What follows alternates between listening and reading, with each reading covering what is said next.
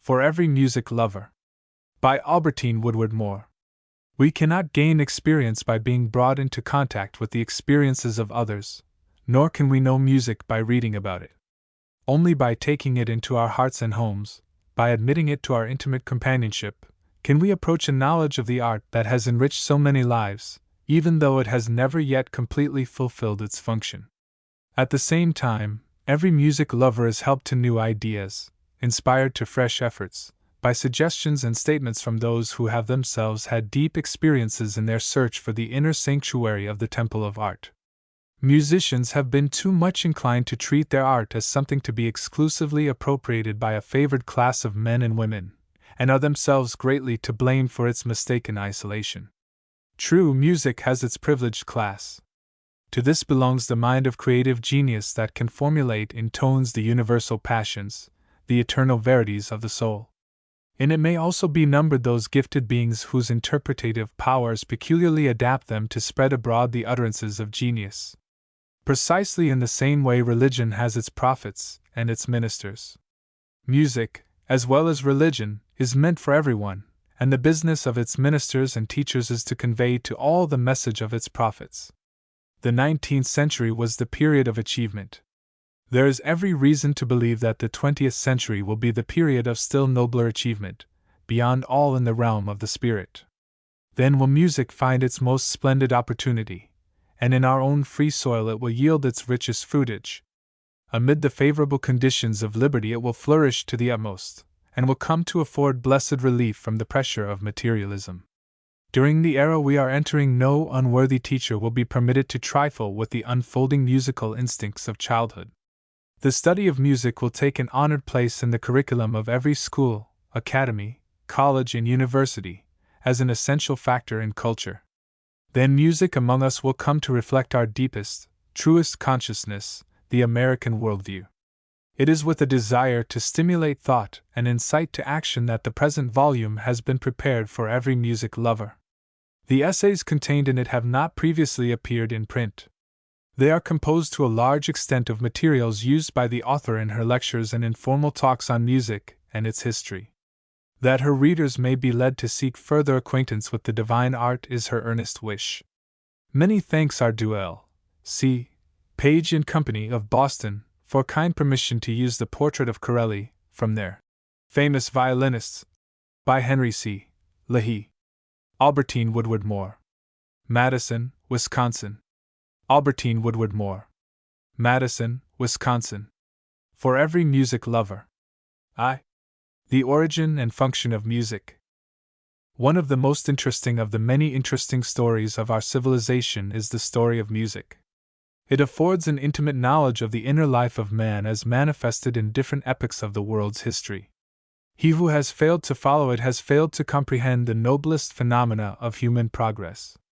Mythology and legendary lore abound in delightful traditions in regard to the birth of music.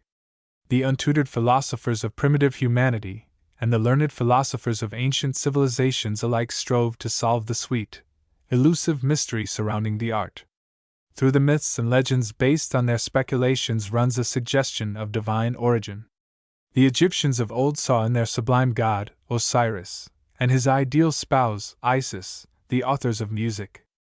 Among the Hindus it was regarded as a priceless gift from the great god Brahma, who was its creator and whose peerless consort, Sarasvati, was its guardian. Poetic fancies in these lines permeate the early literature of diverse peoples. This is not surprising. Abundant testimony proves that the existence of music is coeval with that of mankind, that it is based on the modulations of the human voice and the agitations of the human muscles and nerves caused by the infinite variations of the spiritual and emotional sensations, needs, and aspirations of humanity, that it has grown with man's growth, developed with man's development, and that its origin is as divine as that of man. The inevitable dualism which Emerson found bisecting all nature appears also in music, which is both spiritual and material. The spiritual part of music appeals to the spiritual part of man, addressing each heart according to the cravings and capacities of each. The material part of music may be compared to the body in which man's spirit is housed. It is the vehicle which conveys the message of music from soul to soul through the medium of the human ear with its matchless harp of nerve fibers and its splendid sounding board, the eardrum. Music is the mirror which most perfectly reflects man's inner being and the essence of all things. Ruskin saw clearly that he alone can love art well who loves better what art mirrors. This may especially be applied to music, which offers, as a Beethoven has said, a more lofty revelation than all wisdom and philosophy. Having no model in nature, being neither an imitation of any actual object, nor a repetition of anything experienced, music stands alone among the arts. It represents the real thing, as Schopenhauer has it, the thing itself, not the mere semblance. Were we able to give a thoroughly satisfactory explanation of music, he declares, we should have the true philosophy of the universe. Music is a kind of inarticulate, unfathomable speech, which leads us to the edge of the infinite, and impels us for a moment to gaze into it, exclaimed Carlyle. Wagner found in music the conscious language of feeling, that which ennobles the sensual and realizes the spiritual. Music is the harmonious voice of creation, an echo of the invisible world, one note of the divine concord which the entire universe is destined one day to sound, wrote Mazzini. Literature is rich in noble definitions of the divine art. From a matter-of-fact standpoint, music consists of a vast concourse of tones which are its raw materials and bear within themselves the possibility of being molded into form. Utterances and actions illustrating these raw materials are common to all living creatures. A dog, reiterating short barks of joy, or giving vent to prolonged howls of distress, is actuated by an impulse similar to that of the human infant as it uplifts its voice to express its small emotions. The sounds uttered by primeval man as the direct expression of his emotions were unquestionably of a like nature. The tendency to manifest feeling by means of sound is universally admitted, and sound, freighted with feeling, is peculiarly exciting to human beings. The agitations of a mob may be increased by the emotional tones of its prime movers, and we all know that the power of an orator depends more on his skill in handling his voice than on what he says. A craving for sympathy exists in all animate beings. It is strong in mankind and becomes peculiarly intense in the type known as artistic. The fullness of his own emotions compels the musician to utterance. To strike a sympathetic chord in other sensitive breasts, it becomes necessary to devise forms of expression that may be unmistakably intelligible. Out of such elements the tone language has grown, precisely as the word language grew out of men's early attempts to communicate facts to one another. Its story records a slow, painstaking building up of principles to control its raw materials, for music, as we understand it, cannot exist without some kind of design. Vague sounds produce vague, fleeting impressions. Definiteness in tonal relations and rhythmic plan is requisite to produce a defined, enduring impression. In primitive states of music, rhythmic sounds were heard, defined by the pulses but with little or no change of pitch, and sounds varying in pitch without regularity of impulse. A high degree of intellectuality was reached before our modern scales were evolved from long-continued attempts at making well-balanced successions of sounds. As musical art advanced, rhythm and melodic expression became united. The study of the origin, function, and evolution of music, according to modern scientific methods, is a matter of comparatively recent date. As late as 1835, a French writer of the history of music expressed profound regret that he had been unable to determine when music was invented, or to discover the inventor's name. It was his opinion that musical man had profited largely from the voices of the feathered tribes. He seriously asserted that the duck had evidently furnished a model for the clarionet and oboe, and Sir Chanticleer for the trumpet.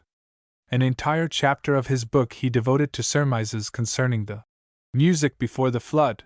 The poor man felt himself superior to the poetic fancies of the ancients, which at least foreshadowed the truth, but had found no firm ground on which to stand. Much finer were the instincts of Kapellmeister Wolfgang Kasper, Prince of Waldthurn, whose historical treatise on music appeared in Dresden in 1690. He boldly declared the author of music to be the good God himself, who fashioned the air to transmit musical sounds, the ear to receive them, the soul of man to throb with emotions demanding utterance, and all nature to be filled with sources of inspiration. The good Kapellmeister was in close touch with the truth. It was in 1835, the same year that the French writer mentioned offered his wild speculations, that Herbert Spencer, from the standpoint of a scientist, produced his essay on the origin and function of music, which has proved invaluable in arousing discriminating thought in these lines. Many years elapsed before its worth to musicians was realized. Today it is widely known and far-reaching in its influence. In those inner agitations which cause muscular expansion and contraction, and find expression in the inflections and cadences of the voice, Herbert Spencer saw the foundations of music. He unhesitatingly defined it as emotional speech, the language of the feelings, whose function was to increase the sympathies and broaden the horizon of mankind. Besides frankly placing music at the head of the fine arts, he declared that those sensations of unexperienced felicity it arouses, those impressions of an unknown, ideal existence it calls forth, may be regarded as a prophecy to the fulfillment of which music is itself partly instrumental. Our strange capacity for being affected by melody and harmony cannot but imply that it is possible to realize the delights they suggest. On these suppositions might be comprehended the power and significance of music, which must otherwise remain a mystery. The progress of musical culture, he thought, could not be too much applauded as a noble means of ministering to human welfare. Mr. Spencer's theory has of late led to much controversy. Its author has been censured for setting forth no explanation of the place of harmony in modern music, and for not realizing what a musical composition is. In his last volume, Facts and Comments, which contains many valuable thoughts not previously published, he declares that his critics have obviously confounded the origin of a thing and that which originates from it. Here we have a striking example of the way in which an hypothesis is made to appear untenable by representing it as being something which it does not profess to be. He says, "I gave an account of the origin of music, and now I am blamed because my conception of the origin of music does not include a conception of music as fully developed. If to someone who said that an oak comes from an acorn it were replied that he had manifestly never seen an oak, since an acorn contains no trace of all its complexities of form and structure, the reply would not be thought a rational one. But he believes it would be quite as rational as to suppose he had not realized what a musical composition is, because his theory of the origin of music says nothing about the characteristics of an overture or a quartet. Of the music of primeval man we can form an estimate from the music of still existing uncivilized races. As the vocabulary of their speech is limited, so the notes of their music are few, but expressive gestures and modulations of the voice supplement both. With advancing civilization, the emotions of which the human heart are capable become more complex and demand larger means of expression. Some belief in the healing, helpful, uplifting power of music has always prevailed. It remains for independent, practical, modern man to present the art to the world as a thing of law and order, whose ineffable beauty and beneficence may reach the lives of the average man and woman. Without the growth of the individual, music cannot grow. Without freedom of thought, neither the language of tones nor that of words can gain full, free utterance. Freedom is essential to the life of the indwelling spirit. Wherever the flow of thought and fancy is impeded, or the energies of the individual held in check, their music is cramped. In China, where conditions have crushed spiritual and intellectual liberty, the art remains to this day in a crude rhythmical or percussion state, although it was early honored as the gift of superior beings. The Chinese philosopher detected a grand world music in the harmonious order of the heavens and the earth, and wrote voluminous works on musical theory. When it came to putting this into practice, tones were combined in a pedantic fashion. In all ages and climes, music has ministered to religion and education. The sacred Vedas bear testimony to the high place it held in Hindu worship and life. Proud records of stone reveal its dignified role in the civilization of Egypt, where Plato stated there had existed 10,000 years before his day music that could only have emanated from gods or godlike men. The art was taught by the temple priests, and the education of no young person was complete without a knowledge of it. Egyptian musical culture impressed itself on the Greeks, and also on the Israelites, whose tone language gained warmth and coloring from various Oriental sources. Hebrew scriptures abound in tributes to the worth of music, which was intimately related to the political life, mental consciousness, and national sentiment of the children of Israel.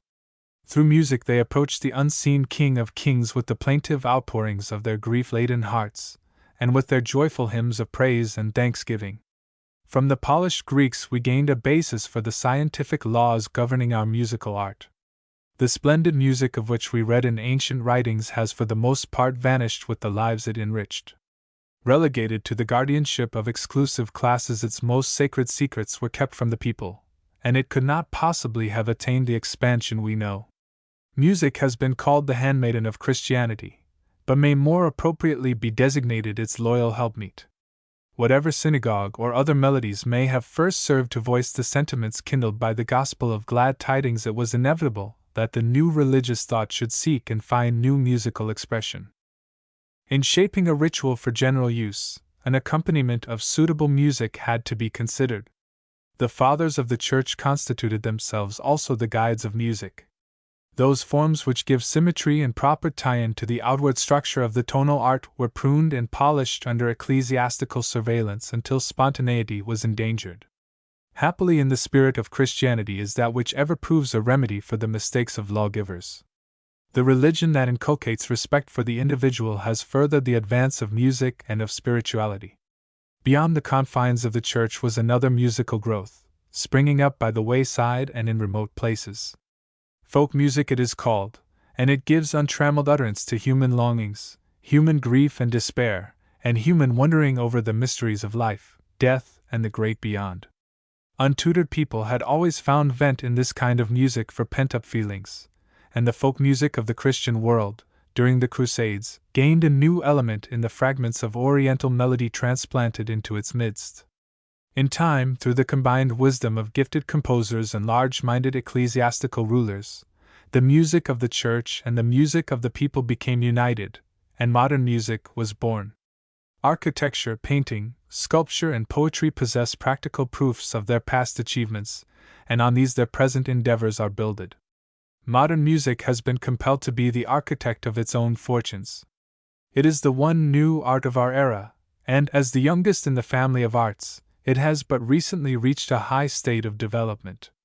During those 11 Christian centuries, from the latter part of the 4th century, when the cornerstone for our musical system was laid, until the wonderful exploration period of the 15th was well advanced, the masters of music were absorbed in controlling the elements of their art.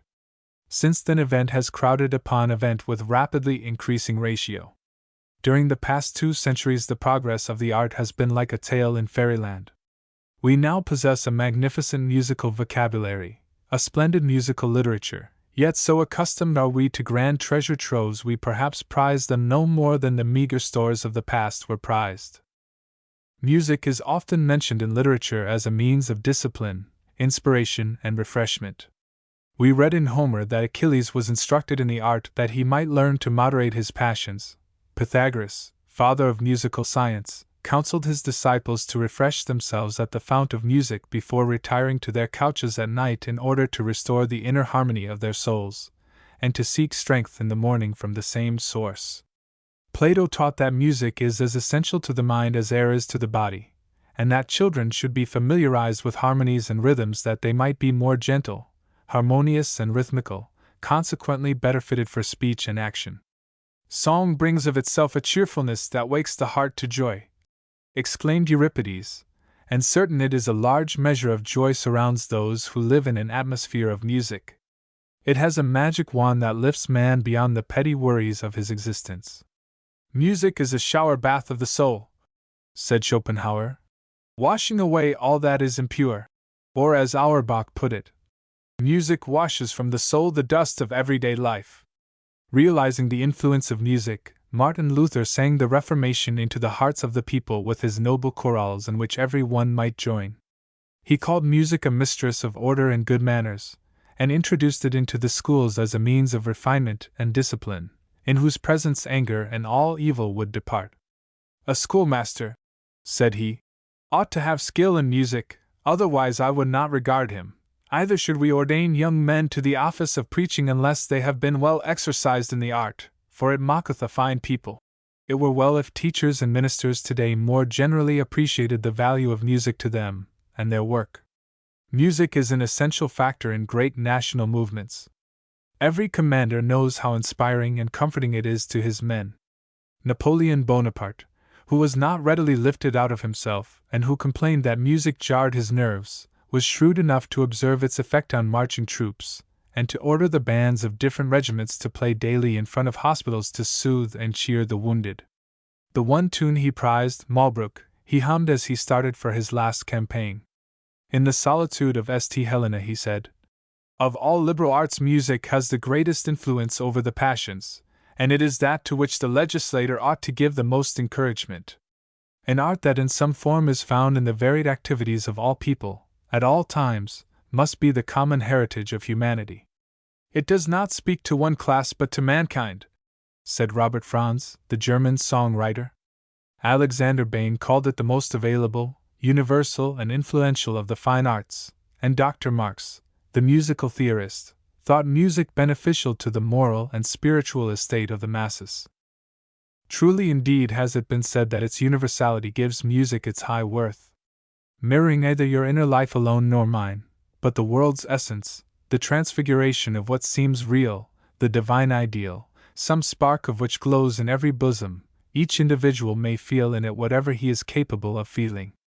The soul's language, it takes up the thread dropped by words and gives utterance to those refined sentiments and holy aspirations words are inadequate to awaken or express. Its message is borne from heart to heart, revealing to each things unseen, according as it is prepared to receive them. In The Merchant of Venice, Shakespeare made Lorenzo speak to Jessica of the harmony that is in immortal souls and say that, "Whilst this muddy vesture of decay doth grossly close it and we cannot hear it. To refine this muddy vesture, to render the spirit attentive, to bring light, sweetness, strength, harmony and beauty into daily life is the central function of music which, from the cradle to the grave, is man's most intimate companion." Richard Wagner devoutly believed it would prepare the way for an unspoiled, unfettered humanity, illumined by a perception of truth and beauty and united by a bond of sympathy and love. This ideal union is the goal at which Tolstoy aims in his What is Art?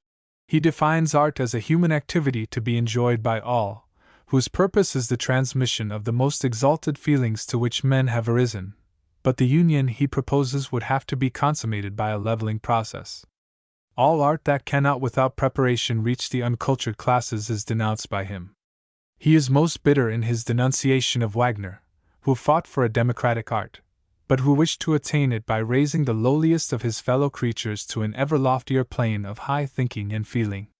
According to Tolstoy, art began to degenerate when it separated itself from religion.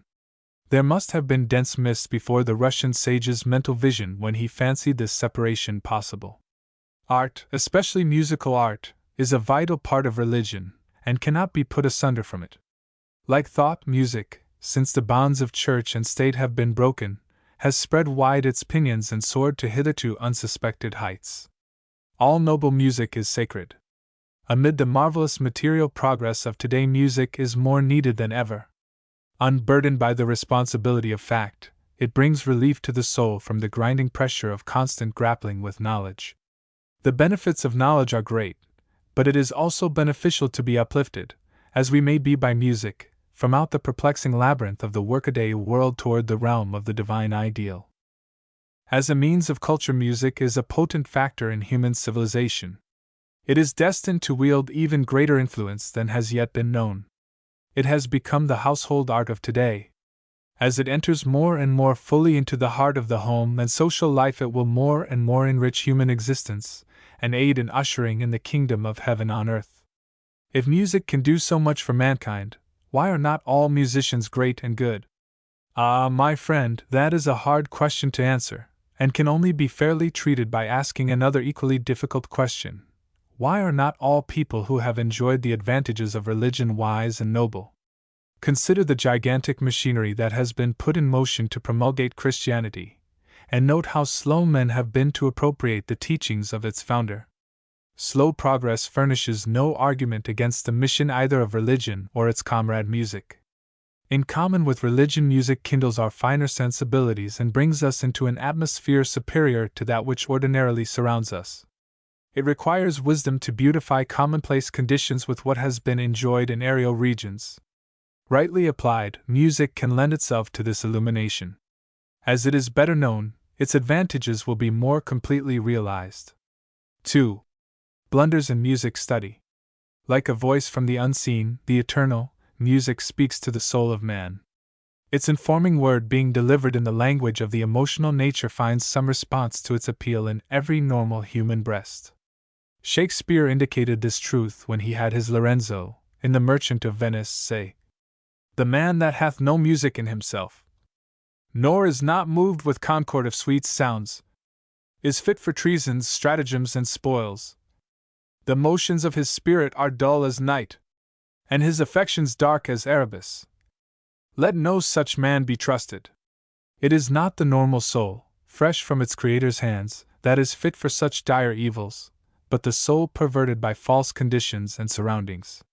Where vice has become congenial, and the impure reigns supreme, that which rouses and expresses noble aspirations and pure emotions can find no room.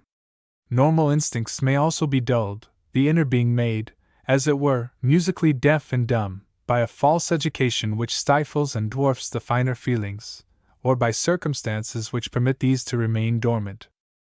The emotional natures of human beings differ as widely in kind and degree as the intellectual and physical natures. In some people sensibility predominates, and the irresistible activity of fancy and feeling compels the expression in rhythmic tone combinations of ideals grasped intuitively. Thus musical genius manifests itself. No amount of education can bring it into being, but true culture and wise guidance are needed to equip it for its bold flight. Neither diligence without genius, nor genius without education will produce anything thorough, as we read in Horace. Other people with marked aptitude for musical expression have reproductive rather than creative endowments. To them belongs talent in a greater or less degree, and they are adapted to promulgate the message which genius formulated for mankind. Talent may be ripened and brightened by suitable environments and fostering care. There are besides persons led by genius or talent into other avenues than those of the tone world, and the great public with its diverse grades of emotional and intellectual gifts. The cultivation of the aesthetic taste is profitable to all, and no agency contributes so freely to it as music. Too many people engaged in purely scientific or practical pursuits have failed to realize this. In those nations known as musical, and that have become so through generations occupied with the art, music study is placed on an equal footing with any other worthy pursuit, and no life interest is permitted to exclude musical enthusiasm. Unless disabled by physical defects, every one displays some sense of musical sound and rhythmic motion. It is a constant occurrence for children, without a word of direction, to mark the time of a stirring tune with hands, feet, and swaying motions of the body.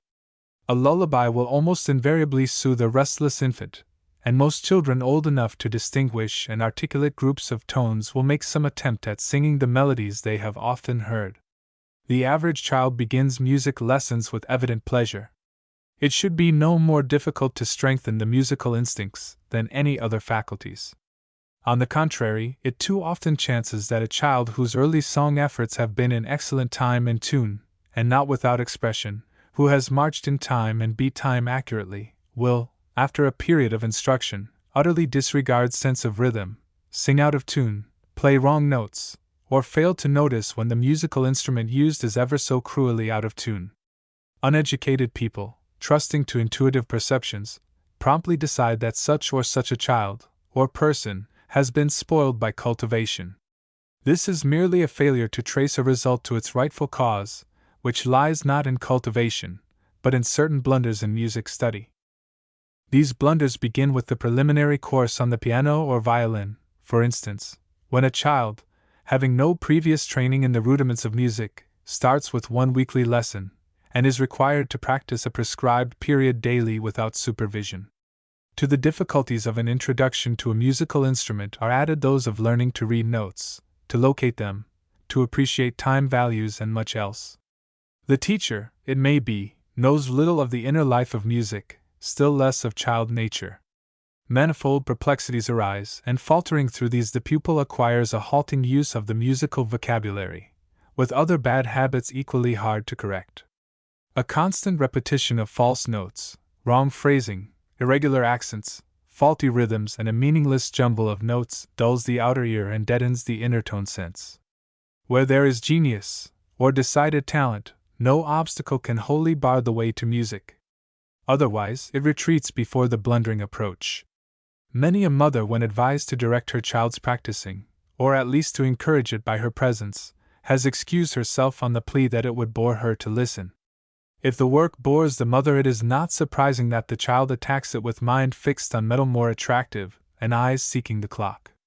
Occupations which are repellent in early life leave behind them a memory calculated to render them forever distasteful.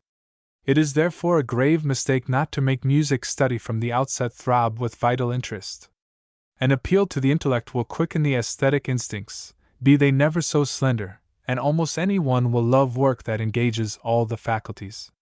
Those pupils are fortunate who come under the influence of a teacher with strong, well-balanced personality and ripe knowledge, and are treated as rational beings, capable of feeling, thinking, and acting. Too many music teachers learn their business by experimenting on beginners. It has been suggested as a safeguard against their blunders, and all ignorance, carelessness, and imposture, that music might be placed under the same legal protection accorded other important factors in social life, and that no one be permitted to teach it without a license granted by a competent board of judges after the applicant had passed a successful examination, theoretical and practical.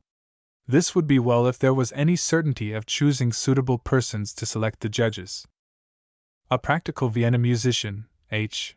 Geisler, has recently created no little sensation by asserting that the pianoforte, although indispensable for the advanced artist, is worthless, even harmful, in primary training, and that the methods used in teaching it are based on a total misapprehension of the musical development prescribed by nature.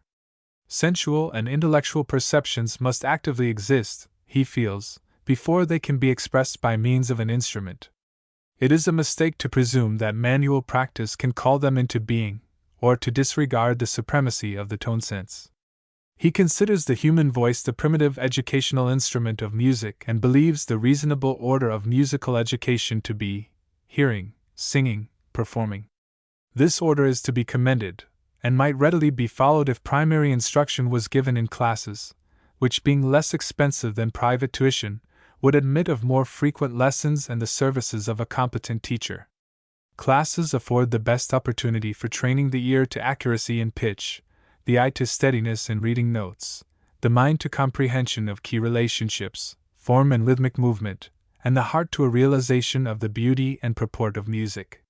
In classes, the stimulating effect of healthy competition may be felt, an impulse given to writing notes, transposing phrases and melodies, strengthening musical sentiment, and refining the taste. Both the French solfège method and the English tonic sol-fa system prove the advantage of rudimentary training in classes. Mrs.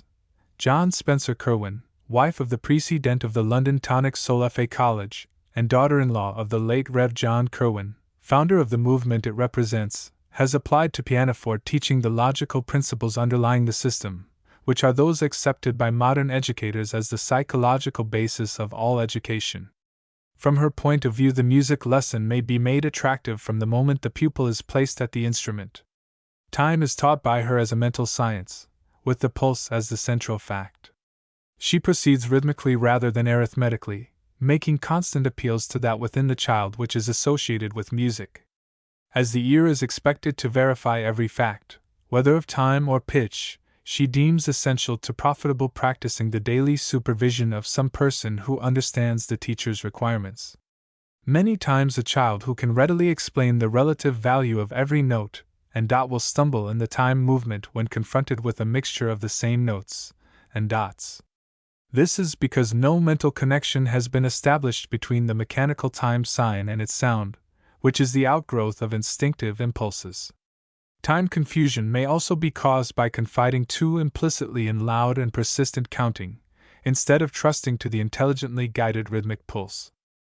The keenness of musical perception in the blind is a subject of frequent comment.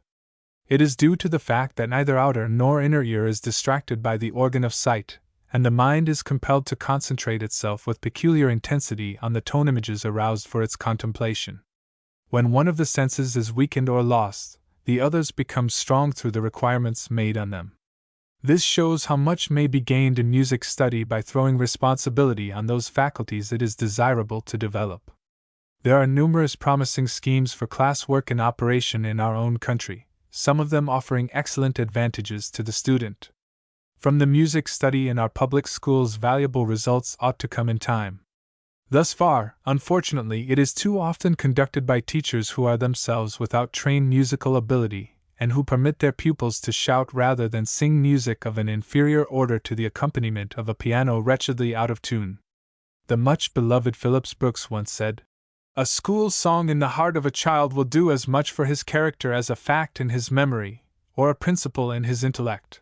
Unquestionably, a love for good music, inspired during the formative period, is calculated to open unlimited possibilities, and ours could readily be molded into a musical nation if a firm foundation for musical knowledge and appreciation were laid in our schools. After the rudiments were mastered, it could easily be decided which pupils had a natural bent demanding special training. Where music study becomes compulsory, the blunder of permitting the compulsion to be felt must be avoided. Socrates of old, in Plato's Republic, advised making early education a sort of amusement. Those who heed his counsel should not forget that in turning music study altogether into play work there is danger of weakening the will. The tottering footsteps should be guided wisely, as well as tenderly, in the first approach to the temple of art, that the pupil may learn to walk, as well as to observe and think independently. We most prize beauty that we are able to discern for ourselves. We gain strength by intelligently conquering our own problems and perplexities. Nothing is impossible, as Mirabeau has said, for one who can will. The aim of music study is to know music, to gain a correct conception of how it should sound, and so, as far as possible, to make it sound. This aim can never be reached by the mere cultivation of technical adroitness. Untold sacrifices are made today to what becomes the unrighteous mammon of technique when the mechanical side of practice is exalted above its interpretative aspects.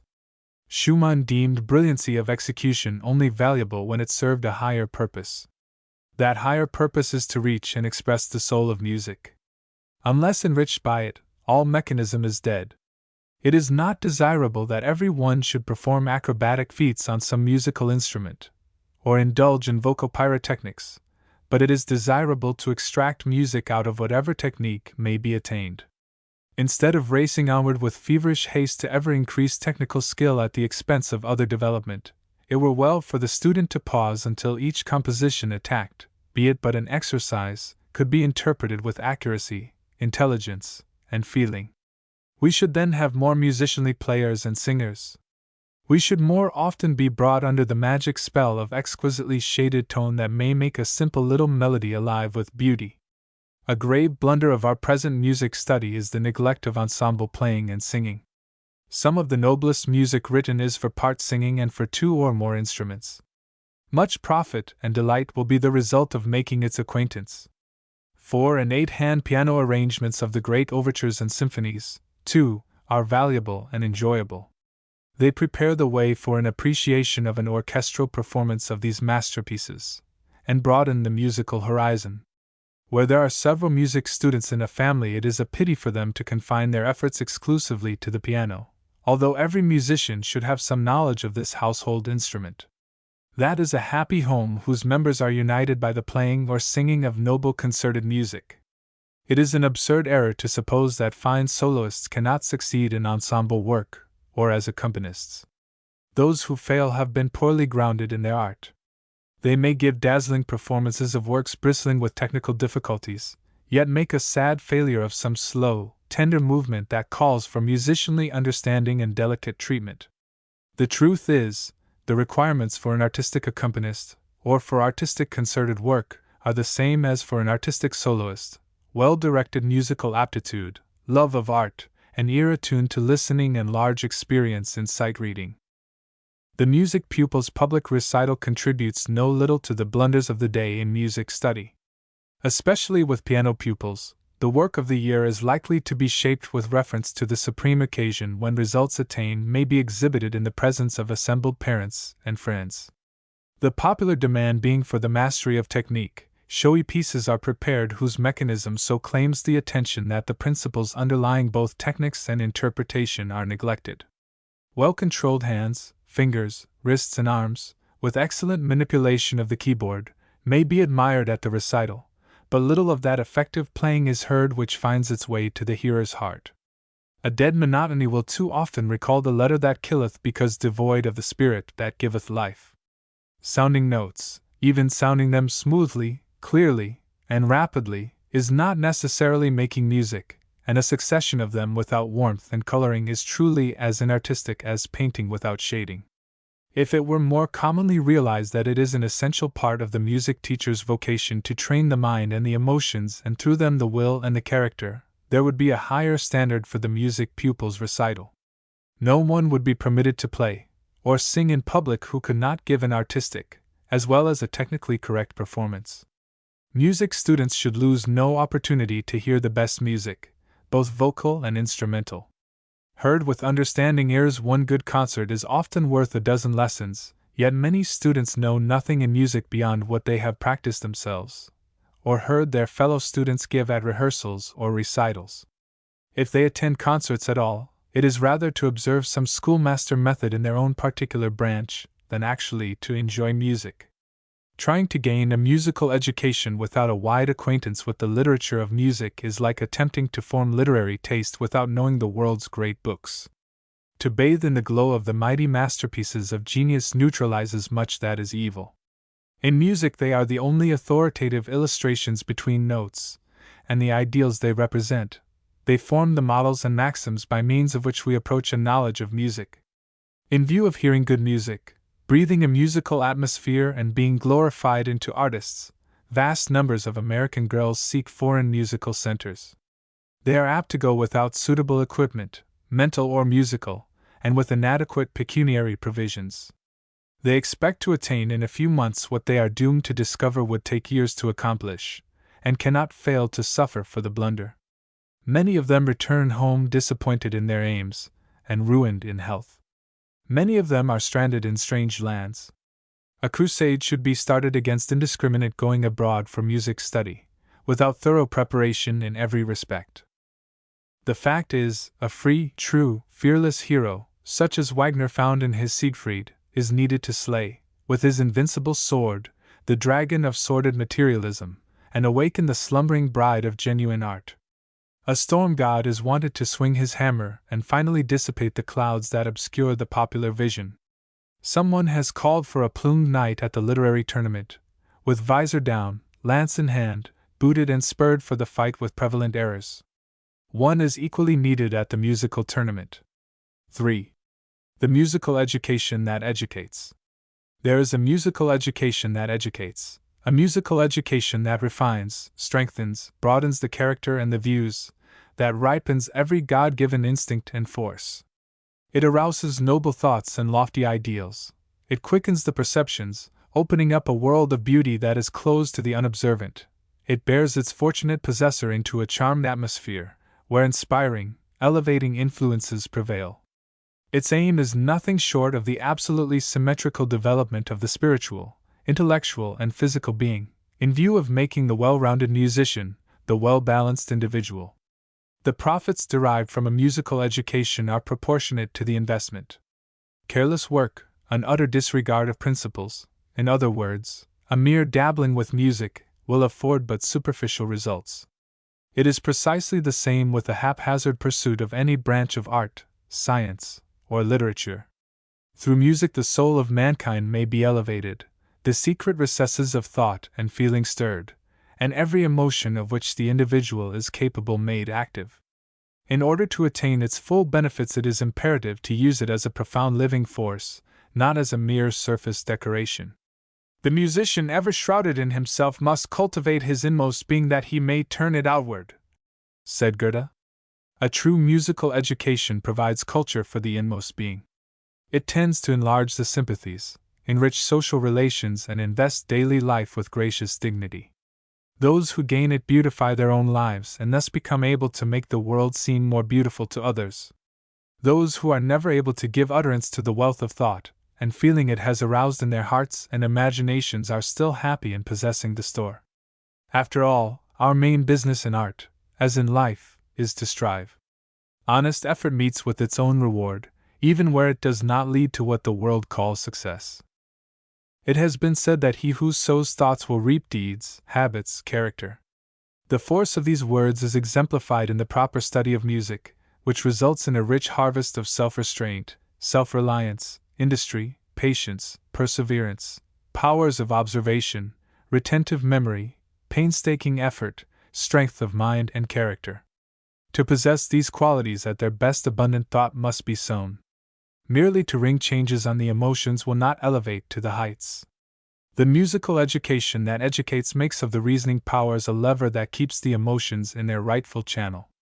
Aristotle, who dominated the world's thought for upwards of 2,000 years, attributed his acquirements to the command he had gained over his mind. Fixedness of purpose, steady, undivided attention, mental concentration, accuracy, alertness, keen perception, and wise discrimination are essential to achievement. This is true of giant minds. It is equally true of average intellects. The right musical education will conduce to these habits. Musical education without them must inevitably be a failure. Music study is many-sided. To make it truly educative, it must be pursued from both theoretical and practical standpoints. It should include technical training which affords facility to express whatever a person may have for expression, intellectual training which enables a person to grasp the constructive laws of the art, its scope, history, and aesthetics, with all that calls into play the analytic and imaginative faculties, and spiritual development which imparts warmth and glow to everything. Even those who do not advance far in music study would do well, as they proceed, to touch the art on as many sides as possible, in view of enlarging the musical sense, sharpening the musical perception, concentrating and multiplying the agencies by virtue of which musical knowledge and proficiency are attained. Truth, said Madox Brown, the pre-Raphaelite, is the means of art, its end the quickening of the soul. Music does more than quicken the soul, it reveals the soul, makes it conscious of itself. Springing from the deepest and best that is implanted in man, it fertilizes the soil from which it uprises. Both beauty and truth are essential to its welfare. As Hamilton W. Mabie has said, we need beauty just as truly as we need truth, for it is as much a part of our lives. We have learned in part the lesson of morality, but we have yet to learn the lesson of beauty. This must be learned through the culture of the aesthetic taste, a matter of slow growth, which should begin with the rudiments, and is best fostered in an atmosphere saturated with good music. Too much stress cannot be laid on the importance of hearing good music. When it falls on listening ears, it removes all desire for anything coarse or unrefined. Constant companionship with it prepares the ear to hear, the inner being to receive, and cannot fail to bring forth fruit. The creations of noble minds form practical working forces in shaping character, purifying taste, and elevating standards. A literary scholar cannot be made of one who has not been brought into close touch with the productions of the great masters in literature, nor an artistic painter or sculptor of one who has never known a great painting or piece of statuary. Neither can a thorough musician be made of any one who is ignorant of the masterworks of music. It is well to realize, with Goethe, that the effect of good music is not caused by its novelty, but strikes more deeply the more we are familiar with it.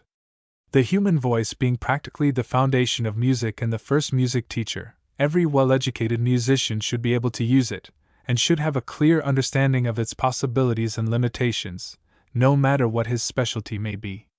Composers and performers alike will derive benefit from some dealing with the vocal element. Vocal culture is conducive to health, and aids in gaining command of the nerves and muscles.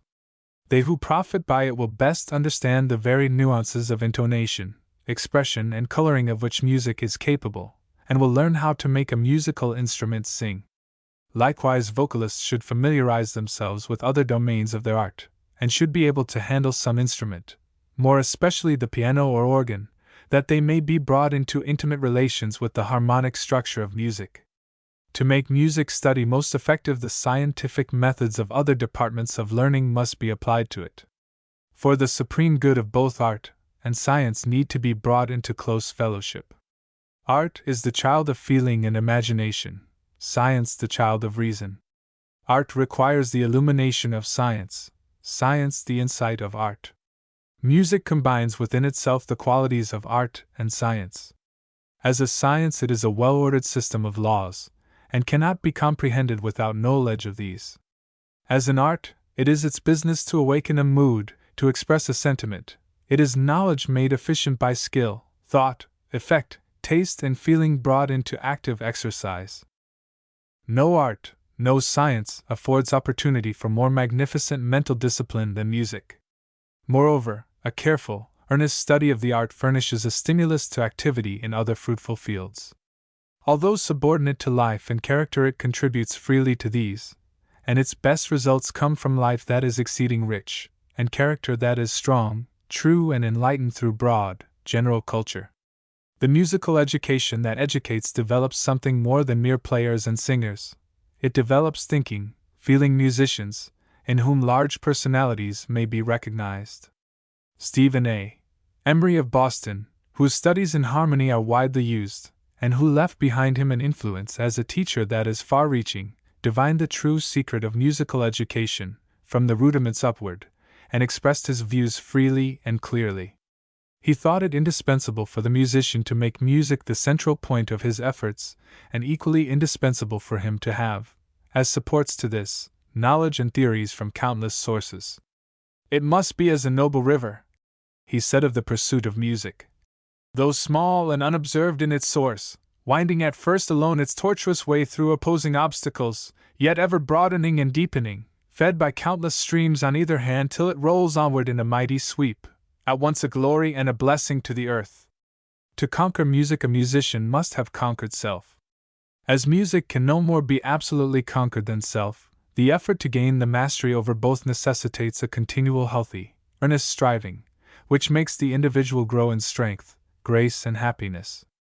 That musician has been rightly trained whose every thought, mood, and feeling, every muscle and fiber, have been brought under the subjection of his will. Professor Huxley uttered the following words that may well be applied to a musical education. That man, I think, has had a liberal education, who has been so trained in his youth that his body is the ready servant of his will and does with ease and pleasure all the work that, as a mechanism, it is capable of, whose intellect is a clear, cold, logic engine, with all its parts of equal strength and in smooth working order, ready, like the steam engine, to be turned to any kind of work, and spin the gossamers as well as forge the anchors of the mind, whose mind is stored with knowledge of the great and fundamental truths of nature and of the laws of her operations, one, who, no stunted ascetic, is full of life and fire, but whose passions are trained to come to feel, by a vigorous will, the servant of a tender conscience, who has learned to love all beauty, whether of nature or of art, to hate all vileness, and to respect others as himself. The correctness of applying the last clause to the musician will be questioned by those who delight in enlarging on the petty jealousies of musicians. It will be learned in time that these foibles belong only to petty musicians, and that no one knows better how to respect others as himself than one who has enjoyed the privilege of the musical education that educates. 4. How to interpret music. Certain learned college professors were once heard discussing methods of literary criticism and interpretation. They spoke of external and technical forms, and how magnificently these were illustrated in the world's acknowledged masterpieces of literature. Every work read or studied, they decided, should be carefully weighed, measured, and analyzed, and should be judged solely by the maxims and laws deduced from classical standards. The critical faculty must never be permitted to slumber or to sleep. Above all, the literary student should beware of trusting to impressions. Not a word was uttered in regard to the contents of the masterpieces in question, the special emotions, the overwhelming passions they revealed, the mighty experiences of which they were the result.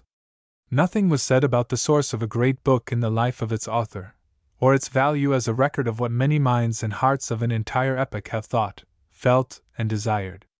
The learned professors were so deeply concerned with what they considered the demands of strict scholarship that they lost sight of the spirit which animates every true work of art.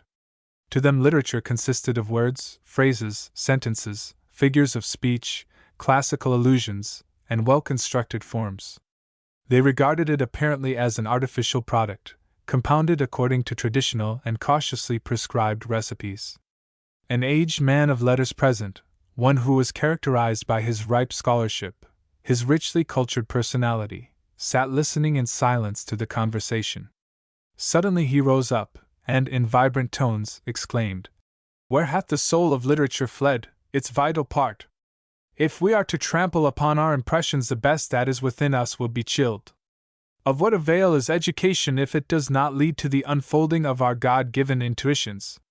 Friends, if the trend of modern criticism be to divorce literature from life, the throb and thrill of great art will soon cease to be felt." The lesson conveyed by these words may with equal propriety be applied to the field of music. Viewing certain current tendencies, the cultured musician is often moved to wonder where the soul of music has fled. The critical faculty is keenly alive today, but musical criticism, shorn of its better part, musical appreciation, can never lead to the insight requisite for true musical interpretation. Observation and perception, intellectual discernment, and spiritual penetration are essential to gain insight into a great musical composition until its musical ideas, the very grade and texture of its style, are absolutely appropriated. In his Death in the Desert, Robert Browning tells of the three souls that make up the soul of man: the soul which does, the soul which knows, feels, thinks, and wills, and the soul which is and which constitutes man's real self. Appreciation of music requires the utmost activity of all three souls. The more we are, the broader our culture, the more we think, feel, and know, the more we will find in music. Dr. Hiram Corson, commenting on Browning's words, says the rectification, or adjustment of what is, that which constitutes our true being, should transcend all other aims of education. If this fact were more generally accepted and enforced, it could soon no longer be said that few persons reach maturity without the petrifaction of some faculty of mind and heart. Every faculty we possess needs to be keenly alive for the interpretation of the best in music. One who is accustomed to earnest thinking, quick observation, and sympathetic penetration will see, hear, and feel much that utterly escapes those whose best faculties have been permitted to lie dormant, or become petrified. The interpreter of music must have vital knowledge of the inner, spiritual element of every work of art he attempts to reproduce. His imagination must be kindled by it, and musical imagination is infinitely more precious than musical mechanism. It is by no means intended to underrate technical proficiency. No one can be a satisfactory exponent of music whose technique is deficient, however profound may be his musicianly understanding and feeling. At the same time, with every tone, every measure, mechanically correct, a performance may fail to move the listener, because it lacks warmth and glow. Only they can make others feel who feel themselves, but sentiment is apt to be confounded with sentimentality unless it is guided by a scholarly mind. The more feeling is spiritualized with thought, the nobler it will be. Heart and head need to operate in company with well-controlled physical forces, in order that a fine interpretation of music may be attained. Faultless technique, in the service of a lofty ideal, indeed ceases to be mechanical and becomes artistic.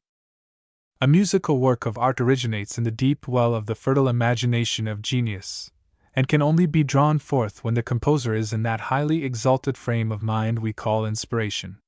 The theme, or musical subject, is a vital spark of the divine fire, and has flashed unbidden into his consciousness, demanding undivided attention for its logical development.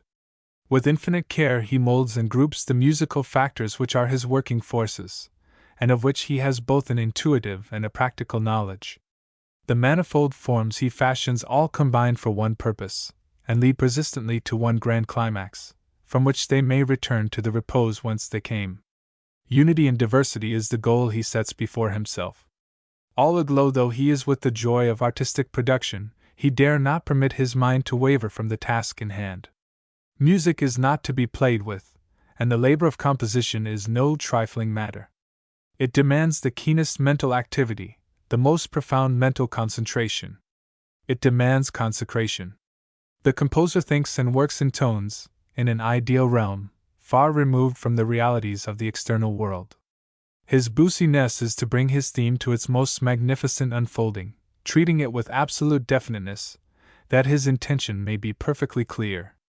It is the business of the interpreter of music to be so thoroughly acquainted with the elements of which music is composed that he can promptly recognize the color, complexion, and individual character of every interval, chord and chord combination, every consonance and dissonance, every timbre and nuance, and every degree of phrasing and rhythm.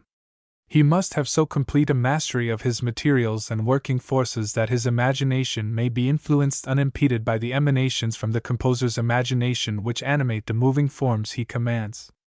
It is his business to respond with his whole being to the appeal of the musical masterpiece he attempts to interpret, and so express the emotions aroused by it from their slumbers in his own bosom that a responsive echo may be found in the bosoms of the listeners. A most ingeniously constructed music box, with the presentation of a complicated piece of music, may fail to move a heart that will be stirred to its depths by a simple song, into which the singer's whole soul has been thrown. Though the mind of the inventive genius be a mystery that may not fully be explained, its product is within the grasp of the intelligent seeker. The aesthetic principles of musical construction rest on certain elementary laws governing both the human organism and the phenomena of sound, and may become familiar to any one who is capable of study. In the same way, the established canons of musical expression, observed by the skillful artist, consciously or unconsciously, are traceable to natural causes.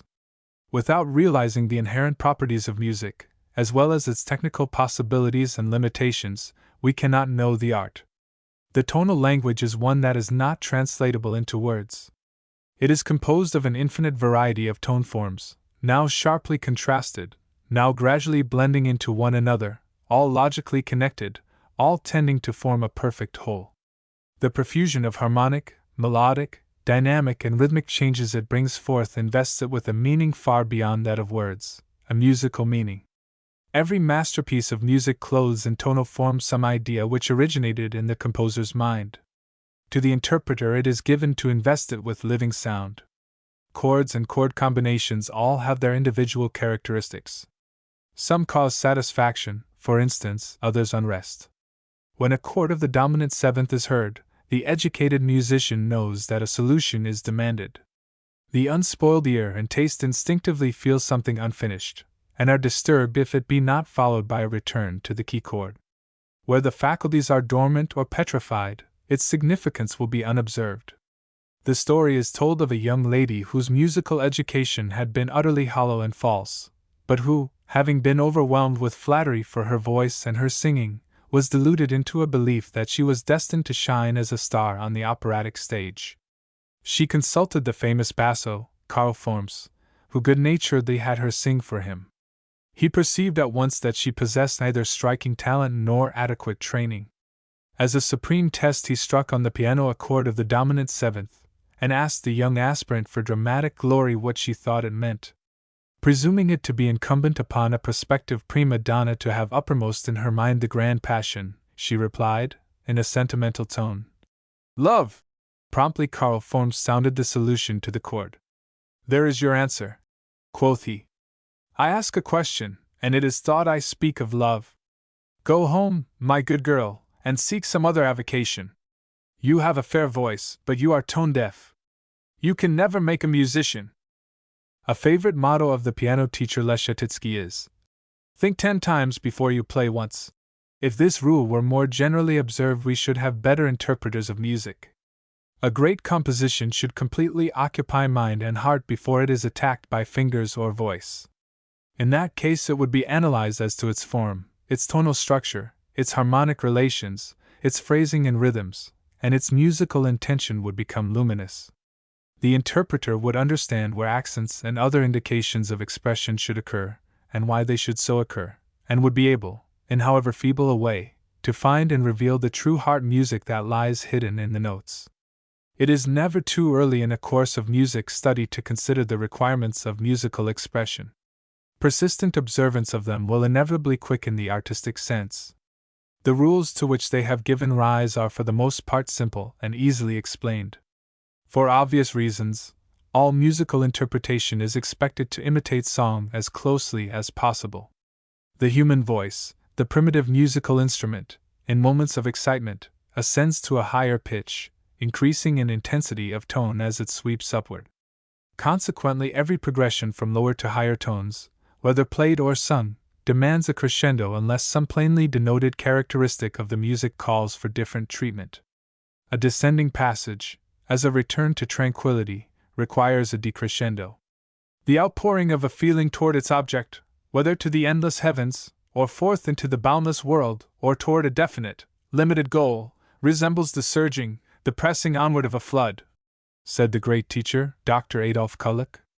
Reversely, that feeling which draws its object into itself has a more tranquilizing movement, that especially when the possession of the object is assured, appeases itself in equable onward flow toward the goal of a normal state of satisfaction. The emotional life is an undulating play of upsurging and subsidence, of pressing forward beyond temporal limitations and of resigned yielding to temporal necessities. The crescendo and decrescendo are the means employed in music for the portrayal of this manifestation of emotional life. Another important matter which may to a great extent be reduced to rule is that of accentuation. Through it a tone picture is invested with animation, and a clue is given to the disposition of tonal forms. Accents are always required to mark the entrance of a theme, a phrase, or a melody. Where there are several voices, or parts, as in a fugue, each voice denotes its appearance with an accent. Every daring assertion hazarded in music, as in speech, demands special emphasis. Dissonances need to be brought out in such prominence that they may not appear to be accidental misconceptions, and that confident expectation may be aroused of their ultimate resolution. Accentuation must be regulated by the claims of musical delivery. At all times too gentle an accent is without effect, too glaring an accent is to be condemned. Hans von Bülow strenuously advised young musicians to cultivate their ears and strive to attain musical beauty in what is termed phrasing, which he regarded as the real beginning of greatness in a performer. Phrasing and time-keeping are two of the prime essentials in musical delivery, and cannot be neglected with impunity. Time may well be called the pulse of music. Upon some occasions the pulse beats more rapidly than others. It is incumbent on the interpreter of music to ascertain the harmonic and other causes which determine the tempo of a musical composition, as well as those which make slight variations from it admissible. Among other points to be noted is the fact that sudden transition from repose to restless activity calls for an accelerando, while the reverse requires a rallentando. It is absolutely imperative for one who would interpret music to cultivate the memory. The musician who cannot play or sing without notes is compelled to expend a large amount of mental activity on reading these, and will find it difficult to heed the manifold requirements of musical expression and delivery, of which a few hints have here been given. A musical composition is never thoroughly understood until it has been intelligently memorized. One who can play or sing without notes is as free as a bird to soar aloft in the blue ether of musical imagination. Every interpreter of music longs for appreciative listeners, and young musicians, in especial, often lament the lack of these. It is well to remember that the genuine musical artist is able to create an atmosphere whose influences may compel an average audience to sympathetic listening. A good plan for the artist is to be surrounded in fancy with an audience having sensitively attuned ears, intellectual minds, and warm, throbbing hearts. Music played in private before such an imaginary audience will gain in quality, and when repeated before an actual public will hold that public captive. We have it from Ruskin that all fatal faults in art that might otherwise be good arise from one or other of three things, either from the pretense to feel what we do not, the indolence in exercise necessary to obtain the power of expressing the truth, or the presumptuous insistence upon, or indulgence in, our own powers and delights, with no care or wish that they should be useful to other people. So only they should be admired by them. These three fatal faults must be avoided, or conquered by the person who would interpret music. How to listen to music. Listening is an art. It requires close and accurate attention, sympathy, imagination, and genuine culture. Listening to music is an art of high degree. Many derive exquisite enjoyment from it, for music is potent and universal in its appeal. To listen intelligently to music is an accomplishment few have acquired. A great painting presents itself as a completed whole before the observer's eye. It holds on the canvas the fixed place given it by the master from whose genius it proceeded. No intermediary force is needed to come between it and the impression it makes on the beholder. Music, on the contrary, must be aroused from the written or printed page to living tone by the hand or voice of the interpreter, and but a fragment at a time can be made perceptible to the listener's ear.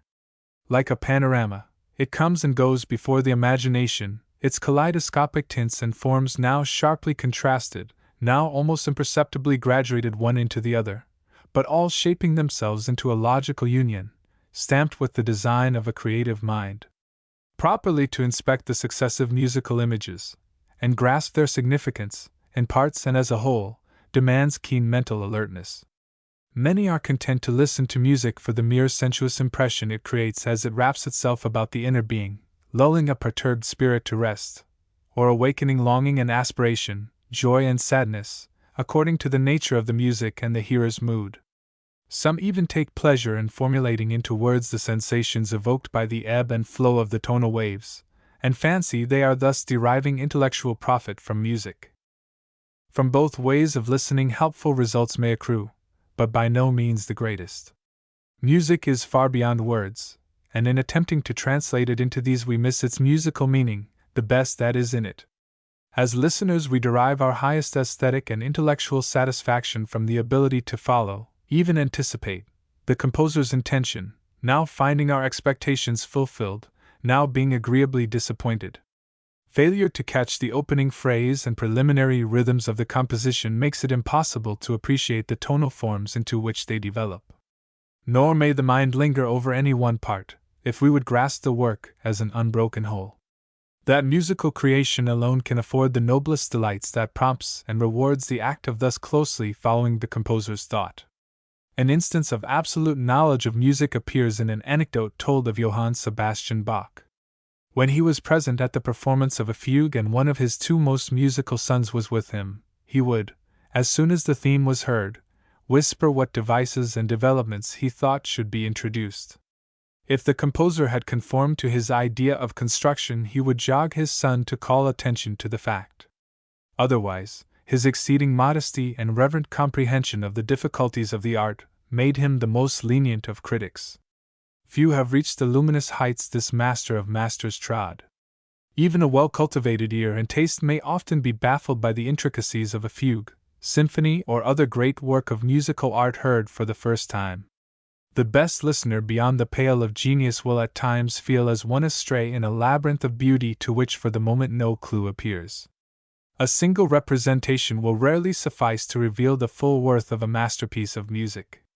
By hearing it often, by admitting it, or some reproduction of it, to our own fireside, we will become familiar with its contents and learn truly to know it.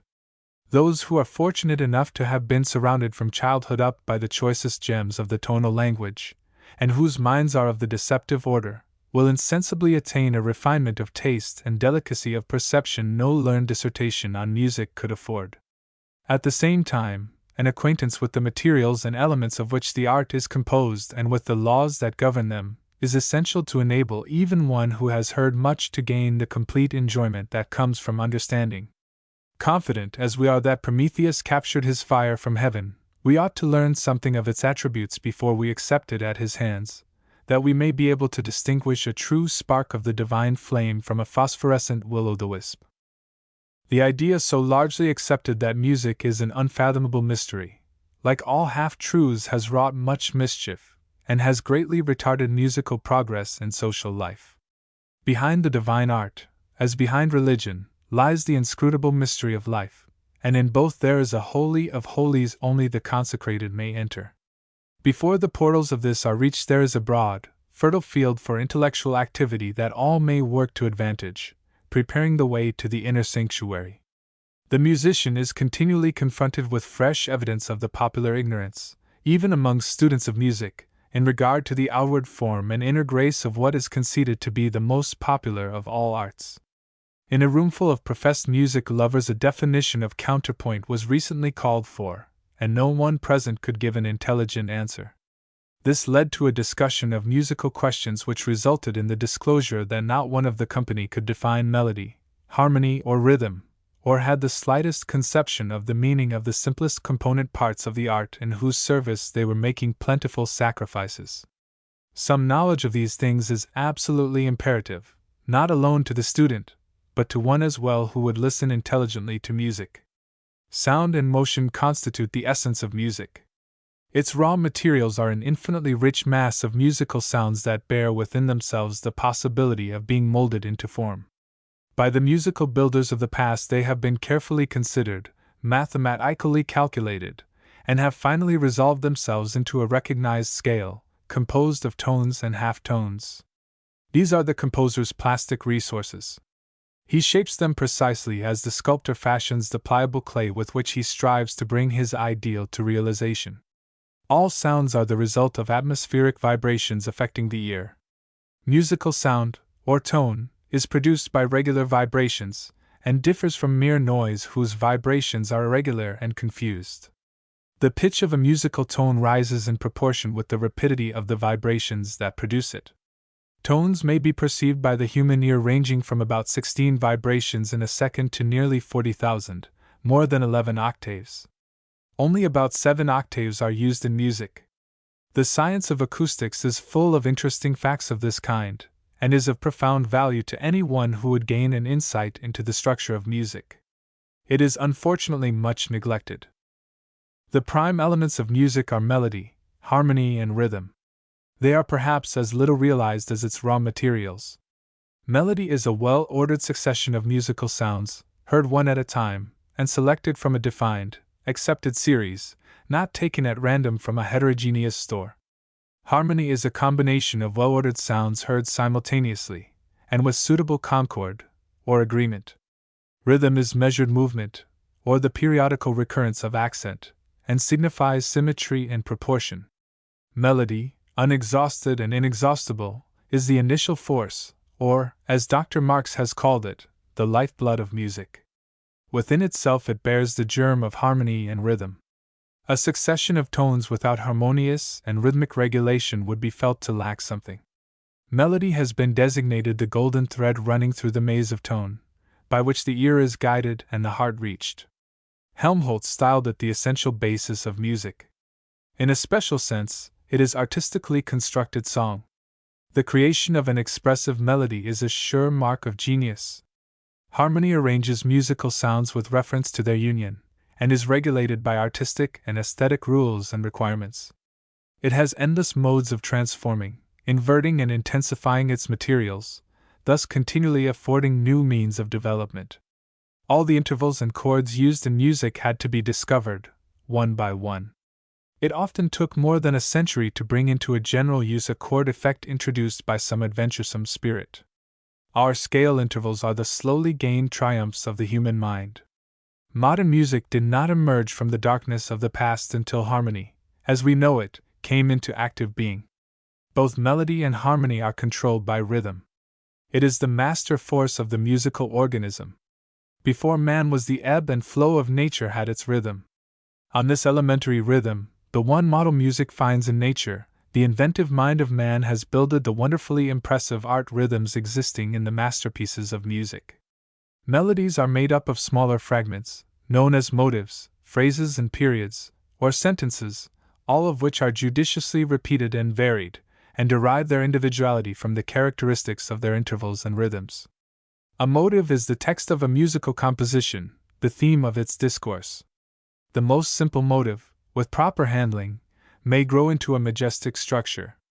In Beethoven's Fifth Symphony, 3 G-flats and eighth notes, followed by an E-flat and a half note, form a text, as of fate knocking at the door, which, when developed, leads to tremendous conflict ending in victory. Those notes that repeat and modify the motive and are combined under one slur constitute the phrase, which is similar to a clause in a sentence of words. A period, or sentence, in music, comprises a musical idea, complete in itself, though of a nature to produce, when united with other harmonious ideas, a perfect whole. A simple melody is usually composed of 8 measures, or some number divisible by 4. There are exceptions, as in God Save the King, Our America, of which the first part contains 6 measures, the second part 8. Habit and instinct show us that no melody can end satisfactorily without some cadence leading to a note belonging to the tonic, or key chord. Very often the first part of a melody will end on a note of the dominant chord, from which a progression will arise in the second part that leads satisfactorily to a concluding note in the tonic chord. Counterpoint, literally point against point, is the art of so composing music in parts that several parts move simultaneously, making harmony by their combination. During the 15th, 16th, 17th, and 18th centuries, the masters of counterpoint shaped the musical materials in use today. So anxious were they to attain perfection of form, they often lost sight of the spirit which alone can give vitality to musical utterances. The great Bach infused this into his fugues, the highest manifestation of the contrapuntal, or polyphonic music of old.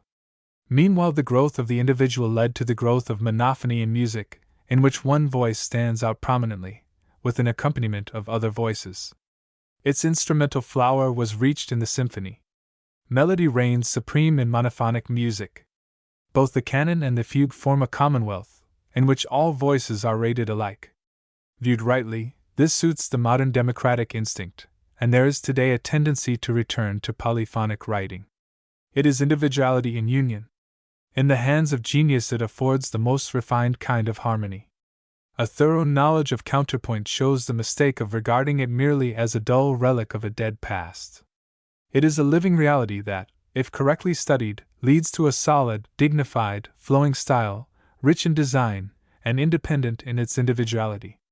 Counterpoint, said a critic in the London Musical News, shows the student how to make a harmonic phrase like a well-shaped tree, of which every bough, twig, and leaf secures for itself the greatest independence, the fullest measure of light and air. Composer, interpreter, and listener may all profit by a comprehension of counterpoint. From its infancy, modern music has been affected by two perpetually warring factors, the classical and the romantic. The first demands reverence for established ideals of formal beauty. The second, striking a note of revolt, compels recognition of new ideals. As in all other departments of art and life, progress in music comes through the continual conflict between the conservative and the radical forces. A position viewed as hazardous and unsuitable in one age becomes the accepted position of the next, and those who have been denounced as musical heretics come to be regarded as musical heroes. Very often the untutored public, trusting to natural instincts, will be in advance of the learned critic in accepting some startling innovation.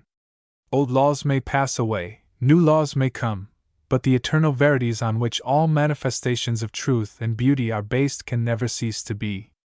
The scientific laws of music are transitory, because they have been tentatively constructed during the gradual development of the musical faculty, says W. H. Haddo in his valuable Studies in Modern Music. No power in man is born at full growth, it begins in germ, and progresses according to the particular laws that condition its nature. Hence it requires one kind of treatment at one stage, another at another, both being perfectly right and true in relation to their proper period.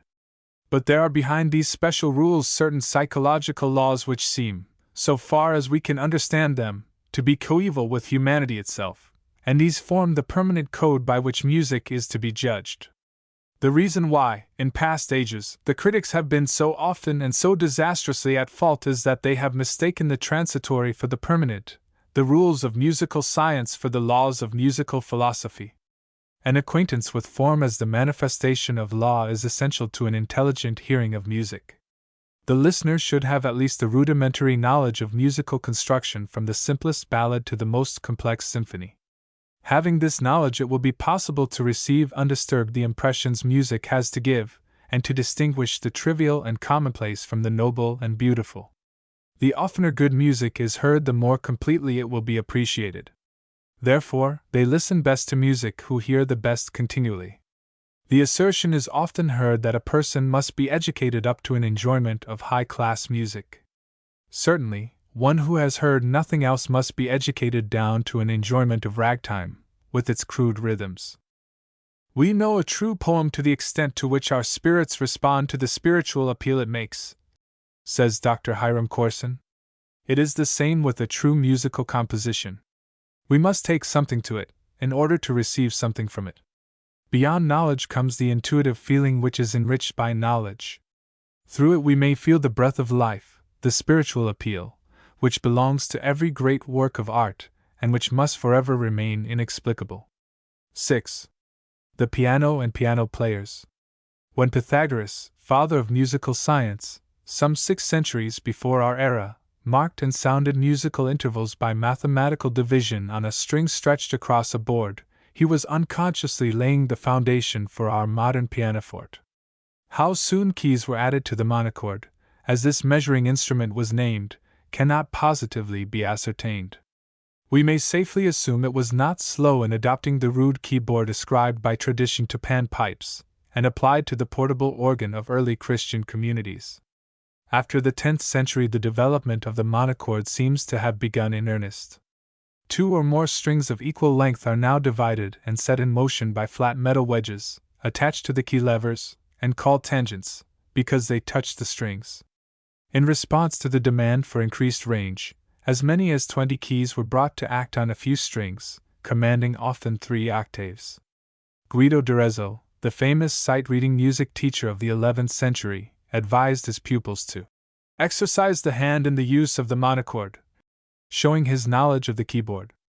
The keyed monochord gained the name clavichord. Its box-like case was first placed on a table, later on its own stand, and increased in elegance. Not until the 18th century was each key provided with a separate string. No unimped triumphal progress can be claimed for the various claviers or keyboard instruments that came into use.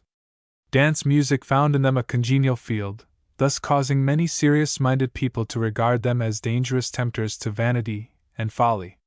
In the year 1529, Pietro Bembo, a grave theoretician, wrote to his daughter Helena, at her convent school, "As to your request to be allowed to learn the clavier, I answer that you cannot yet, owing to your youth, understand that playing is only suited for volatile, frivolous women, whereas I desire you to be the most lovable maiden in the world.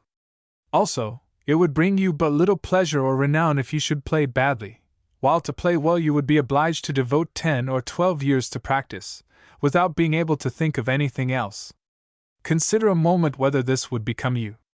If your friends wish you to play in order to give them pleasure, tell them you do not desire to make yourself ridiculous in their eyes, and be content with your books and your domestic occupations."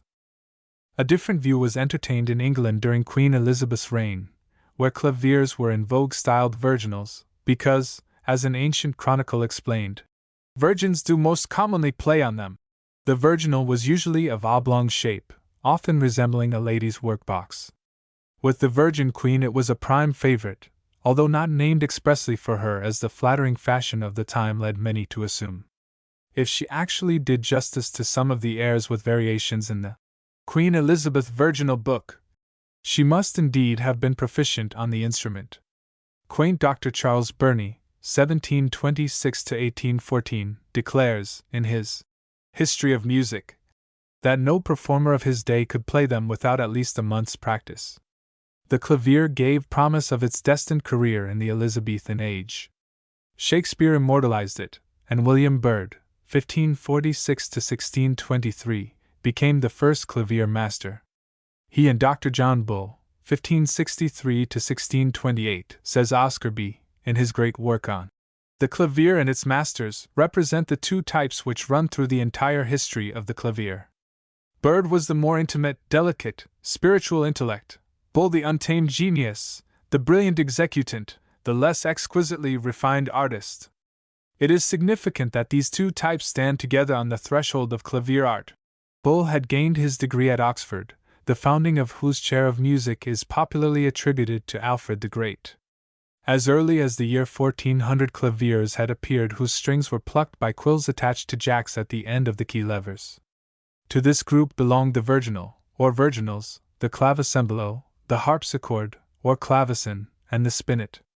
Stops were added, as in the organ, that varied effects might be produced, and a second keyboard was often placed above the first. The case was either rectangular, or followed the outlines of the harp, a progenitor of this clavier type. It was often highly ornamented, and handsomely mounted. Each string from the first had its due length, and was tuned to its proper note. The secular music principle of the 16th century that called into active being the orchestra led also to a desire for richer musical expression in home and social life than the fashionable lute afforded, and the clavier advanced in favor. In France, by 1530, the dance, that promoter of pure instrumental music, was freely transcribed for the clavier. Little more than a century later, Jean-Baptiste Lully, 1633 to 1687, extensively employed the instrument in the orchestration of his operas, and wrote solo dances for it. François Couperin, 1668 to 1733, now well nigh forgotten, although once mentioned in the same breath with Molière, wrote the pioneer clavier instruction book. In it he directs scholars how to avoid a harsh tone, and how to form a legato style. He advises parents to select teachers on whom implicit reliance may be placed, and teachers to keep the claviers of beginners under lock and key that there may be no practicing without supervision. His suggestions deserve consideration today. He was the first to encourage professional clavier playing among women. His daughter Marguerite was the first woman appointed official court clavier player. He composed for the clavier little picture tunes, designed to depict sentiments, moods, phases of character, and scenes from life. He fashioned many charm-ing turns of expression, introduced an occasional tempo rubato, foreshadowed the intellectual element in music, and laid the cornerstone of modern piano playing. Jean-Philippe Rameau, 1683 to 1764, continued Couperin's work.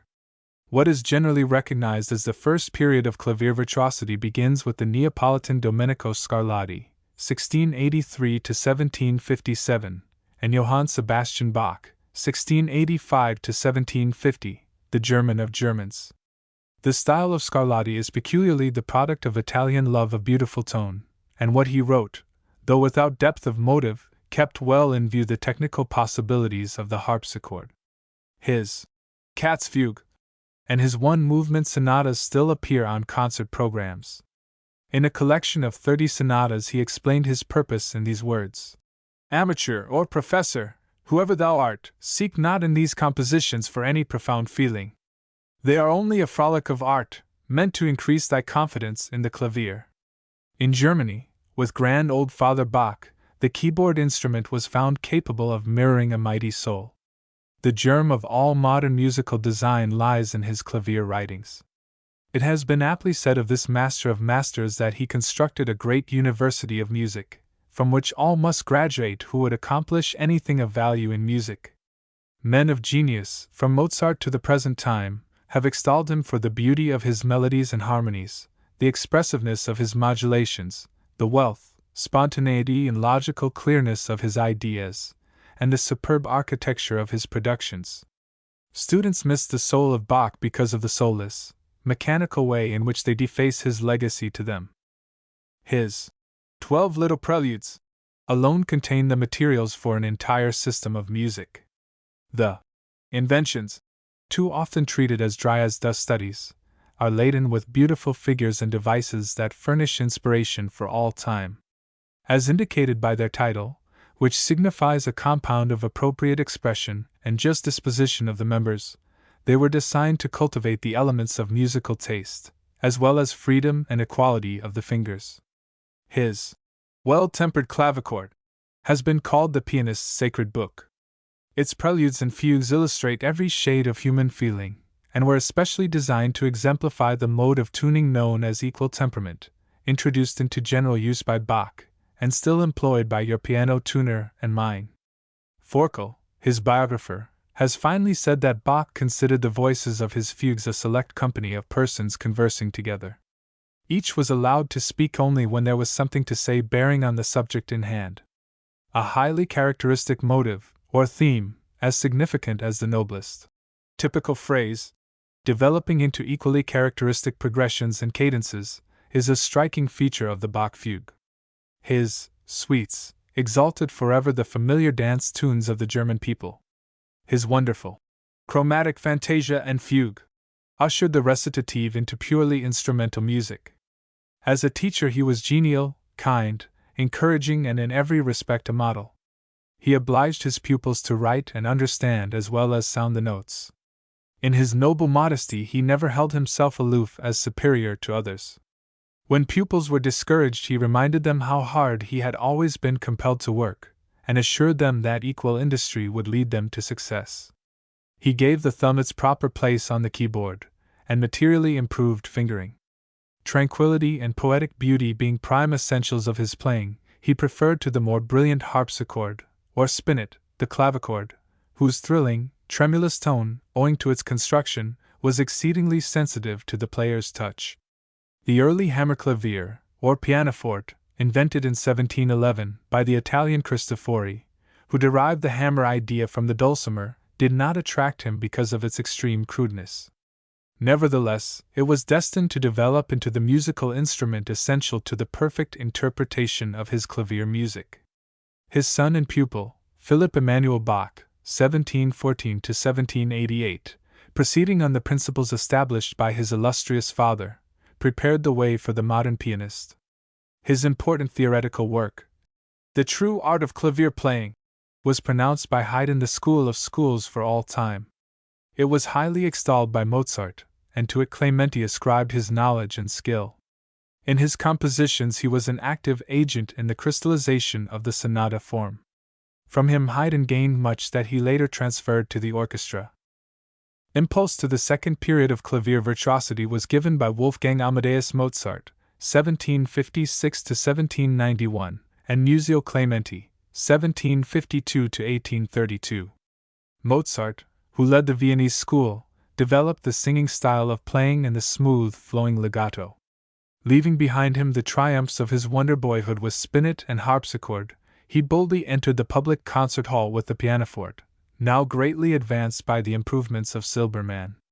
Mozart brought into use its special features, showed its capacity for tone shading and for the reflection of sentiment, and may well be said to have launched it on its career.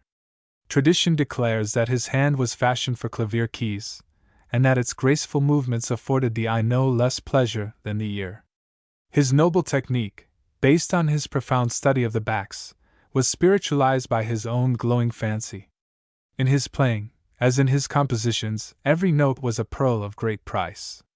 With his piano concertos he showed how clavier and orchestra may converse earnestly together without either having its individuality marred. The same equilibrium is maintained in his piano and violin sonatas and his other concerted chamber music, amid all their persuasive and eloquent discourse. His charming four-hand and double piano pieces, written for himself and his gifted sister Marianne, and his solo clavier sonatas would prove his wealth of musical invention had he not written another note. Clementi, born in Rome, passed most of his life in London, where he attracted many pupils. Without great creative genius, he occupied himself chiefly with the technical problems of the pianoforte. He opened the way for the sonority of tone and imposing diction of the modern style. His music abounded in bold, brilliant passages of single and double notes. He is even credited with having trilled in octaves with one hand. Taking upon himself the management of an English piano factory, he extended the keyboard, in 1793, to 5½ octaves. 7 octaves were not reached until 1851. His greatest ad Parnassum became the parent of etude literature. Karl Tausig said, "There is but one God in technique, Bach, and Clementi is his prophet." Losing the spirituality of a Mozart, the Viennese school was destined to degenerate into empty bravura playing.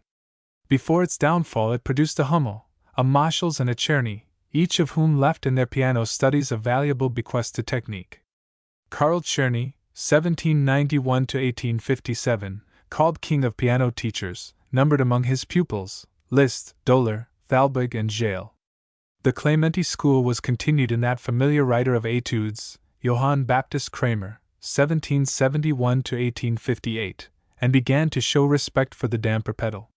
Its most eminent virtuoso was John Field, 1782 to 1837, of Dublin. Between these two schools stood Ludwig von Beethoven, 1770 to 1827, a giant on lofty heights.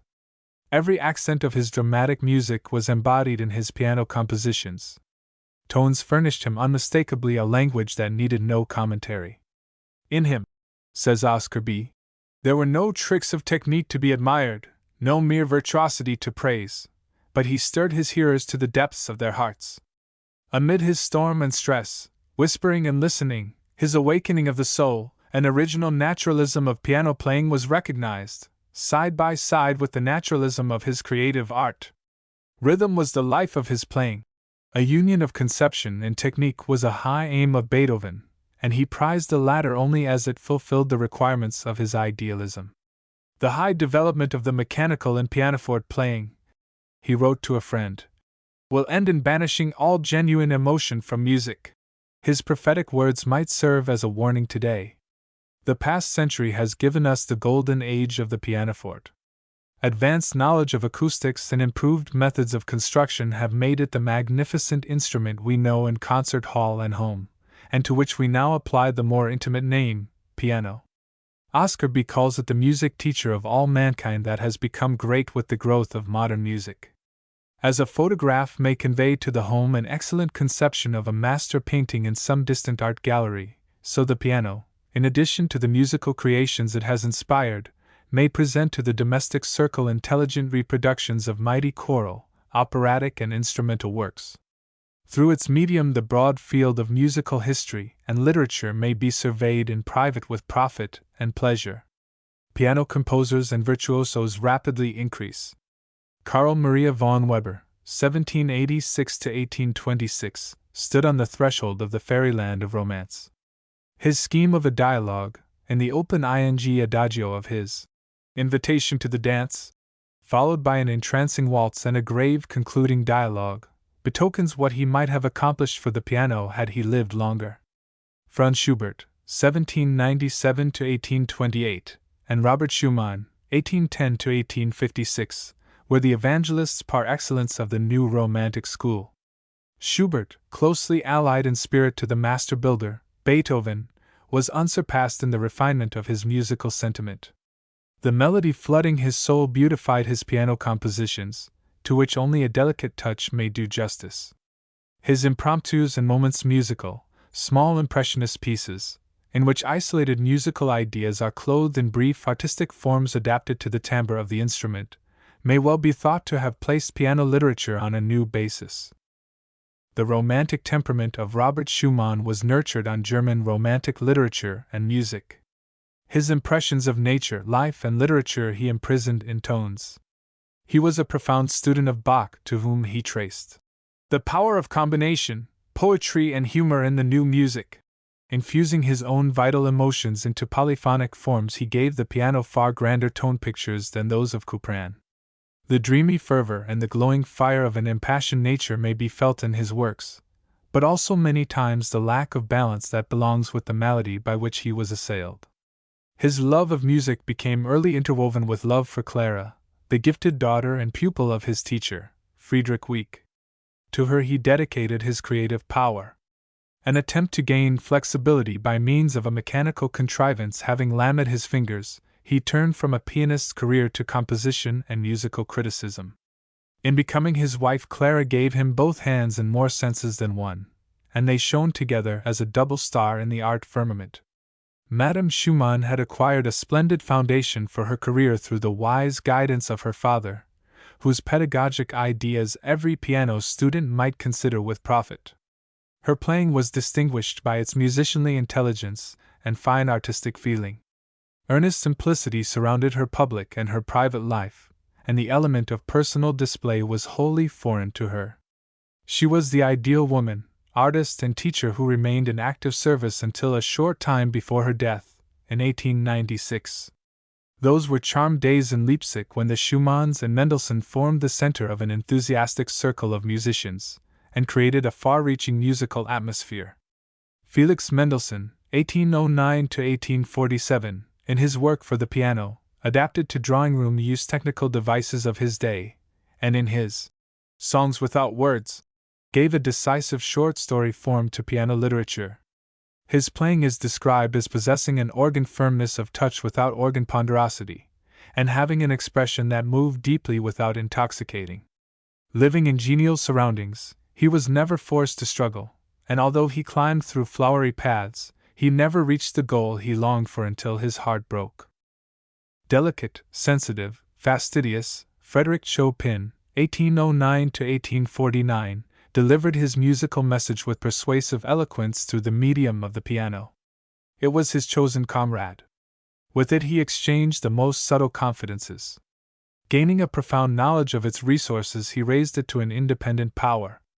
Polished patriotism steeped in Parisian elegance shaped his genius, and his compositions portray the emotions of his people in exquisitely polished tonal language. Spontaneous as was his creative power, he was most painstaking in regard to the setting of his musical ideas and would often devote weeks to rewriting a single page that every detail might be perfect. The best that was in him he gave to music and to the piano. He enlarged the musical vocabulary, he recreated and enriched technique and diction, and to him the musician of today owes a debt that should never be forgotten. "He is of the race of eagles," said his teacher Elsner. "Let all who aspire follow him in his flights toward regions sublime." The man who, by his demands on the piano, induced improvements in its manufacture that materially increased its sonority and made it available for the modern idea, was Franz Liszt, 1811 to 1886. He will always be remembered as the creator of orchestral piano playing and of the symphonic poem. The impetuous rhythms and unfathomable mysteries of Magyar and Gypsy life surrounding him in Hungary, the land of his birth, strongly influenced the shaping of his genius. Like the wandering children of nature who had filled the dreams of his childhood, he became a wanderer and marched a conqueror, radiant with triumphs, through the musical world. Chopin, who shrank from concert playing, once said to him, "You are destined for it. You have the force to overwhelm, control, compel the public." The bewitching tones of the gypsy violinist, Bihari, had fallen on his boyish ears, like drops of some fiery, volatile essence, stimulating him to effort. On the threshold of manhood he was inspired to apply the methods of Paganini to the piano. All his early realistic and revolutionary ideas found vent in his pianistic achievements. He gained marvelous fullness of chord power, great dynamic variety, and numerous unexpected solutions of the tone problem. Many technical means of expression were invented by him, and a wholly new fingering was required for his purposes. He taught the use of a loose wrist, absolute independence of the fingers, and a new manipulation of the pedals. To carry out his designs, the third or sustaining pedal became necessary. His highest ambition, in his own words, was to leave to piano players the footprints of attained advance. In 1839 he ventured on the first pure piano recital ever given in the concert hall. His series of performances in this line, covering the entire range of piano literature, in addition to his own compositions, given entirely without notes, led the public to expect playing by heart from all other artists. As a great pianist, a composer of original conceptions, a magnetic conductor, an influential teacher, an intelligent writer on musical subjects, and a devoted promoter of the interests of art, he stands out in bold relief, one of the grand figures in the history of music. His piano paraphrases and transcriptions are poetic resettings of tone creations he had thoroughly assimilated and made his own. In his original works, which Saint-Saëns was perhaps the first to appreciate, students are now beginning to discover the ripe fruits of his genius. Faithful ones among the pupils who flocked about him in classic Weimar spread wide his influence, but also much harm was done in his name by charlatans who, calling themselves Liszt pupils, broadcast the fallacy that piano pounding was genuine pianistic power. Large-hearted, liberal-minded, whole-souled in his devotion to his art and its true interests, Franz Liszt seemed wholly without personal jealousies, and befriended and brought into public notice a large number of artists. Hector Berlioz declared that to him belonged the sincere admiration of earnest minds, as well as the involuntary homage of the envious. At the opening of the Bayreuth Temple of German Art, in 1876, Richard Wagner paid him this tribute in the midst of a joyful company. "Here is one who first gave me faith in my work when no one knew anything of me. But for him, my dear friend, Franz Liszt, you might not have had a note from me today." A rival of Liszt in the concert field, especially before a Parisian public, was Sigismund Thalberg, 1812 to 1871, who visited this country in 1855 and literally popularized the piano in America. Alfred Jael and Henri Herz, who had preceded him, doubtless prepared the way for his triumphs. He and the Creole Chopin Louis Moreau Gottschalk, attracted much attention by several joint appearances in our musical centers of the time. Thalberg was a pupil of Hummel, and felt the influence of his teacher's cold, severely classic style. He possessed a well-trained, fascinating mechanism, with scales, chords, arpeggios, and octaves that were marvels of neatness and accuracy, and a tone that was mellow and liquid, though lacking in warmth. His operatic transcriptions, in which a central melody is enfolded in arabesques, chords, and running passages, have long since become antiquated, but his art of singing on the piano and many of his original studies still remain valuable to the pianist. When Liszt and Thalberg were in possession of the concert platform, they occupied the attention of cartoonists as fully as Paderewski at a later date. Liszt, his hair floating wildly, was represented as darting through the air on wide-stretched pinions with keyboards attached, a play on Flügel, the German for grand piano. Thalberg, owing to his dignified repose, was caricatured as posing in a stiff, rigid manner before a box of keys. Rubinstein and von Bülow offer two more contrasting personalities.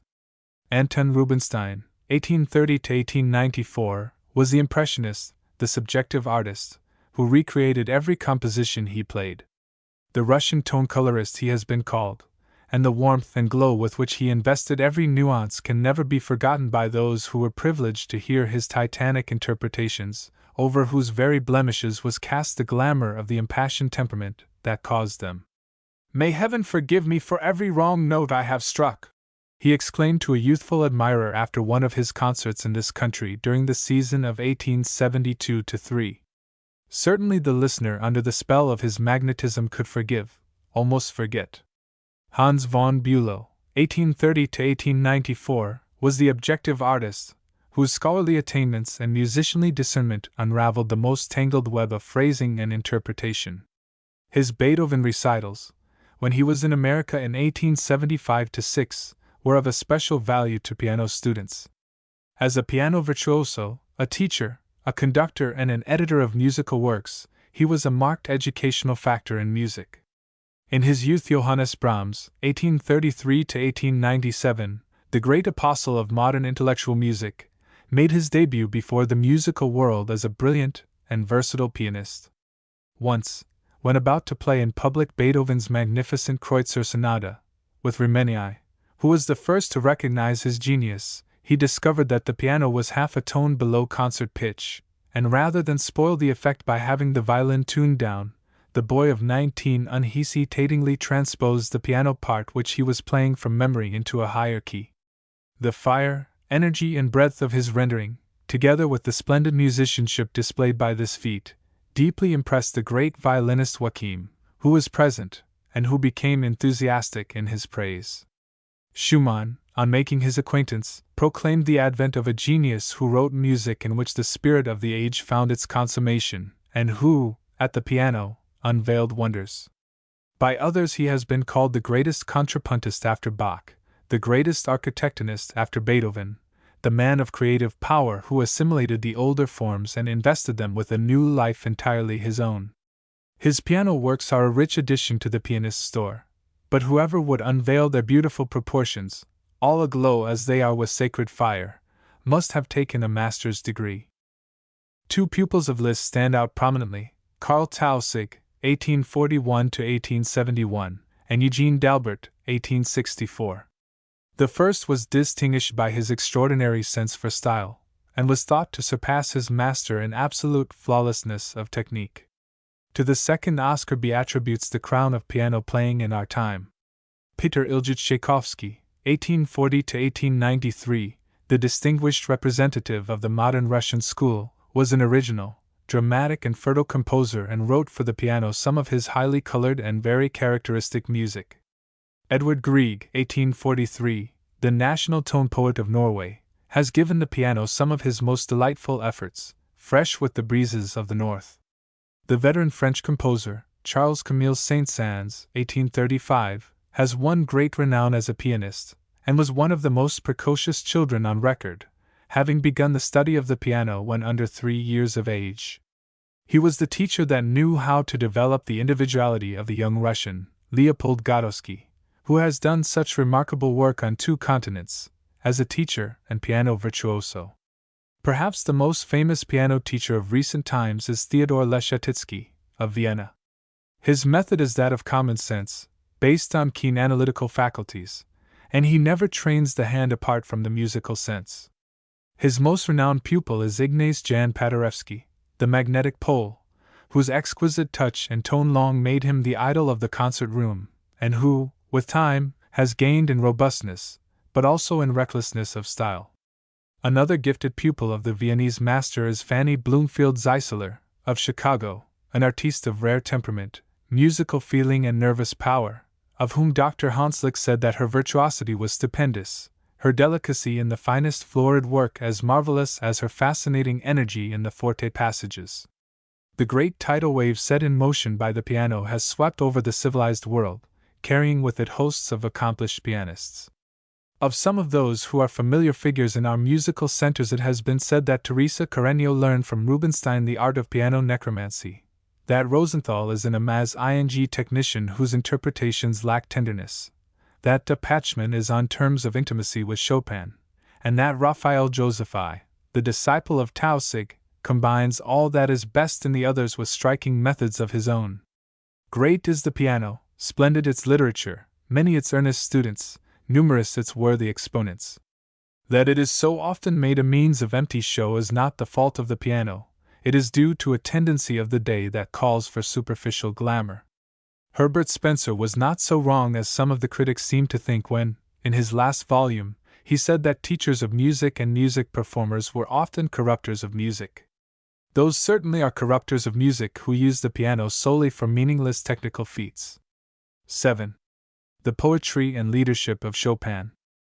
The piano bard, the piano rhapsodist, the piano mind, the piano soul is Chopin, said Rubinstein. Tragic, romantic, lyric, heroic, dramatic, fantastic, soulful, sweet, dreamy, brilliant, grand, simple, all possible expressions are found in his compositions and all are sung by him on his instrument. In these few, bold strokes, one who knew him by virtue of close art and race kinship presents an incomparable outline sketch of the polished tone poet who explored the harmonic vastness of the pianoforte and made his own all its mystic secrets. Born and bred on Poland's soil, son of a French father and a Polish mother, Frédéric Chopin, 1809 to 1849, combined within himself two natures, each complementing the other, both uniting to form a personality not understood by every casual observer. He is described as kind, courteous, possessed of the most captivating grace and ease of manner, now inclined to languorous melancholy, now scintillating with a joyous vivacity that was contagious. His sensitive nature, like the most exquisitely constructed sounding board, vibrated with the despairing sadness, the suppressed wrath, and the sublime fortitude of the brave, haughty, unhappy people he loved, and with his own homesickness when afar from his cherished native land. Patriot and tone poet in every fiber of his being, his genius inevitably claimed as its own the soul's divinest language, pure music, unfettered by words.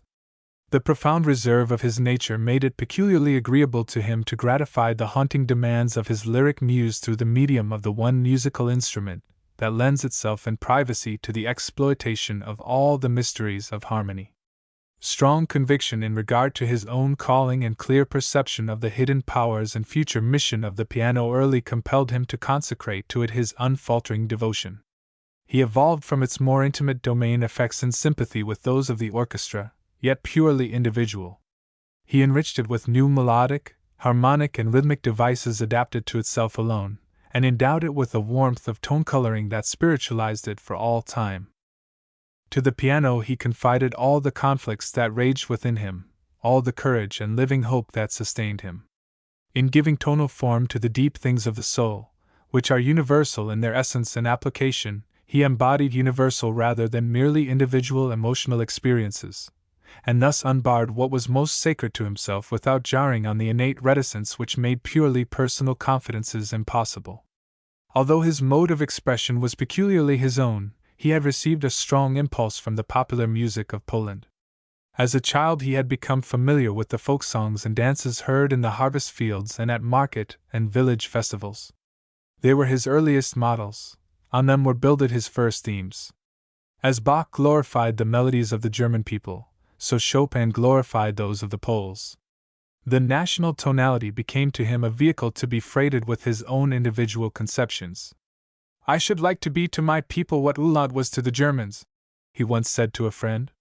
He addressed himself to the heart of this people and immortalized its joys, sorrows, and caprices by the force of his splendid art. Those who have attempted to interpret him as the sentimental hero of minor moods, the tone poet in whom the weakness of despair predominates, have missed the leaping flames, the vivid intensity, and the heroic manliness permeated with genuine love of beauty that animated him. True art softens the harshest accents of suffering by placing superior to it some elevating idea. So in the most melancholy strains of his music one who heeds well may detect the presence of a lofty ideal that uplifts and strengthens the traveling soul. It has been said of him that he had a sad heart but a joyful mind. The two teachers of Chopin were Adalbert Zwyny, a Bohemian violinist, who taught the piano, and Joseph Elsner, a violinist, organist, and theorist. From Zwyny and Elsner even the greatest dunce must learn something. He is quoted as saying, "Neither of these men attempted to hamper his free growth by rigid technical restraints. Their guidance left him master of his own genius, at liberty to soar like the lark into the ethereal blue of the skies." He respected them both. A revering affection was cherished by him for Elsner, to whom he owed his sense of personal responsibility to his art, his habits of serious study, and his intimate acquaintance with Bach. There is food for thought in the fact that this Prince Charming of the piano, whose magic touch awakened the sleeping beauty of the instrument of wood and wires, never had a lesson in his life from a mere piano specialist. Liszt once said Chopin was the only pianist he ever knew that could play the violin on the piano. If he could do so, it was because he had hearkened to the voice of the violin and resolved to show that the piano, too, could produce thrilling effects. In the same way, he had listened to the human voice and determined that the song of his own instrument should be heard. Those who give ear to the piano alone will never learn the secret of calling forth its supreme eloquence. We can see and hear this Raphael of music at the piano. So many and so eloquent have been the descriptions given of his playing. It is easy to fancy him sweeping the ivory keys with his gossamer touch that enveloped with ethereal beauty the most unaccustomed of his complicated chromatic modulations. We can feel his individuality pulsating through every tone evoked by those individualized fingers of his as they weave measures for sylphs of dreamland, or summon to warfare heroes of the ideal world. We are entranced by his luxuriant tone coloring, induced to a large extent by his original management of the pedals. We marvel at his softly whispered, yet ever clearly distinct pianissimo, at the full, round tone of its relative fortissimo, that was never harsh or noisy, and at all the exquisitely graded nuances that lay between, with those time fluctuations expressive of the ebb and flow of his poetic inner being. No wonder Balzac maintained that if Chopin should but drum on the table his fingers would evoke subtle-sounding music. And what an example he has left for teachers! Delicately strung as he was, he must often have endured tortures from the best of his pupils, but so thoroughly was he consecrated to his art that he never faltered in his efforts to lift those who confided in him to the aerial heights he had found. A vivid picture of his method of teaching is given in the lectures on Frédéric Chopin's works and their proper interpretation, by the Pole, Jean Kleksinski. The basis of this method consisted in refinement of touch, for the attainment of which a natural, easy position of the hand was considered by Chopin a prime requisite. He prepared each hand with infinite care before permitting any attempt at the reproduction of musical ideas. In order to place it to advantage, he caused it to be thrown lightly on the keyboard so that the 5 fingers rested on the notes E, F sharp, G sharp, A sharp, and B, and without change of position required the practice of exercises calculated to ensure independence. The pupil was instructed to go through these exercises first staccato, effected by a free movement of the wrist, an admirable means of counteracting heaviness and clumsiness, then legato staccato, then accented legato, then pure legato, modifying the power from PP to FF, and the movement from andante to prestissimo. He was exceedingly particular about arpeggio work, and insisted upon the repetition of every note and passage until all harshness and roughness of tone were eliminated. "Is that a dog barking?" He was known to exclaim to an unlucky pupil whose attack in the opening arpeggio of a Clementi study lacked the desired quality. A very independent use of the thumb was prescribed by him. He never hesitated about placing it on a black key when convenient, and had it passed by muscle action alone in scales and broken chords whose zealous practice in different forms of touch, accent, rhythm, and tone were demanded by him. Individualization of the fingers was one of his strong points, and he believed in assigning to each of them its appropriate part. In a good mechanism, he said, the aim is not to play everything with an equal sound, but to acquire beautiful quality of touch and perfect shading. Of prime importance in his eyes was a clear, elastic, singing tone, one whose exquisite delicacy could never be confounded with feebleness. Every dynamic nuance he exacted of fingers that fell with freedom and elasticity on the keys, and he knew how to augment the warmth and richness of tone coloring by setting in vibration sympathetic harmonics of the principal notes, through judicious employment of the damper pedal. By precept and example he advocated frequent playing of the preludes and fugues of Bach as a means of cultivating musical intelligence, muscular independence, and touch and tone discrimination. His musical heroes were Bach and Mozart, for they represented to him nature, strong individuality, and poetry in music. At one time he undertook to write a method or school of piano playing, but never progressed beyond the opening sentences. A message directly from him would have been invaluable to students, and might have averted many unlucky misapprehensions of himself and his works. Those of his contemporaries who have hearkened with rapture to his playing have declared that he alone could adequately interpret his tone creations, or make perfectly intelligible his method. Pupils of his and their pupils have faithfully endeavored to transmit to the musical world the tradition of his individual style. The elect few have come into touch with his vision of beauty, but it has been mercilessly misinterpreted by thousands of ruthless aspirants to musical honors, in the schoolroom, the students' recital, and the concert hall. Whoever plays Chopin with sledge-hammer fingers will deaden all sense of his poetry, charm, and grace. Whoever approaches him with weak sentimentalism will miss altogether his dignity and strength. It has been said of him that he was woman in his tenderness and realization of the beautiful, and man in his energy and force of mind. The highest type of artist and human being is thus represented. To interpret him requires simplicity, purity of style, refined technique, poetic imagination, and genuine sentiment, not fitful, fictitious sentimentality. In regard to the much-discussed tempo rubato of Chopin, many and fatal blunders have been made.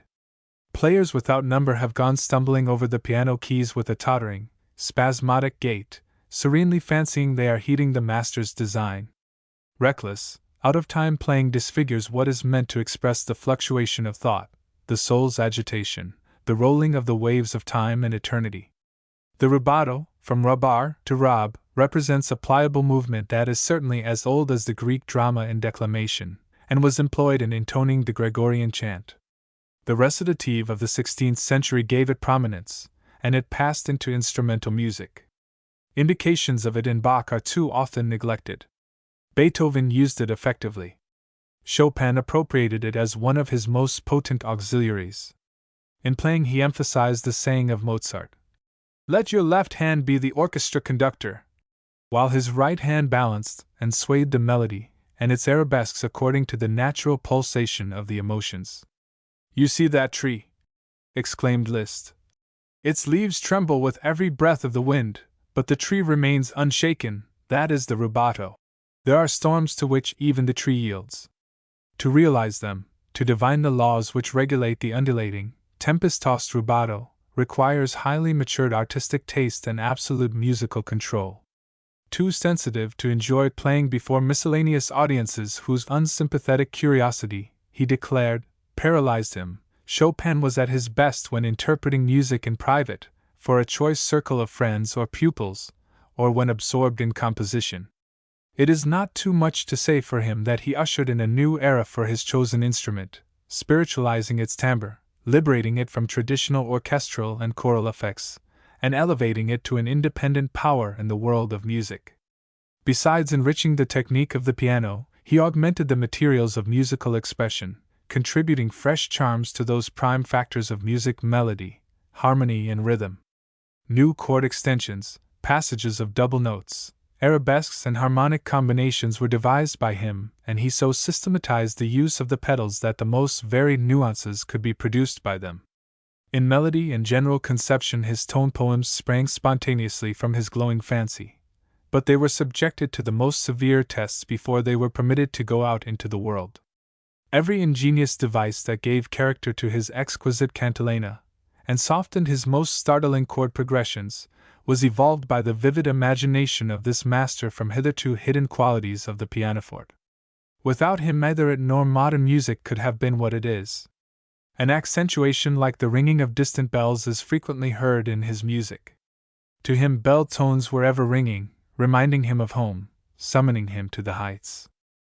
James Huneker, the raconteur of the Musical Courier, discussing the compositions of Chopin, in his delightful and inspiring book, Chopin, the Man and His Music, calls the studies titanic experiments, the preludes, moods in miniature, the nocturnes, night and its melancholy mysteries, the ballades, fairy dramas, the polonaises, heroic hymns of battle, the valses and mazurkas, dances of the soul, the scherzos, the work of Chopin the Conqueror.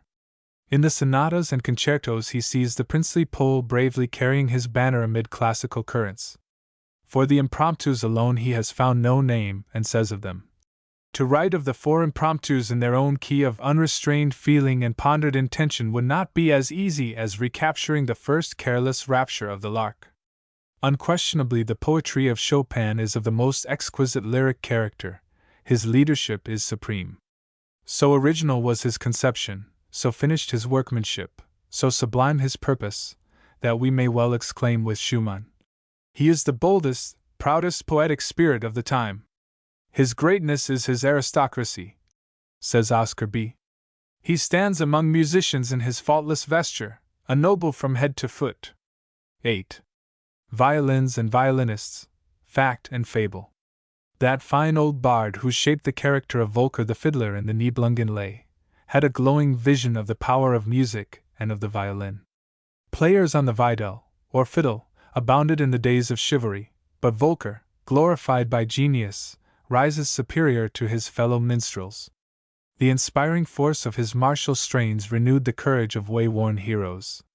His gentle measures, pure and melodious as a prayer, lulled them to sorely needed rest. And what a wonderful bow he wielded! It was mighty and long, fashioned like a sword, with a keen-edged outer blade, and in his good right hand could deal a deft blow on either side. Ever ready for action was he, and his friendship for Hagen of Tronje furnished the main elements of that grim warrior's power. Together they were long invincible, smiting the foe with giant strokes, accompanied by music. The modern German poet, Wilhelm Jordan, in his Siegfriedsiege, clothes Volker with the attributes of a violin king he loved, and represents him tenderly handling the violin. His noble portrayal of a violinist testifies no more fully to the mission of the musician than the creation of the Nibelungen bard. In August Wilhelmj, once hailed by Henrietta Sontag as the coming Paganini, Richard Wagner saw Volker the fiddler living anew, until death a warrior true. So he wrote in a dedicatory verse beneath a portrait of himself, presented to Volker Wilhelmj as a souvenir of the first Bayreuth festival. The idea of a magic fiddle and a wonder-working fiddler was strongly rooted in the popular imagination of many peoples, through many ages. Typical illustrations are the wonderful musician of Grimm's fairy tales, whose fiddling attracted man and beast, and the lad of Norse folklore who won a fiddle that could make people dance to any tune he chose. In Norway, the traditional violin teacher is the cascade-haunting musical genius Foss Grimm, who, when suitably propitiated, seizes the right hand of one that seeks his aid and moves it across the strings until blood gushes from the fingertips. Thenceforth the pupil becomes a master, and can make trees leap, rivers stay their course, and people bow to his will. Those of us who were brought up on English nursery rhymes early loved the fiddle. Old King Cole, that merry old soul, was a prime favorite, notwithstanding his fondness for pipe and bowl, because when he called for them he called for his fiddlers three and their very fine fiddles. According to Robert of Gloucester, the real King Cole, a popular monarch of Britain in the 3rd century, was the father of St. Helena, the zealous friend of church music. The nursery satire of doubtful antiquity is our sole evidence of his devotion to the art. That John who stoutly refused to sell his fiddle in order to buy his wife a gown placed the ideal above the material. It is to be hoped Mrs. John enjoyed music more than gay attire. Certainly the dame who was forced to dance without her shoe until the master found his fiddling stick knew the worth of the fiddler art. It may have been from a play on the word catgut that so many of these ditties represent pussy in relation with the fiddle. True fiddler magic belonged to the cat whose fiddling made the cow jump over the moon, the little dog laugh and the dish run away with the spoon. Rarely accomplished too was the cat that came fiddling out of the barn with a pair of bagpipes under her arm, singing, "Fiddle come fee, the mouse has married the humble bee." Scientists tell us that crickets, grasshoppers, locusts, and the like are fiddlers. Their hind legs are their fiddle bows, and by drawing these briskly up and down the projecting veins of their wing covers they produce the sounds that characterize them. Was it in imitation of these small winged creatures that man first experimented with the friction of bow and strings as a means of making music? Scarcely. It was the result of similar instinct on a larger human scale. String instruments played with a bow may be traced to a remote period among various Oriental peoples. An example of their simplest form exists in the Ravanastran, or banjo fiddle, supposed to have been invented by King Ravana, who reigned in Ceylon some 5,000 years ago. It is formed of a small cylindrical sounding body, with a stick running through it for a neck, a bridge, and a single string of silk, or at most 2 strings. Its primitive bow was a long hairless cane rod which produced sound when drawn across the silk. Better tone was derived from strings plucked with fingers or plectrum, and so the rude contrivance remained long undeveloped. The European violin is the logical outcome of the appliance of the bow to those progenitors of the pianoforte, the Greek monochord and lyre, precisely as our music is the outgrowth of the diatonic scale developed by the Greeks from those instruments. Numerous obstacles stand in the way of defining its story, but it is known that from the 9th century to the 13th bow instruments gained in importance. They divided into 2 classes, the viol proper, with flat back and breast and indented sides, to which belonged the viol, videl, or as it has been called, guitar fiddle, and the pear-shaped type, such as the jague and rebec. The latter is what Chaucer calls the rubable. Possibly an impulse was given the fiddle by the Moorish rebab, brought into Spain in the 8th century, but ancient Celtic bards had long before this used a bow instrument, the crata or crwth, derived from the lyre, which was introduced by the Romans in their colonizing expeditions. As early as 560 A.D., Venantius Fortunatus, Bishop of Poitiers, wrote to the Duke of Champagne, "Let the barbarians praise thee with the harp. Let the British crwth sing." This instrument, whose name signifies bulging box, was common in Britain, and was used in Wales until a comparatively recent period. One of its distinguishing features was an opening in the lower part for the admission of the fingers while playing. A fine specimen is preserved in the South Kensington Museum, corresponding well to the following description by a Welsh poet of the 15th century. "A fair coffer with a bow, a girdle, a fingerboard and a bridge. Its value is £1. It has a frontlet formed like a wheel with the short-nosed bow across. In its center are the circled sounding holes, and the bulging of its back is somewhat like an old man, but on its breast harmony reigns, from the sycamore melodious music is obtained. 6 pegs, if we screw them, will tighten all its chords. 6 advantageous strings are found, which, in a skillful hand, produce a varied sound." In this same museum is a curious wedge-shaped boxwood fiddle, decorated with allegorical scenes, and dated 1578. Dr. Burney states that it has no more tone than a violin with a sordine. It is said to have been presented by Queen Elizabeth to the Earl of Leicester, and bears both of their coats of arms in silver on the sounding board. Besides her other accomplishments, the Virgin Queen, we are told, was a violinist. During her reign we find the violin mentioned among instruments accompanying the drama and various festivities, and viols of diverse kinds were freely used. Shakespeare, in Twelfth Night, has Sir Toby enumerate among Sir Andrew Aguecheek's attractions skill on the viol de gambois, Sir Toby's blunder for the viola da gamba, a fashionable bass viol held between the knees. A part was written for this instrument in Bach's St. Matthew Passion, and a number of celebrated performers on it are recorded in the 18th century.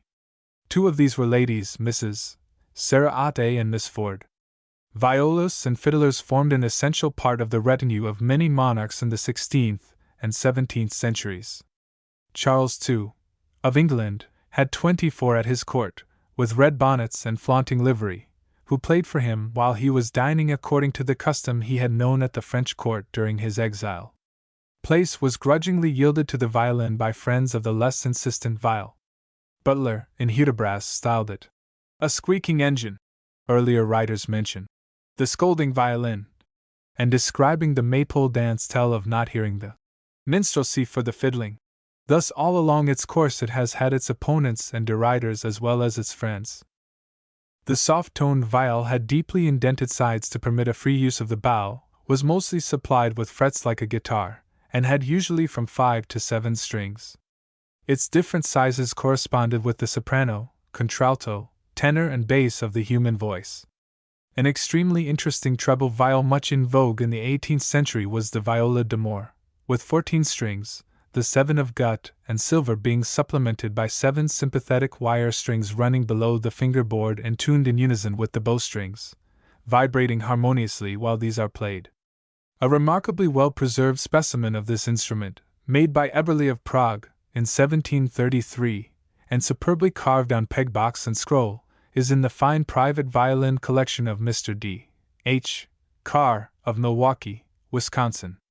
It is one of the few genuine viola d'amores extant. The owner says of it, "The tone is simply wonderful, mellow, pure and strong, and of that exquisite harmony that comes from the throne of nature. I know of no other genuine viola d'amore, and it compares with the modern copies I have seen as a Raphael or a Rubens with some cheap lithograph." These modern copies are the result of recent efforts to revive the use of this fascinating instrument. A baritone of a kindred nature was the viola di bordone or drone viol, so called because there was a suggestion of the buzzing of drone flies, or humble bees, in the tones of its sympathetic strings, which often numbered as many as 24. These violas recall the Hardanger peasant fiddle of Norway, of unknown origin and antiquity, whose delicate metallic understrings quaver tremulously and mysteriously when the bow sets in motion the main strings. At one time every family of distinction in Britain deemed a chest of viols, consisting for the most part of 2 trebles, 2 altos, a baritone and a bass, as indispensable to the household as the piano is thought today. It was made effective in accompanying the madrigal, that delightful flower of the Elizabethan age. Singers not always being available for all of the difficult voice parts, viols of the same compass supplied the lack.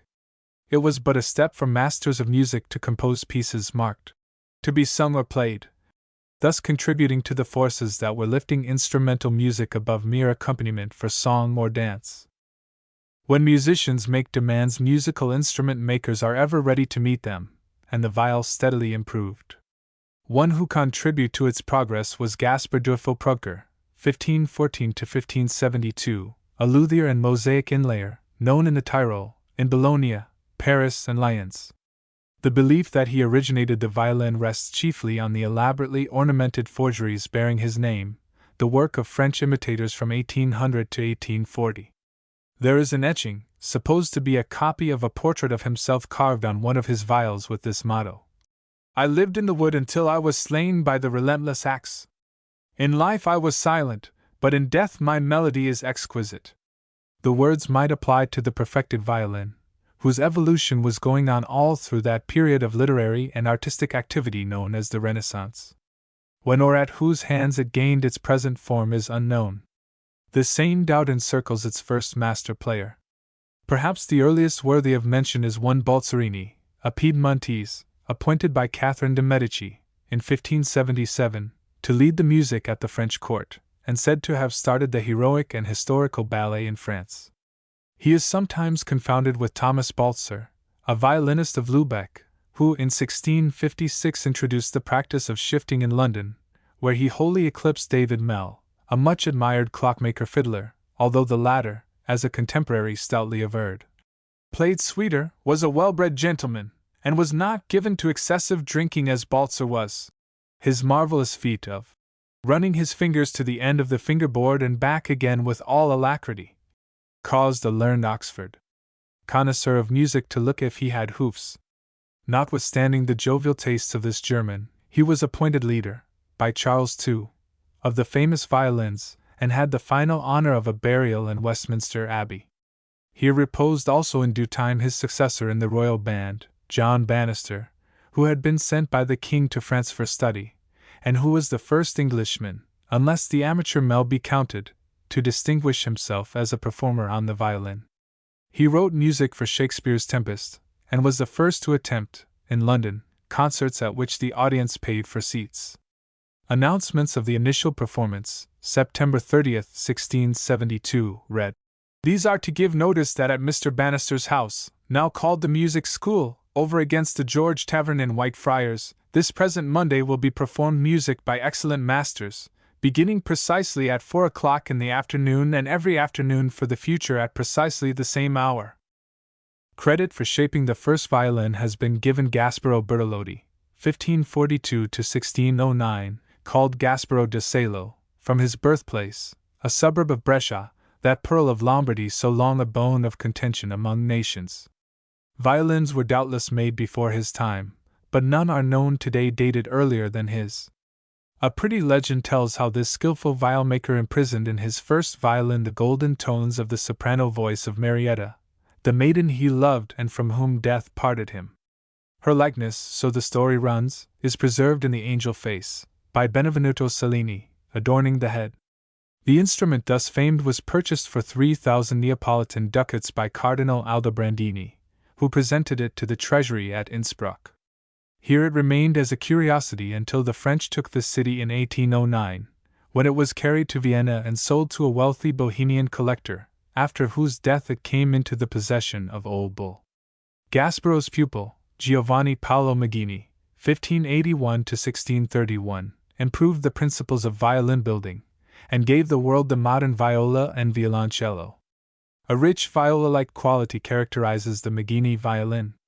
De Beriot used one in his concerts, and its plaintive tone was thought well suited to his style. He refused to part with it for 20,000 francs when Wieniawski, in 1859, wished to buy it. Today it would command a far higher price. It is stated on authority that not more than 50 instruments of its make now exist, although a large number of French imitations claim recognition. While Gasparo was founding the so-called Brescian school, Andrea Amati, 1520–1580, a viol and rebec maker of picturesque Cremona, began to make violins, doubtless to fill the orders of his patrons. He must have believed the pinnacle of fame reached when King Charles IX of France, in 1566, commissioned him to construct 24 violins, 12 large and 12 small pattern. They were kept in the Chapel Royal, Versailles, until 1790, when they were seized by the mob in the French Revolution, and but one of them is known to have escaped destruction. Heron Allen, in his work on violin making, gives a picture of it, obtained through the courtesy of its owner, George Somers, an English gentleman. Its tone is described as mellow and extremely beautiful, but lacking in brilliancy. As the Amati brothers, Antonio and Hieronymus Amati continued their father's trade, producing instruments similar to his. The family reached its flower in Niccolò Amati, 1596–1684, son of Geronimo. He originated the Grand Amatis, and attained a purer, more resonant tone than his predecessors, although not always adapted to modern concert use. One of his violins was the favorite instrument of the French virtuoso Delphine Jean Allard, 1815–1888, long violin professor at the Paris Conservatoire. It has been described as sounding like the melodious voice of a child heard beside the rising tide. Another fine specimen was exhibited by Mr. J. D. Partello, in 1893, at the World's Fair, in Chicago. Niccolò Amati's influence was felt in his famous pupils. Foremost among these was Antonio Stradivaris, 1644–1737, whose praises have been sung by poets, and whose life was one of unwavering service. His first attempts were mere copies, but after he was equipped with his master's splendid legacy of tools and wood, his originality asserted itself. His golden period was from 1700 to 1725, but he accomplished good work until death overtook him. From his bench were sent out some 7,000 instruments, including tenors and violoncellos. Of these perhaps 2,000 were violins. A romance encircling this master of Cremona tells that in youth he loved his master's daughter, but that failing to win her heart and hand, he gave himself wholly to his work. He married, finally, a wealthy widow whose means enabled him to pursue his avocation undisturbed by monetary anxieties. His labors steadily increased the family property until, as rich as Stradivarius, became a common saying in Cremona. Because of his achievements and his personal worth, he was held in high esteem. Members of royal families, prelates of the church, men of wealth and culture throughout Europe, were his personal friends as well as his clients. His handsome home, with his workshop and the roof shed where he stored his wood, was, until recently, exhibited to visitors. Today not a vestige of it remains. Weary of the importunities of relic seekers, the Cremonese have torn it down, and have banished violins and every reminder of them from the town. The tone of a Stradivarius, in good condition, is round, full and exceedingly brilliant, and displays remarkable equality as the player passes from string to string. Dr. Joseph Joachim, owner of the famous Budapest Strad, writes of the maker that he seems to have given his violins a soul that speaks and a heart that beats. The Tuscan Strad, one of a set ordered by Marquis Araberti for the Prince of Tuscany, in 1690, was sold 200 years later to Mr. Brandt by a London firm for £2,000. Lady Halley, court violinist to Queen Alexandra, owns the Concert Strad of Ernst, 1814–1865, composer of the celebrated Elegy, and values it at $10,000. A magnificent Stradivarius violin, with an exceedingly romantic history, belongs to Carl Gartner, the veteran violinist and musician of Philadelphia, and could not be purchased at any price. Another violin builder from Niccolò Amati's workshop was Andrea Guarnerius, 1630–1695, whose sons, Giuseppe and Pietro, followed in his footsteps. The family name reached its highest distinction in his nephew, Giuseppe Joseph Guarnerius, 1683–1745, called Del Gesù, because on his labels the initials I, H, S, surmounted by a Roman cross, were placed after his name, indicating that he belonged to a Jesuit society. This Joseph of Cremona figures in story as a man of fascinating, restless personality, who for weeks would squander time and talents and then set to work with a zeal equaling that of Master Stradivarius. Tradition has it that he was once imprisoned for some bit of lawlessness, and was saved from despair by the jailer's daughter who brought him the tools and materials required for violin building. What he esteemed the masterpiece of his lonely cell he presented as a souvenir to his gentle friend. The violin about which this legend is woven, dated 1742, was bought by Old Bull from the famous Tarisio collection, and is now the property of his son, Mr. Alexander Bull. It has an unusually rich, sonorous tone and splendid carrying powers.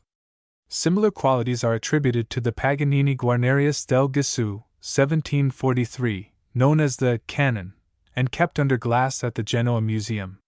Mr. Hart, a violin authority, places highest in this make the King Joseph, 1737, long in the private collections of Mr. Hawley, Hartford, Connecticut, and of Mr. Ralph Granger, Paradise Valley, California, and recently put on the market by Lyon and Healy, of Chicago. An interesting Niccolò Amati pupil was Jacob Steiner, 1621–1683, a Tyrolese, who, although bearing a glittering title, violin maker to the Austrian emperor, was harassed with financial perplexities and died insane. His most noted violins were the 16 Elector Steiners, one sent to each of the electors and 4 to the emperor. During his life the average price of his violins was 6 florins. A century after his death the Duke of Orleans, Louis Philippe's grandfather, paid 3,500 florins for one of them.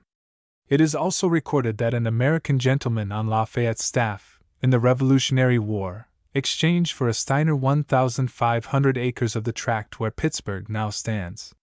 Mozart's violin, in the Mozarteum at Salzburg, is a Steiner. Many violin makers did good work in the past, many are achieving success today.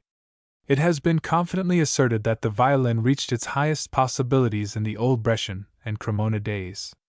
Why should this be the case? The same well-defined principles, based on acoustics and other modern sciences, that have led to the steady improvement of other musical instruments ought surely to be of some advantage to the violin. Indeed, who knows but the day may come when the present will be considered its golden age. While the men of Cremona were still fashioning their models, the want of good strings was felt. This was met by Angelo Angelucci, known as the string maker of Naples, a man who loved music and passed much time with violinists. Through his painstaking efforts such perfection was reached that Tartini, who was born the same year as he, 1692, could play his most difficult compositions 200 times on the Angelucci strings, whereas he was continually interrupted by the snapping of others. Improvements in the bow, often called the tongue of the violin, are due to the house of Tourout, in Paris, in the 18th century, lightness, elasticity, and spring coming to it from Francis Tourout, Jr. Three eminent virtuosi, Corelli, Tartini, and Viatti, whose united careers spanned a period of 150 years, prepared the way for modern methods of violin playing. Arcangelo Corelli, 1653 to 1713, left his home in Fusignano, near Bologna, a young violinist, for an extended concert tour. His gentle, sensitive disposition proving unfitted to cope with the jealousy of Lully, chief violinist in France, and with sundry annoyances in other lands, he returned to Italy and entered the service of Cardinal Ottoboni in Rome. In the private apartments of the prelate there gathered a choice company of music lovers every Monday afternoon to hear his latest compositions. Besides his solos, these comprised groups of idealized dance tunes with harmony of mood for their bond of union, and played by two violins, a viola, violoncello, and harpsichord. They were the parents of modern chamber music, the place of assemblage furnishing the name. Refined taste and purity of tone, we are told, distinguished the playing of Corelli, and to him are attributed the systematization of bowing and the introduction of chord playing. He heads the list of musicians who protest against talking where there is music. On one occasion, when his patron was addressing some remarks to another person, he laid down his violin, and on being asked the reason said, he feared the music was disturbing the conversation. This did not prevent him from being held in the highest esteem. After his death, Cardinal Ottoboni had a costly monument erected over his grave in the Pantheon, and for many years a solemn service, consisting of selections from his works, was performed there on the anniversary of his funeral. It was during a period of retirement in the monastery of Assisi that Giuseppe Tartini, 1692 to 1770, resolved to quit the law course in the University of Padua and seek a career with his violin. He became a great master of this, a composer of works still regarded as classics, and a scientific writer on musical physics. His letter to his pupil, Signora Maddalena Lombardini, contains invaluable advice on violin practice and study, especially on the use of the bow, and his treatise on the acoustic phenomena known as the third sound, together with his work on musical embellishments, may at any time be read with profit. It was after hearing the eccentric violinist Veracini that His Satanic Majesty appeared to Tartini in a dream and played for him a violin solo surpassing in marvelous character anything that he had ever heard or imagined. Trying to write it down in the morning, he produced his famous Devil Sonata, with its double shakes and sinister laugh, a favorite of the violinist, but to the composer ever inferior to the music of his dreams. It is rather curious that anything of a diabolic nature should be associated with this man of amiable and gentle disposition, whose care of his scholars, according to Dr. Burney, was constantly paternal. Nardini, his favorite and most famous pupil, came from Leghorn to Padua to attend him, with filial devotion, in his last illness. The talents of Corelli and Tartini seem to have been combined in the Piedmontese, Giovanni Battista Viatti, 1753 to 1824, a man of poetic, philanthropic mind, whose sensitive, retiring disposition unfitted him for public life. Wherever he appeared he outshone all other performers, yet there was constantly something occurring to wound him. At the court of Versailles he left the platform in disgust because the noisy entrance of a distinguished guest interrupted his concerto. In London, after his means had been crippled by the French Revolution, he was accused of political intrigue. While living in seclusion near Hamburg, he composed some of his finest works, among them 6 violin duets, which he prefaced with the words, "This work is the fruit of leisure afforded me by misfortune." Some of the pieces were dictated by trouble, others by hope.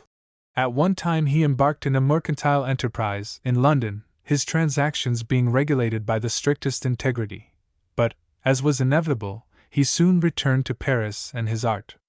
After he had abandoned the concert room, one of his greatest pleasures was in improvising violin parts to the piano performances of his friend, Madame Montegeralt, to the delight of all present.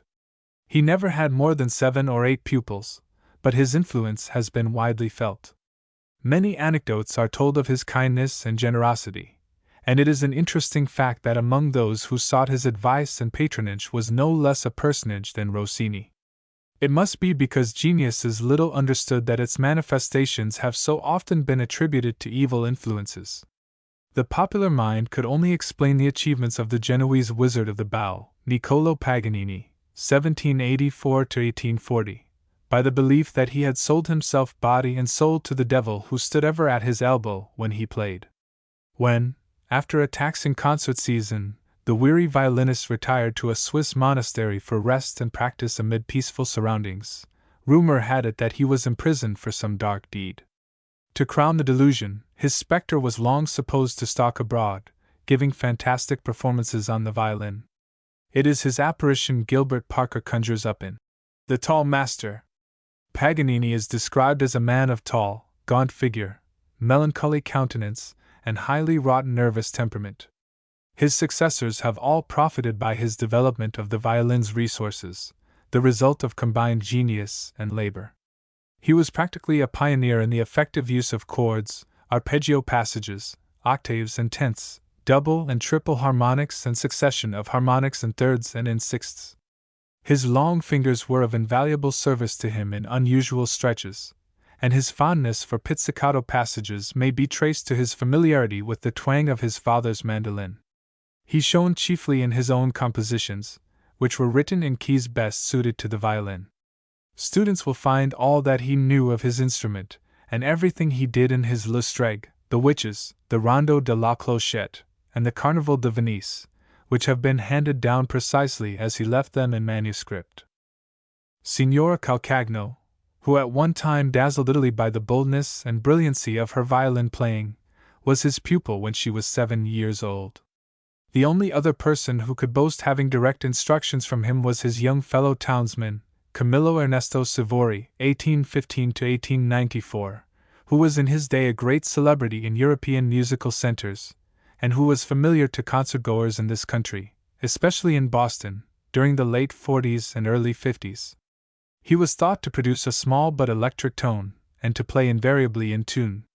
To him his master willed his Stradivarius violin, besides having given him in life the famous Vuillaume copy of his Guarnerius, a set of manuscript violin studies and a high artistic ideal. A scholarly teacher and composer for the violin was the German Ludwig Spar, 1784–1859, who was born the same year as the wizard Paganini, and who, although having less scintillant genius than the weird Italian, is believed to have had a more beneficent influence over violin playing in his treatment of the instrument. He set an example of purity of style and roundness of tone, and raised the violin concerto to its present dignity. His violin school is a standard work. From the beginning of the 19th century to the present time, the lists of excellent violinists have rapidly increased, and heights of technical skill have been reached by many that would have dazzled early violin masters. The special tendencies of gifted leaders have divided players into defined schools. Among noted exponents of the French school may be mentioned Allard and his pupil Sarasate, Dankla and Soret. Charles Auguste de Bariat, 1802–1870, was the actual founder of the Belgian school, whose famous members include the names of Vieuxtemps, Leonard, Wieniawski, Thompson and Issei. Ferdinand David, 1810–1873, first head of the violin department at the Leipzig Conservatory, gave impulse to the German school. Among his famous pupils are Dr. Joseph Joachim, known as one of the musical giants of the 19th century, August Wilhelmsch, the favorite of Wagner, and Carl Gardner, who, with his violin, has done so much to cultivate a taste for classical music in Philadelphia. Among the many lady violinists who have attained a high degree of excellence are Madame Norman Neruda, now Lady Halley, Teresina Tua, Camilla Urso, Geraldine Morgan, Maud Powell, and Leonora Jackson. The only violinist whose memory was ever honored with public monuments was Old Bull, 1810 to 1880, who has been called the Paganini of the North. 2 statues of him have been unveiled by his countrymen, one in his native city, Bergen, Norway, and one in Minneapolis, Minnesota. These tributes have been paid not so much to the violinist who swayed the emotions of an audience and who could sing a melody on his instrument into the hearts of his hearers, as to the patriot, the man who turned the eyes of the world to his sturdy little fatherland, and who gave the strongest impulse for everything it has accomplished in the past half-century in art and in literature. Another patriot violinist was the Hungarian Eduard Remenyi, 1830 to 1898, who first introduced Johannes Brahms to Liszt, and should always be remembered as the discoverer of Brahms. The great demand of the day in the violin field, as in that of other musical instruments, is for dazzling pyrotechnic feats. It has perhaps reached its climax in the young Bohemian Jan Kubelik, whose playing has been pronounced technically stupendous. In the mad rush for advanced technique, the soul of music it is meant to convey is, alas, too often forgotten. 9. Queens of Song. Our first Queen of Song was Vittoria Archilei, that Florentine lady of noble birth who labored faithfully with the famous Academy to discover the secret of the Greek drama. It was she who furthered the success of the embryo operas of Emilio del Cavalieri, late in the 16th century, and roused enthusiasm by her splendid interpretation for Jacopo Peri's Eurydice, the first opera presented to the public. She was called Euterpe by her Italian contemporaries because her superb voice, artistic skill, musical fire, and intelligence fitted her to be the muse of music. Her memory has been too little honored. When Lully was giving opera to France, he secured the cooperation of Martha Larocques, a gifted student of declamation and song at the Paris Académie Royale de Musique, for whose establishment he had obtained letters patent in 1672. So great was his confidence in her judgment that he consulted her in all that pertained to his work. Her greatest public triumph was in his Armide. This earliest French queen of song is described as a brunette, with mediocre figure and plain face, who had wonderful magnetism and sparkling black eyes that mirrored the changeful sentiments of an impassioned soul. Her acting and voice control were pronounced remarkable. Her superior powers, unspoiled simplicity, frankness, and generosity are extolled by that quaint historian of the opera, Dury de Noinville. On her retirement from the stage, in 1697, the king awarded her a pension of 1,000 livres in token of appreciation, and to this the Duc de Sully added 500 livres. She died in Paris in the 70th year of her age, her home having long been the resort of eminent artists and literary people. Catherine Tofts, who made her debut in Clayton's Arsinoe, Queen of Cyprus, about 1702, was the first dramatic songstress of English birth, and is described by Colley Cibber as a beautiful woman with a clear, silvery-toned, flexible soprano. Her professional career brought her fortune as well as fame, but was short-lived. In the height of her bloom her reason gave way, and although judicious treatment restored it for a time, she did not return to the stage.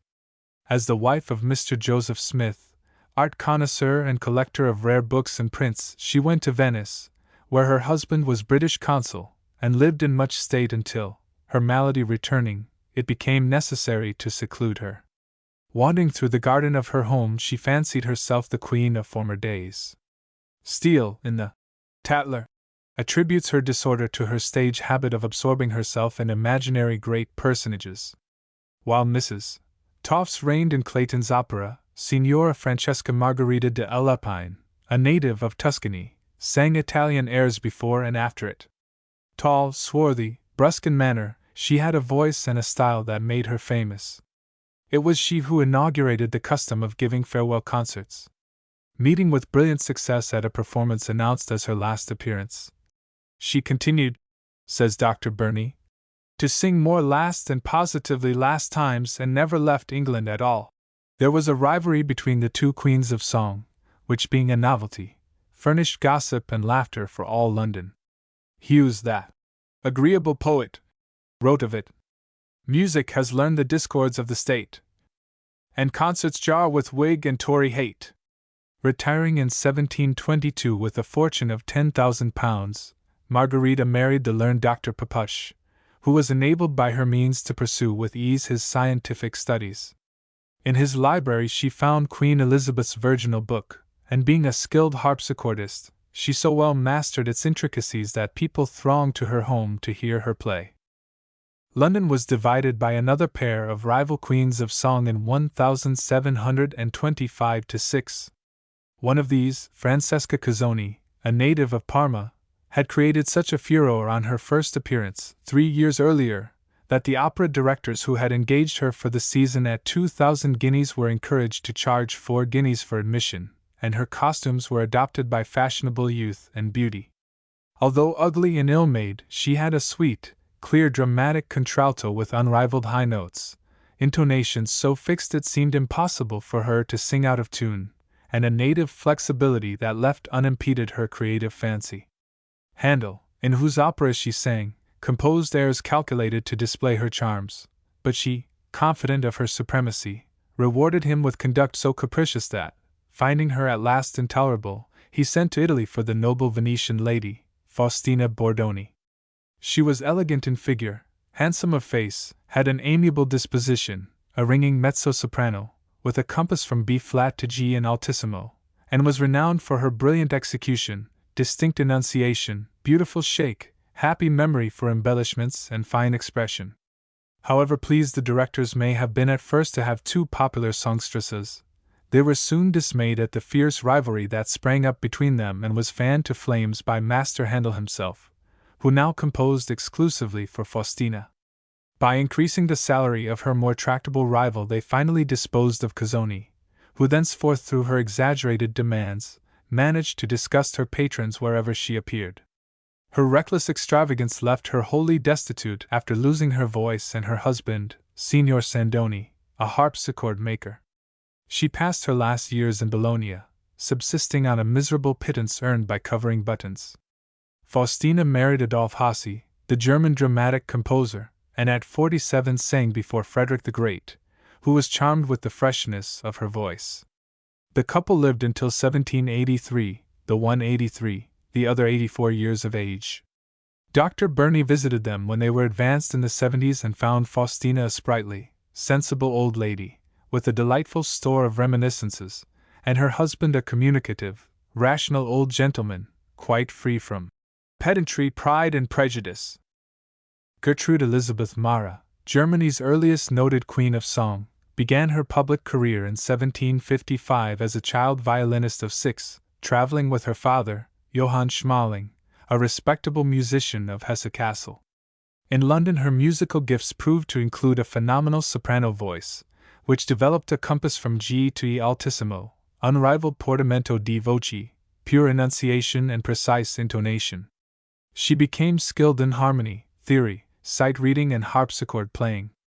When she sang, her glowing countenance, her supreme acting and the lights and shades of her voice made people forget the plainness of her features and the insignificance of her form and stature. Her rendering of Handel's airs, especially, "I know that my Redeemer liveth," was pronounced faultless. Frederick the Great, who as soon expected pleasure from the neighing of a horse as from a German songstress, vanquished on hearing her, retained her as court singer. While in his service she became the wife of Jean Mara, a handsome, dissipated court violoncellist, whom she loved devotedly, but who led her a sorry life. Returning to London later, she taught singing at 2 guineas a lesson. Upon fear being expressed that her price, double that of other teachers, would limit her class, she said her pupils having her voice as a model could learn in half the time required for those who had only the tinkling of a piano to imitate. Though she believed singing should be taught by a singer, a tenderness for her own experience made her insist that the best way to begin the musical education was by having the pupil learn to play the violin. When she heard a songstress extolled for rapid vocalization, she would ask, "Can she sing 6 plain notes?" This question might afford young singers food for reflection. Madame Mara passed her declining years teaching singing near her native place, and died at Rival in 1833. 2 years earlier, on her 83rd birthday, Goethe offered her a poetic tribute. At a London farewell concert given by Madame Mara in 1802, she was assisted by Mrs. Elizabeth Billington, who has been ranked first among English-born queens of song. Her pure soprano had a range of 3 octaves, from A to A, with flute-like upper tones. She sang with neatness, agility and precision, could detect the least false intonation of instrument or voice, and was attractive in appearance. Haydn eulogized her genius in his diary, and in the studio of Sir Joshua Reynolds, who was painting her portrait as St. Cecilia, exclaimed, "You have represented Mrs. Billington listening to the angels, you should have made them listening to her." It was she who introduced Mozart's operas into England. She only lived to be 48, breaking down in 1818, from the effects of brutal treatment of her second husband, a Frenchman, named Félicente.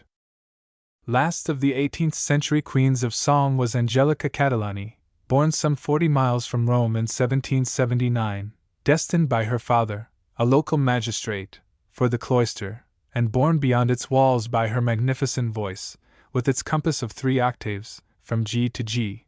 She is described as a tall, fair woman with a splendid presence, large blue eyes, features of perfect symmetry and a winning smile.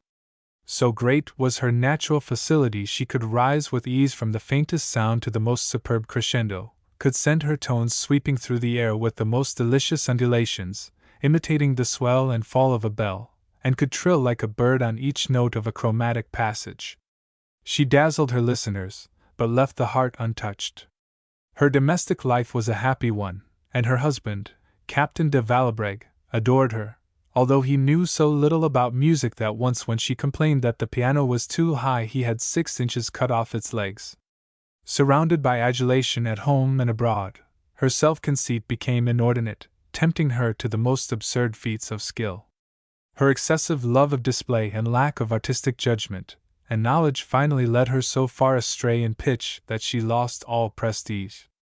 After 17 years of retirement, she died of cholera in 1849, in Paris. A few days before she was stricken with the dire epidemic, Jenny Lind sought and received her blessing. A queen of song who profoundly impressed her age was Giuditta Pasta, born near Milan in 1798, of Hebrew parentage.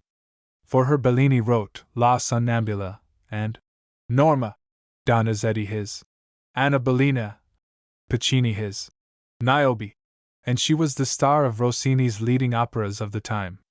Her voice, a mezzo-soprano, at first unequal, weak, of slender range and lacking flexibility, acquired through her wonderful genius and industry a range of 2 octaves and a half, reaching D in altissimo, together with a sweetness, a fluency, and a chaste, expressive style. Although below medium height, in impassioned moments she seemed to rise to queenly stature. Both acting and singing were governed by ripe judgment, profound sensibility, and noble simplicity. She died at Lake Como in 1865. So many queens of song have reigned from the beginning of the 19th century to the present time that only a few brilliant names may here be mentioned. Among these Henrietta Sontag was the greatest German singer of the first half of the century. A distinguished traveler tells of having found her when she was 8 years old, in 1812, sitting on a table, where her mother had placed her, and singing the grand aria of the Queen of the Night from the Magic Flute. Her voice, pure, penetrating and of angelic tone, flowing as unconsciously as a limpid rill from the mountain's side. At 15 she made her regular debut, and we are told that she sang with the volubility of a bird. During her 4 years at the Conservatory of Prague she had won the prize in every class of vocal music, piano and harmony. Acquitting herself with ease in both German and Italian, and being exceedingly versatile, she won equal renown in the operas of Weber, Mozart, Rossini, and Donizetti. Paris, in special, marveled at the little German who could give satisfaction in grand opera. Her voice, a pure soprano, reached to D in alt, with upper notes like silvery bell tones, and its natural pliability was cultivated by taste and incessant study. She was of medium stature, elegant form, with light hair, fair complexion, and soft, expressive blue eyes that lent an enchantment to features that were not otherwise striking. In demeanor she was artless, unaffected, and ladylike. Romantic stories were continually in circulation regarding suitors for her hand. As the wife of Count Rossi, an attaché of the Sardinian legation, she retired to private life in 1830, and passed many happy years with her husband in various capitals of Europe. When, in 1848, owing to financial shipwreck, she returned to the stage, her voice still charmed by its exquisite purity, spirituelle quality, and supreme finish. In 1852 she came to America and created an immense furor in the musical and fashionable world. She died of cholera in Mexico in 1854. Born the same year as Madame Sontag was Wilhelmine Schroeder de Vriend, one of the world's noblest interpreters of German opera and German lieder, although surpassed by others in vocal resources. She grew up on the stage, and was trained by her father, Friedrich Schroeder, a baritone singer, and her mother, Sophie Schroeder, known as the Siddons of Germany. Her dramatic soprano was capable of producing the most tender, powerful, truthful, and intensely thrilling effects, although it was not specially tractable and was at times even harsh. It was she who, by her magnificent interpretation of Leonore, in Beethoven's Fidelio, first revealed the beauty of the part to the public. In Wagner's operas she appeared as Senta, in The Flying Dutchman, Venus, in Tannhauser, and actually created the role of Adriano Colonna, in Rienzi. Goethe, who had earlier failed to appreciate Schubert's matchless setting to his O King, when he heard Madame Schroeder de Vriend sing it, exclaimed, "Had music instead of words been my vehicle of thought, it is thus I should have framed the legend." She died in 1860. Full of caprice, radiating the fire of genius, wayward and playful as a child, Maria Felicita Malibran swept like a dazzling meteor across the musical firmament. M. Arthur Pugin thus epitomizes her story. Daughter of a Spaniard born in France, married in America, died in England, buried in Belgium. Comedian at 5, married at 17, dead at 28, immortal. Beautiful, brilliant, gay as a ray of sunlight, with frequent shadings of melancholy, heart full of warmth and abandon, devoted to the point of sacrifice, courageous to temerity, ardent for pleasure as for work, with a will and energy indomitable. A singer without a peer, and a lyric tragedienne capable of exciting the instinctive enthusiasm of the masses and the reasonable admiration of connoisseurs. Pianist, composer, poet, she drew and painted with taste, spoke fluently 5 languages, was expert in all feminine work, skilled in sport and outdoor exercises, and possessed of a striking originality. Such was Malibran in part, for the whole could never be expressed. Her genius developed under the iron control of her father, Manuel del Popolo Garcia, who compelled to submission her seemingly intractable voice until it became sonorous, superb, a brilliant and fascinating contralto, with a range of over 3 octaves, reaching E in alt. Her own indomitable will and exceptional artistic intelligence were prime factors in the training. In her heart-searching tones and passionate acting her glowing soul was felt. When she was but 17, her father, seeking an ideal climate, started with his family for Mexico. In New York she contracted her unfortunate marriage with the French banker, M. Malibran. She soon returned to Paris and the stage, and later, having obtained a divorce, married the famous violinist de Barriot, with whom she had a brief but happy union. Madame Malibran was said to be equally at home in any known school of her time. Mozart and Cimarosa, Boieldieu and Rossini, Cherubini and Bellini were all grasped with the same sympathetic comprehension. Sontag was her rival, Pasta was yet in the height of her fame, but no contrasts whatever dimmed the glory of Malibran. A rare personal charm added to her artistic graces. Mr. Chorley, describing her, in his recollections, said that she was better than beautiful, insomuch as a speaking Spanish human countenance by Murillo is 10 times more fascinating than many a faultless face such as Guido could paint. When her death was announced, in 1836, Old Bull, who had known her well, exclaimed, "I cannot realize it! A woman with a soul of fire, so highly endowed, so intense. How I wept on seeing her as Desdemona! It is not possible she is dead. Pauline Garcia, 13 years younger than her remarkable sister, and with a voice similar in quality, also did justice to her father's rigorous discipline and became famous. She married M. Viardot, opera director and critic, and after a brilliant career as a singer, gave long and valuable service as a vocal teacher in Paris. She remained in the full tide of her activity until she was long past the allotted 70 years.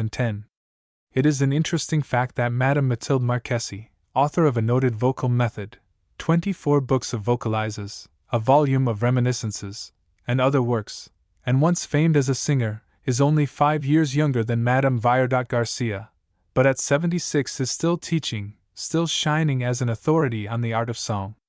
Singers seem often to have been long-lived. In truth, there is that in music which is life-giving. A songstress whose name will always be mentioned in the same breath with that of the tenor Mario, who became her husband, and with whom she toured the United States in 1854, was Giulia Grisi.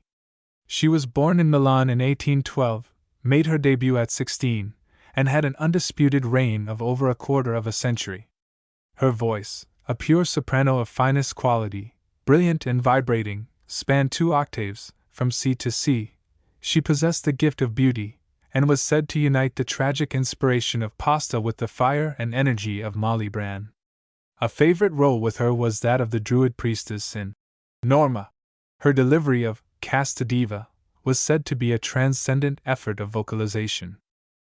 Living today in London at the advanced age of 97 is the elder brother of Molly Bran and Viardot Garcia, Manuel Garcia, the inventor of the laryngoscope, author of the renowned Art of Song, and teacher of Jenny Lind. It was in 1841 that the ever-beloved Swedish nightingale, then 21 years old, sought him in Paris, with a voice worn from overexertion and lack of proper management. In 10 months she had gained all that master could teach her in tone production, blending of the registers and breath control. Her own genius, her splendid individuality, her indefatigable perseverance, did the rest in investing her dramatic soprano with that sympathetic timbre, that power of expressing every phase of her artistic conception, that bird-like quality of the upper notes, that marvelous beauty and equality of the entire range of 2 octaves and 3/4, from B below the stave to G on the 4th line. That exquisite sonority, that penetrating pianissimo, that unrivaled messa di voce, that mastery, over technique of which so much has been written and said. Jenny Lind was to Sweden what Ole Bull was to Norway, the inspirer of noble achievement. The faithful interpreter of the acknowledged masterpieces of genius in opera, oratorio, and song, she also freely poured forth in gracious waves the poetic, the rugged, and the exquisitely polished lays of the Northland, making them known for the first time to thousands of people.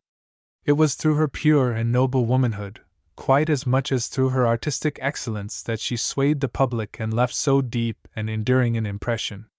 True to the backbone in her artistic allegiance, she believed that art, the expression and embodiment of the spiritual principle animating it, could not fail to elevate to a high spiritual and moral standard the genuine artist. She had lived 35 happy years with her husband, Mr. Otto Goldschmidt, pianist, conductor and composer, who still survives her, when death overtook her at their home on the Malvern Hills, November 2, 1887. When the end drew near, one of her daughters threw open the window shutters to admit the morning Sunday as it came streaming into the room. Jenny Lind uplifted her voice, and it rang out firm and clear as she sang the opening measures of Schumann's glorious To the Sunshine. The notes were her last. A bust of her was unveiled in Westminster Abbey in 1894. A Swedish songstress with a powerful, well-trained voice, who before Jenny Lind won operatic laurels in foreign lands, was Henrietta Nielsen-Solomon, also a pupil of Garcia. Later, the brilliant Swedish soprano, Christine Nielsen, with a voice of wonderful sweetness and beauty, reaching with ease F and alt, with the most thorough skill in vocalization, with dramatic intuitions, expressive powers and magnetic presence, charmed the public on 2 continents in such roles as Marguerite, Mignon, Elsa, Ophelia and Lucia. She, too, bore through the world with her the northern songs she had learned to cherish in childhood.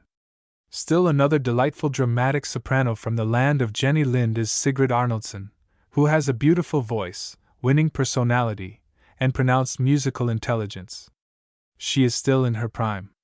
When the name of Adelina Patti is mentioned, we always think of long-enduring vocal powers, many farewells and high prices. Catalani, in her full splendor, earned about $100,000 a season. Malibran's profits for 85 concerts at La Scala ran to $95,000. Jenny Lind received $208,675 for 95 concerts under Barnum's management. Patti has had as much as $8,395 for one performance, and long received a fee of $5,000 a night.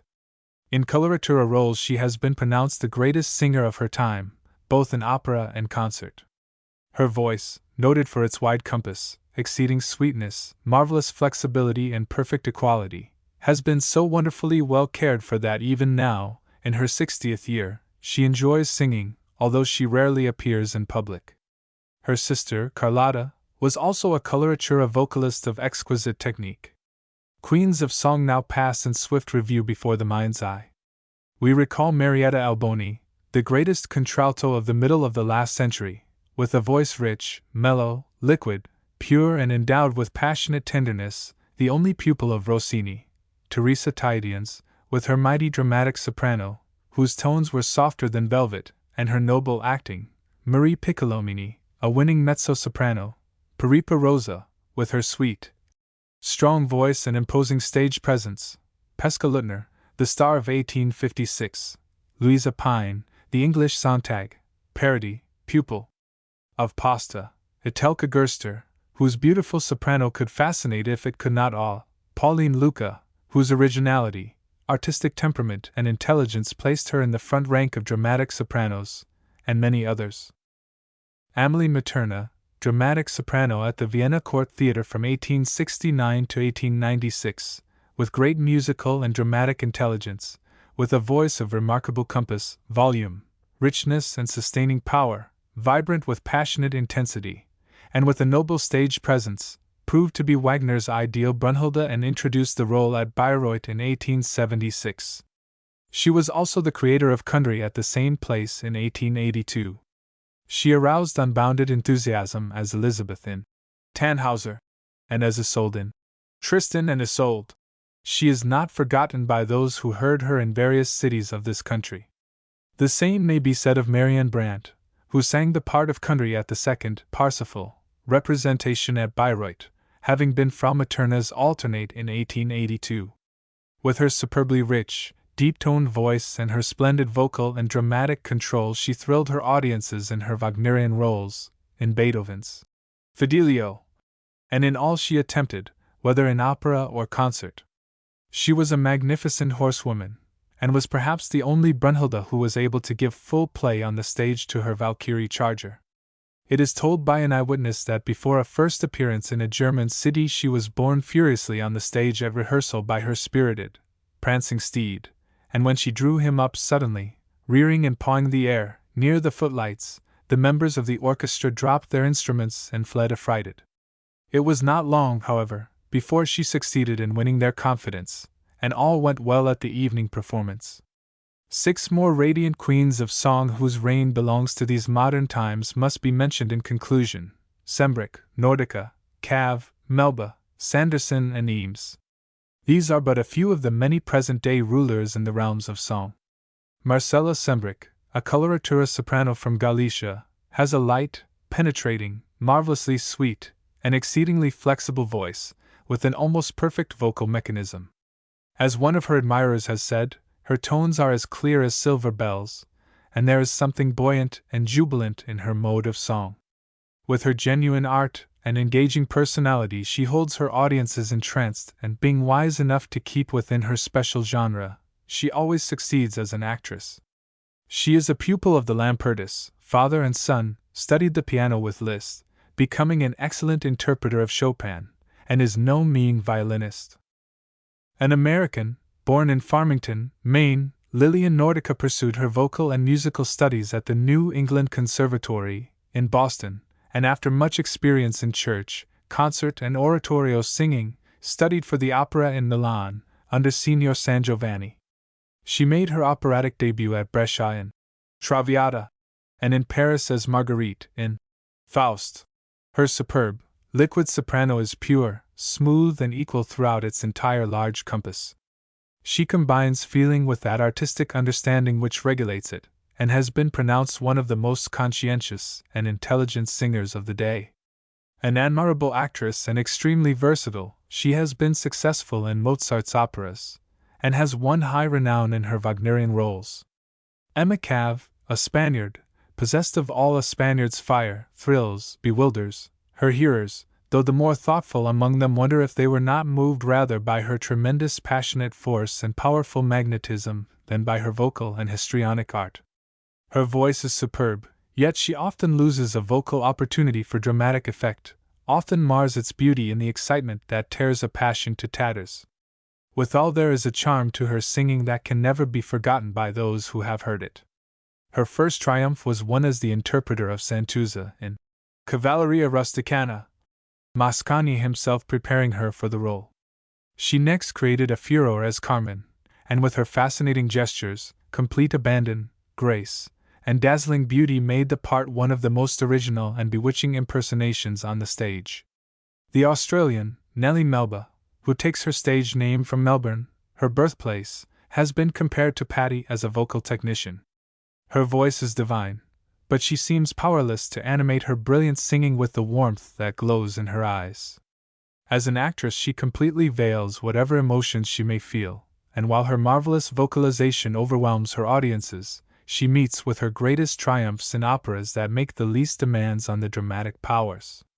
Massenet wrote the title roles of his Esclarmonde and his Thais for a California girl, Sybil Sanderson, and himself trained her for their stage presentation. Her success was assured when she made her debut in the first named opera at the Opéra Comique, in Paris, in 1889. She has a voice of that light, pure, flexible quality so characteristic of our countrywomen, and is an admirable actress. She is a pupil of Madame Marquesi. Another distinguished pupil of the same teacher is Emma Eames, who was born in China of New England parents, and was educated in Boston and in Paris. Her voice, too, is exceedingly flexible, is fresh, pure, and clear. Her intonations are correct and her personality most attractive. She has been very successful in Wagnerian roles, makes a superb Elsa, and in the Meistersinger, an ideal Eva. During her early years on the stage, her extreme calmness amounted almost to aggravating frigidity, but with time she has thawed. She may well be considered a conscientious artist endowed with rare musical intuition. There is no possession more perishable, more delicate, than the human voice. When one considers the joy it is capable of shedding about it, the blessings that may follow in its train, it seems sad to think of the reckless waste caused by its neglect and mismanagement. Its life is brief enough at best. Let it be cherished to the utmost. In America, where there are today more fine voices among women than in any other country, and where time and means are so freely expended on the musical education of girls, the 20th century should produce nobler queens of song than the world has yet known. First, the American girl must learn that the real things of life are more to be prized than false semblances, and that genuine musical culture resting on a foundation built with painstaking care and consecrated artistic zeal is of far higher and more enduring value than the most dazzling feats of display which lack solid, intrinsic support. X. The opera and its reformers. The evolution of the drama is intimately associated with that of music, and both are inseparably entwined with the unfolding of the spiritual life of the human race. Man is essentially dramatic by nature, and both history and tradition show it to have been among his earliest instincts to express his inner emotions by action and song. From this tendency arose the Greek religious drama. We find it in legendary times at the altar of Dionysus, master of the resources of vitality, in whose train followed the Muses, actual leaders and conductors of human existence.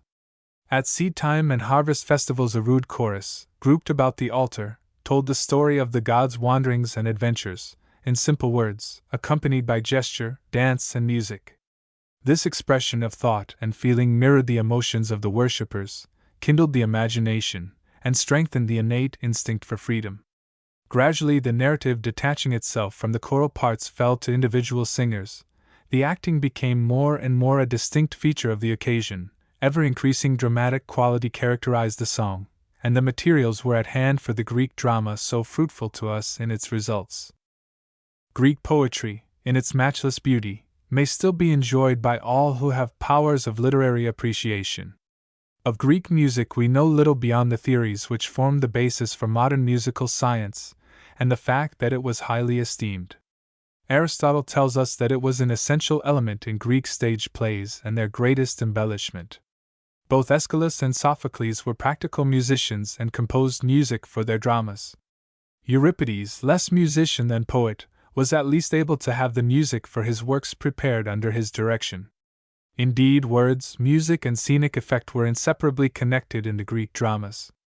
The enthusiasm these aroused is indicated by the fact that travelers from distant lands undertook perilous journeys to attend the famous performances at Athens, often remaining in their seats 24 hours before the play began in order to secure desirable places. Fully 50,000 spectators could be accommodated in the Lenaean Theatre, whose stage machinery would make ours seem like a toy model. Many of its theatrical exhibitions cost more than the Peloponnesian War.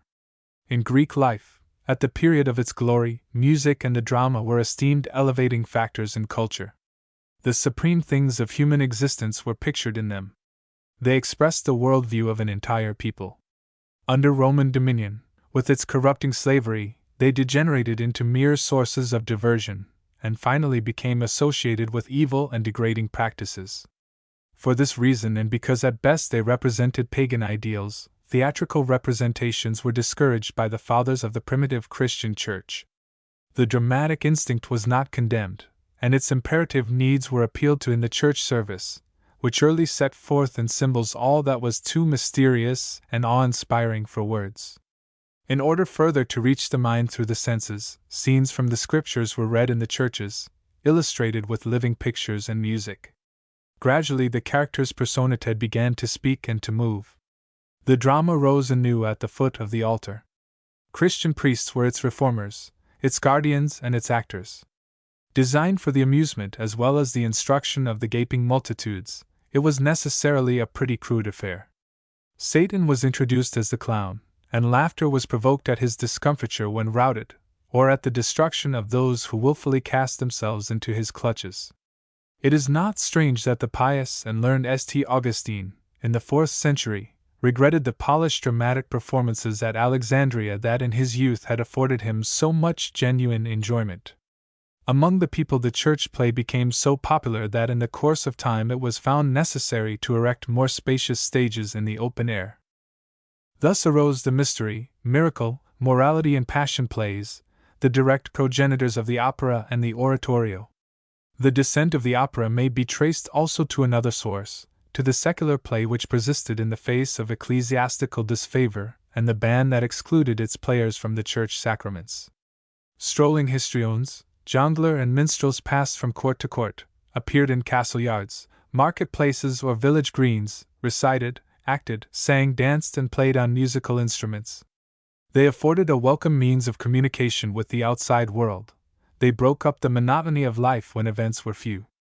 As modern music rests on the two pillars of the Gregorian chant and the folk song, so the opera rests on the two pillars of the religious drama and the people's play. During the high tide of the revival of Greek learning in Italy, late in the 16th century, a group of the aspiring young nobility of Florence, gentlemen and gentlewomen, adopting the dignified name of the Academy, resolved to recover the much-discussed music of the Greek drama. The place of rendezvous was the palace of Count Bardi, a member of one of the oldest patrician families in Tuscany.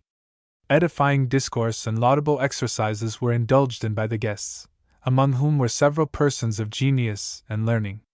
The meetings were presided over by the host, himself a poet and composer, as well as a patron of the fine arts. The culture of the times demanded a higher gratification for man's dramatic cravings than either rude religious or secular plays afforded. Other music was required to depict the emotions than that of the contrapuntist, with its puzzling intricacies. So thought these ardent Hellenists, and a burning zeal possessed them to make dramatic poetry with a music that would heighten and intensify its expression and effect. They who seek are sure to find, even if it be not always the object of their search. In the earnest quest of these reformers for dramatic truth, an unexpected treasure was disclosed. Vincenzo Galilei, father of Galileo Galilei, opened the way. He was the active champion of monody, in which a principal melody was intoned or sung to the accompaniment of subordinate harmonies, believing that in music designed to arouse personal feeling, individualism should predominate. The art music of the time was polyphonic, that is, constructed by so interweaving melodies that harmonies resulted. Of solos in our modern sense nothing was known beyond the folk songs, instinctive outpourings of the human heart, and these learned composers had merely used as pegs on which to hang their counterpoint. Not content with giving his ideas to the world in the form of a dialogue, Galilei composed two musical monologues, between 1581 and 1590, one to the scene of Count Ugolino, in Dante's Inferno, and one to a passage in the Lamentations of Jeremiah. These the chroniclers tell us he sang very sweetly, accompanying himself on the lute. He was also a fine performer on the viola. A dramatic representation at a court marriage, in 1590, in which the artificially constructed ecclesiastical music illy fitted the text lauding the bride's loveliness, gave a new impulse to the Academy efforts. Soon there was produced at court, by a company of high-born ladies and gentlemen, two pastoral plays, Il Satiro and La Disperazione di Filino, so set to music that they could be sung or declaimed throughout. The author of the text was Signora Laura Guidiccioni, of the Lucasini family, renowned in her day for her poetic gifts and brilliant attainments. Signor Emilio del Cavalieri was the composer, and he triumphantly announced his music as that of the ancients recovered, having power to excite grief, pity, joy, and pleasure. These two musical dramas, as they were called, contained the germs of modern opera, despite their crudities of harmony and monotonous melody. That noble songstress, Vittoria Archilei, known as Euterpe, among her Italian contemporaries, greatly enhanced the success of the new venture with her superb voice, artistic skill, musical fire, and splendid intelligence. She, whose excellence in music is generally known, as we are told, and who was able to draw tears from her audience, at the right moment, also aroused enthusiasm for a third work of a similar nature by the same authors, Il Gioco della Cicco, that appeared in 1595. Besides being the first to tell the entire story of a play musically and to utilize the solo, Cavalieri introduced various ornaments into vocal music and increased the demands on instrumentation. He did not succeed, however, in satisfying the academicians with his attempt to grasp the medium between speech and song, and his choruses were thought tedious because of their employment of the intricate polyphonic style. Further reform was desired. This came through Jacopo Peri, maestro at the Medicean court, and after 1601 at the court of Ferrara. In studying Greek dramas, as he states in one of his writings, he became convinced that their musical expression was that of highly colored emotional speech. Closely observing diverse modes of utterance in daily life, he endeavored to reproduce soft, gentle words by half-spoken, half-sung tones, sustained by an instrumental bass, and to express excitement by extended intervals, lively tempo, and suitable distribution of dissonances in the accompaniment. To him may be attributed the first dramatic recitative. It appeared in his Daphne, a drama per la musica, written to text by the poet Rinuccini and privately performed at the Palazzo Corsi, in 1597. This was actually the first opera, although the term was not applied to such compositions until half a century later. Several solos were added by the court singer, Giulio Caccini, who composed a number of songs for a single voice, in imitation of Galilei, as a contemporary stated, but in a more beautiful and pleasing style. Invited 3 years later to produce a similar work for the festivities attending the marriage of Henry IV of France with Maria de' Medici, Peri wrote his Eurydice, and once more Signora Archilei interpreted the leading role, greatly to the composer's satisfaction. It was the first opera performed in public.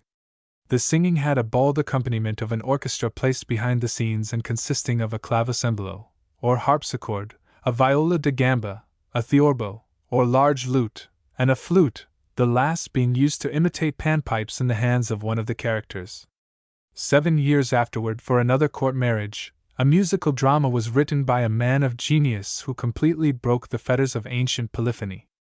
This was Claudio Monteverdi, then in his 39th year, and chapel master to the Duke of Mantua. He was the first composer to use unprepared chords of the seventh, dominant and diminished, and to emphasize passionate situations with dissonances.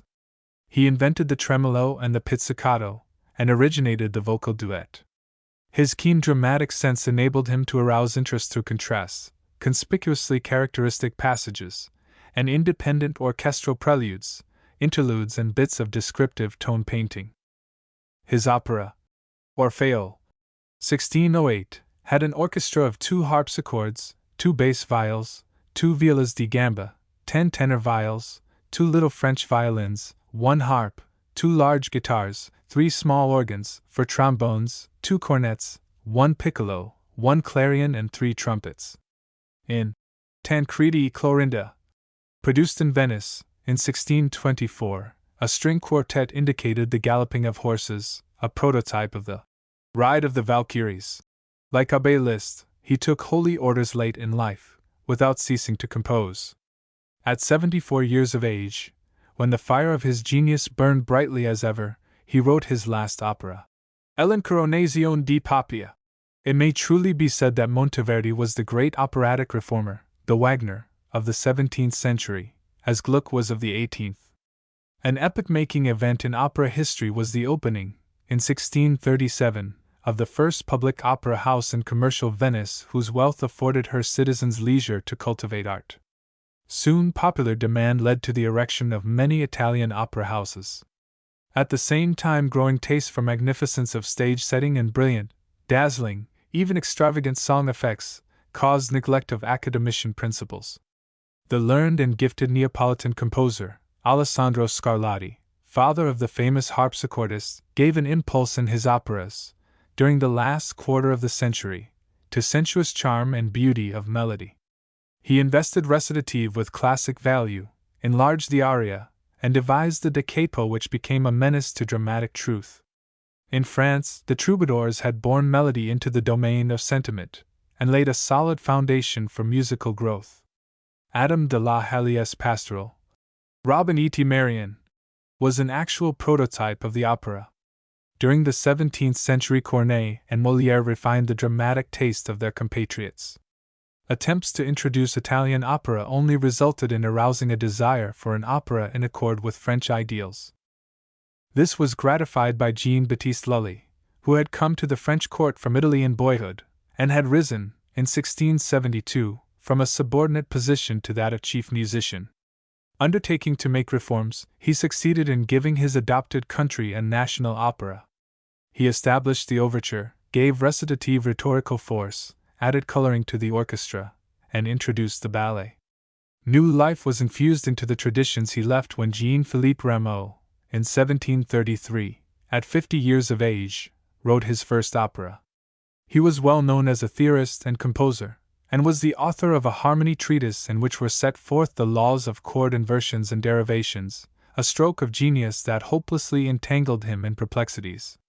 His instrumentation was more highly colored, his rhythms more varied than those of his predecessor, and his sincerity of purpose more evident. In common with other reformers, he was accused of sacrificing the pleasures of the ear to vain harmonic speculations. Some of his many operas were written to works of Racine. He died in 1764, in his 81st year. A century earlier, the English reached the culmination of their golden age of musical productiveness in Henry Purcell, known as the most original genius England has produced. His dramatic powers were fostered by the popular masques with their gorgeous show of color and rhythm, and in mere boyhood he wrote music for several of them. In 1677, when only 19, he produced his first opera. He attempted no reform, but his instinct for the true relation between the accents of speech and those of melody and recitative seems to have been unerring. Saturated with native English melody, tingling with fertile fancy and controlled by education, whether he wrote for stage, church, or chamber, he evinced a freshness and vigor, a breezy picturesqueness and a wealth of rhythmic phrases and patterns, and many new orchestral devices. In 1710, 15 years after his early death, the giant Handel began to dominate musical England, flooding the stage with operas of the Italian type and finally ushering in the reign of the oratorio. The delicate plant of English opera never took root. Italian influence had almost caused the decline of French opera when Christopher Willibald Gluck turned to Paris, in 1774, as its regenerator. In Vienna, 12 years earlier, he had already produced his Orfeo, whose calm, classic grandeur seemed the embodiment of the Greek art spirit. His choice of subjects indicates the enterprise on which he had embarked. He sought simplicity, subjugation of music to poetic sentiment, dramatic sincerity and organic unity. His operatic version of Racine's Iphigenie en Aulide called forth unbounded enthusiasm in the French metropolis directly after his arrival, and led to the warfare with the brilliant Italian Piccini, which was as hot as any Wagner controversy. The homage of all time is due this man of genius for the splendid courage with which he attacked shams.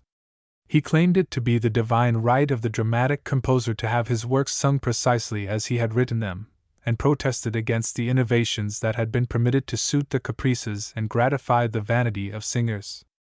It was his idea that the sinfonia, in other words the overture or prelude, should indicate the subject and prepare the spectators for the characters of the pieces, and that the instrumental coloring should be adapted to the mood of the situation, thus anticipating modern procedure. He prepared the way for the work of Cherubini, Auber, Gounod, Thomas, Massenet, Saint-Saëns, and others. In Germany, Italian opera, early introduced, long remained fashionable. Native dramatic tastes, once fostered by minnesingers and strolling players, were kept alive by the Singspiel, or songplay, composed of spoken dialogue and popular song, which furnished the actual beginnings of German national music drama. The threshold of this was reached, the sanctuary of its treasures unlocked, by Wolfgang Amadeus Mozart, who, without thought of being a reformer, unconsciously infused German spirit into Italian forms. It was during the last 5 years of his brief life, from 1786 to 1791, that he produced his operatic masterpieces. The Marriage of Figaro, Don Giovanni, and The Magic Flute. His marvelous musical and poetic genius, supported by profound scholarship, led him into hitherto untried regions of expression, and to him it was given to bring humanity on the stage, splendidly depicting the inner being of each character in tones. Wagner said of him that he had instinctively found dramatic truth and had cast brilliant light on the relations of musician and poet. Ludwig van Beethoven, the great tone poet, guided by his profound comprehension of the deep things of life and his active sympathies to absolute truthfulness in delineating human passions, made the next advance in his one opera, Fidelio, written in 1805. Ranked though it is, rather as a symphony for voice and orchestra than as the musical complement of a dramatic poem, there is nevertheless infused into some of its chief numbers more potent dramatic expression than is found in any previous opera. Thoroughly cosmopolitan in subject, it is nevertheless German in that its lofty earnestness of tone offers a protest against all shallowness and sensationalism. The entire story of the opera is told in tones in the overture. The next German to write overtures with the deliberate purpose to foreshadow what followed was Carl Maria von Weber, whose greatest opera, Der Freischütz, appeared in 1821. The initial force of the German Romantic school, he founded his operas on romantic themes, and depicted in tones the things of the weird, fantastic, and elfish world that kindled his imagination. He has been called the connecting link between Mozart and Wagner, and in many of his theories he anticipated the latter. National to the core, he embodied in his music the finest qualities of the folk song, and noble tone painter that he was, he excelled his predecessors in his employment of the orchestra as a means of dramatic characterization. Richard Wagner was long regarded as the great iconoclast whose business it was to destroy all that had gone before him in art, but no one ever more profoundly reverenced Bach, Mozart, Beethoven, and Weber than he. The public was persistently informed that his compositions were beyond ordinary comprehension, and yet designed, as they were, to picture man's essential life, they have slowly but surely found their way to the popular heart. It was the very essence of his musical dramatic creed that to have blood in its veins and sincerity in its soul, art must come from the people and be addressed to the people. He chose the national myth and hero tradition as the basis of his music drama because of the universality of their content and application, and because he believed they reflected the German worldview. Himself he regarded as the Siegfried whose mission it was to slay the dragon of sordid materialism and awaken the slumbering bride of German art. Bach and Chopin had anticipated him in some of his most startling chord progressions. The motives of Bach's fugues and Beethoven's sonatas and symphonies, and the so-called leading motives of the Frenchman, Hector Berlioz, had preceded his typical motives. Moreover, the orchestration of Berlioz had been a precursor of his orchestral tone coloring. Nevertheless, everything he touched was so characteristically applied by him as to produce new impressions, and to emphasize the idea of music as a language. So peculiarly were music and poetry blended in the delicate tissue of his genius that one seemed inseparable from the other. United, he believed it to be their mission to inculcate high moral lessons of patriotism and love. He gave the death blow to an opera whose sole aim is to tickle the ear. Many an exquisite melody of Rossini and other Italian composers will long continue to live, but their productions as wholes have mostly ceased to be satisfying to those of us who have Teutonic blood in our veins. The Italian opera composer who holds the highest place today in the heart of the serious musician is that grand old man of music, Giuseppe Verdi, whose genius enabled him to yield 4 times to the spirit of the age during his long career, and who in his ripe old age endeavored to give Italy what Wagner had given the German nation. 11. Certain famous oratorios. About the middle of the 16th century, San Filippo Neri, a zealous Florentine priest, opened the chapel, or oratory, of his church in Rome, for popular hours with his congregation. His main object being to allure young people to pious offices and to detain them from worldly pleasure. He endeavored to make the occasions attractive as well as edifying, and supplemented religious discourse and spiritual songs with dramatized versions of biblical stories provided with suitable music. Associated with him in his labors for a good cause was no less a composer than that great reformer of Catholic Church music, Giovanni Pierluigi Sante da Palestrina, whose harmonies were declared by a music-loving pope to be those of the celestial Jerusalem. The laudable enterprise proved successful. People flocked from all quarters to enjoy the gratuitous entertainments, and a form of sacred musical art resulted that derived from them its name. Roswitha, a nun of the Gandersheim cloister, in the 10th century, made the earliest attempt recorded to invest church plays with artistic worth. Her 6 religious dramas, written in Latin for the use and edification of her sister nuns, were published in a French setting, in 1845. It was a woman, too, Laura Guidiccioni, a brilliant member of the Florence group of aristocratic truth-seekers in art, who wrote the text of the first religious musical dramatic composition to which the name oratorio became attached. It was set to music of a declamatory style by Emilio del Cavalieri, the author's collaborator in the pastoral plays that were really embryo operas. The title of the piece, "The Representation of the Body and the Soul," indicates the allegorical nature of the subject. Its initial performance occurred at Rome, February 1600, in the oratory of San Filippo's church, Santa Maria della Vallicella. The composer had died some months earlier, but his minute stage directions were accurately observed. Behind the scenes was placed an orchestra comprising a double lyre, a harpsichord, a large guitar and 2 flutes, to which was added a violin for the leading part in the ritornels, that is, instrumental preludes and interludes. The chorus had seats assigned on the stage, but rose to sing, employing suitable movements and gestures. Time, morality, pleasure, and other solo characters bore in their hands musical instruments, and seemed to play as they acted and declaimed their parts, while the playing actually came from the concealed instruments. The world, the body and human life illustrated the transitoriness of earthly affairs by flinging away the gorgeous decorations they had worn when they appeared on the stage, and displaying their utter poverty and wretchedness in the face of death and dissolution. The representation ended with a ballet danced, sedately and reverently, to music by the chorus. Some idea of the oratorio in its infancy may be gained from this description. Except that the subject had a religious bearing, it differed little from the opera. With Giacomo Carissimi, director of music at San Apollinaire, Rome, from 1628 until his death, in 1674, the paths of the two diverged. He laid down lines that have been followed in the oratorio ever since. Dancing and acting were excluded by him, and the role of narrator introduced. His broad, simple treatment of chords enhanced the purity and beauty of everything he wrote, and in his hand recitative gained character, grace, and musical expressiveness. Only a small portion of his epoch-making work has been preserved, but quite enough to make clear his title. Father of oratorio and cantata. His pupil, Alessandro Scarlatti, founder of the Neapolitan school and practically the musical dictator of Naples, from 1694 to 1725, was an incredibly prolific composer in almost every known species of musical form.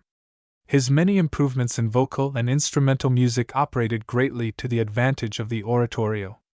Possessing feeling for orchestration to an unusual degree for his time, he grouped musical instruments of different timbres with marked boldness and skill, and was the first specially to orchestrate recitative.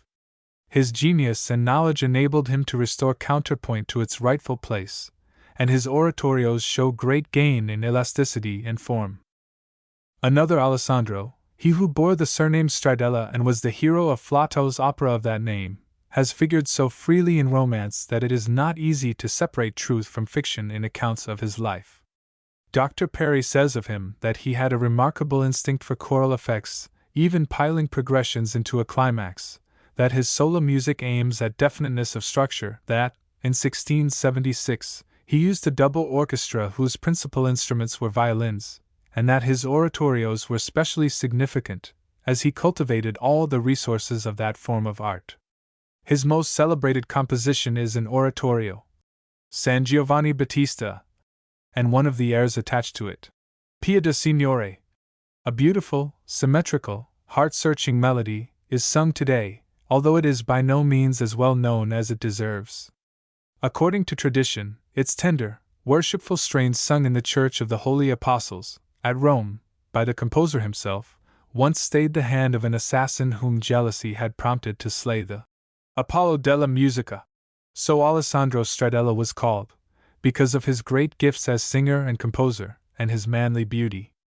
A jubilant multitude surrounded him in life, and loud lamentation arose, when, at length, he fell a victim to envy and malice. Thus the graceful legend runs. Recent writers are trying to make us believe that the famous Pieta Signore was a later interpolation in San Giovanni Battista, and that it may be attributed to this or that composer, a century or more after the death of Stradella, in 1681. Unless absolute proof be afforded us, let us forbear from plucking this gem from his crown. Composer of 50 operas and many other works, magnificent organist and harpsichordist, with musical genius of a titanic order, intellect that was swift, sure and keen, an indomitable will, a lofty philosophy, and a lordly personality, George Friedrich Handel, seemingly defeated by outrageous fortune, wheeled about like some invincible general whose business it was to win the battle, and entering the field of the oratorio gained a colossal victory. He had for some time passed the half-century milestone of his life when he scored his greatest achievements in this line, and with magic touch transformed existing materials into the art form we know today. His Messiah, which alone would have sufficed to immortalize him, was produced, in one of his Herculean bursts of power, within 23 days, when he was well advanced in his 57th year. It was first given to the public, in Dublin, April 13, 1742, 7 months after its completion. The enthusiasm it awakened was repeated when it was performed later in London. Here, indeed, the audience became so transported that at the opening of the Hallelujah chorus every one present, led by the king, rose and remained standing, a custom we follow today. Herder calls the Messiah a Christian epopee in musical sounds. It is certainly written in the large, grand style of a noble epic, for it had large matters to express, and its composer regarded music as a means of addressing heart and soul. The theme is treated with reverence, delicacy, and judgment, and the leading tone is that of a mighty hymn of rejoicing. Following an overture that is in itself a revelation, the opening tenor recitative, "Comfort ye, my people," has a convincing ring that all is and will be well, mingled with infinite tenderness, and the succeeding aria, "Every valley," is pervaded with the freshness of earth newly arisen amid great glory. The heart-rending desolation of selections like the contralto air, "He was despised," only serves to accentuate the triumph of other portions. Throughout there is a warmth, a contrapuntal splendor, a breadth, an elasticity, a richness of orchestration, unknown in previous oratorio, unless in parts of some of the master's own works. Even in the duet and choruses remodeled from his chamber duets, there is that jubilant character that makes them blend perfectly with the great whole. Born and educated on German soil, steeped during his wanderer's years in the spirit of the Italian muse, and finally nourished on the cathedral music of England, Handel became thoroughly cosmopolitan, appropriating what he chose from the influences that surrounded him. The English regard him as one of their national glories, call him the Saxon Goliath, the Michelangelo of music, a bold Briareus with 100 hands, and have carved his form in enduring marble above his tomb in Westminster Abbey. Nothing they have said can equal the tribute paid him by the dying giant Beethoven, who, pointing to Handel's works, exclaimed, "There is the truth." Another lofty, yet wholly different personality, born also in 1685, is found in Johann Sebastian Bach, whose Passion oratorios, a direct outgrowth of the Passion plays of old, furnish materials and inspiration for all time. Handel worked in and for the public and fought his battles in the great world. Bach was the lonely scholar who lived apart from outside turmoil and unabashed in the presence of earthly monarchs, reigned supreme in the tone world. A typical Teuton, his music, intensely earnest, highly intellectual, contains the essence of Teutonism, and gives full, rich, copious expression to the inmost being of humanity. The spirit of Protestant Germany is embodied in his religious tone productions, which have proved to Protestantism a tower of strength. His service in developing the choral alone is inestimable. Nothing that he has written better represents the majesty and sublimity of his style than his St. Matthew Passion, with its surpassing utterances of human sorrow and infinite tenderness. In the year 1790, when Joseph Haydn had accepted an invitation to make a professional visit to London, his young friend, Mozart, endeavored to dissuade him from going on account of his age, but Haydn persisted, declaring that he was still active and strong. 8 years later, at 66 years of age, he wrote his celebrated oratorio, The Creation, with all the vigor and sparkle of youth. The rambles of years in the beautiful grounds of Esterhazy had attuned his soul to communion with nature, and this work plainly shows his power of putting into tones the secrets nature revealed to him. Blissful joyousness and childlike naivete are among its characteristic features. The style of Beethoven as a composer of sacred music is reflected in his single oratorio, Christ on the Mount of Olives, that, like his single opera, stands apart, amply sufficient to prove what he was capable of accomplishing. Mendelssohn, in his St. Paul and his Elijah, embodied a high ideal, building on his predecessors and attaining, especially in the latter, an eclectic spirit that manifests keen discrimination. The oratorios of Liszt, the Christus, St. Elizabeth, and some lesser works, reveal high purpose and original treatment of a revelation in tones of sacred events. In the oratorios of the Frenchman Gounod, preeminently in his Redemption, it is interesting to find modern chorales based on those of the German Bach, and in fact, as it has been aptly said, a modernized treatment of Bach's Passion form. What may be the next step in the evolution of the oratorio it were difficult to estimate. Whether modern efforts can ever surpass, or even equal, the sublime productions in this field, or whether creative genius will be turned into wholly new channels, the future alone may determine. 12. Symphony and Symphonic Poem. That adventurous spirit, Claudio Monteverdi, who nearly 300 years ago made himself responsible for the first feeble utterances of an orchestra that tried to say something for itself, divined the possibilities of expression in varying combinations of tone quality, and gave vigorous impulse to the germ of the symphony already existing in the formless instrumental preludes and interludes of his predecessors among opera makers. His revelation of the charm that lies in exploring the resources of instrumentation led to ever-increasing demands on the orchestra. The prelude developed into the operatic overture whose business it became to prepare the spectator for what followed. That music was capable of conveying an impression in her own tone language was apparent, and in due time the symphony rose majestic from the forge of genius. Prominent among the materials welded into it was the dance of obscure origin. As the vocal aria was the result of the simple folk song combined with the intense craving of song's master molders for individual expression, so instrumental music striving to walk alone, without support from words, gained vital elements through the discovery that various phases of mental disposition might be indicated by alternating dance tunes differing in rhythm and movement, according to nature's own law of contrasts. That unity of purpose was essential to the effectiveness of the diversity was instinctively discerned. The touch of authority was given to this kind of music, during the last 2 decades of the 17th century, by Arcangelo Corelli when he presented in the camera, or private apartment, of Cardinal Ottoboni's palace, in Rome, his idealized dance groups, thoroughly united by harmony of mood, yet affording a wholly new tone picture of this mood in each of several movements. These compositions were usually written for the harpsichord and perhaps 3 instruments of the viol order, the master himself playing the leading melody on the violin. He called them sonatas from sonar, to sound, a name originally applied to any piece that was sounded by instruments, not sung by the human voice. They prefigured the solo sonata, the entire class of chamber music named from the place where they were performed, and the symphony, which is a sonata for the orchestra. Absolute music was set once for all on the right path by them.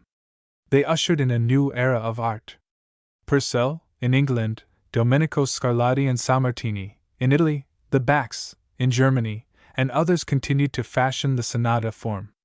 It ceased to be a mere grouping of dances, the name suite being applied to that, and struck out into independent excursions in the domain of fancy. The prevailing melody of its monophonic style proved suitable to furnish a subject for the most animated discussion. 3 contrasting movements were adopted, comprising a summons to attention, an appeal to both intellect and emotions, and a lively reaction after excitement. A German critic has jocosely remarked that the early writers meant the sonata to show first what they could do, second what they could feel, and third how glad they were to have finished. Time vastly increased its importance. 2 subjects, a melody in the tonic, another usually in the dominant, came to set forth the exposition of the opening movement, leading to a free development, with various episodes, and an assured return to the original statement. The prevailing character being thus defined, the story readily unfolds, aided by related keys, in a slow movement and perhaps a minuet or scherzo, and gains its denouement in a stirring finale, written in the original key. Each movement has its own subjects, its individual développement, with harmony of plan and idea for a bond of union. The name symphony, from sinfonia, a consonance of sounds, applied originally to any selection played by a full band and later to instrumental overtures, was given by Joseph Haydn to the orchestral sonata form inaugurated by him.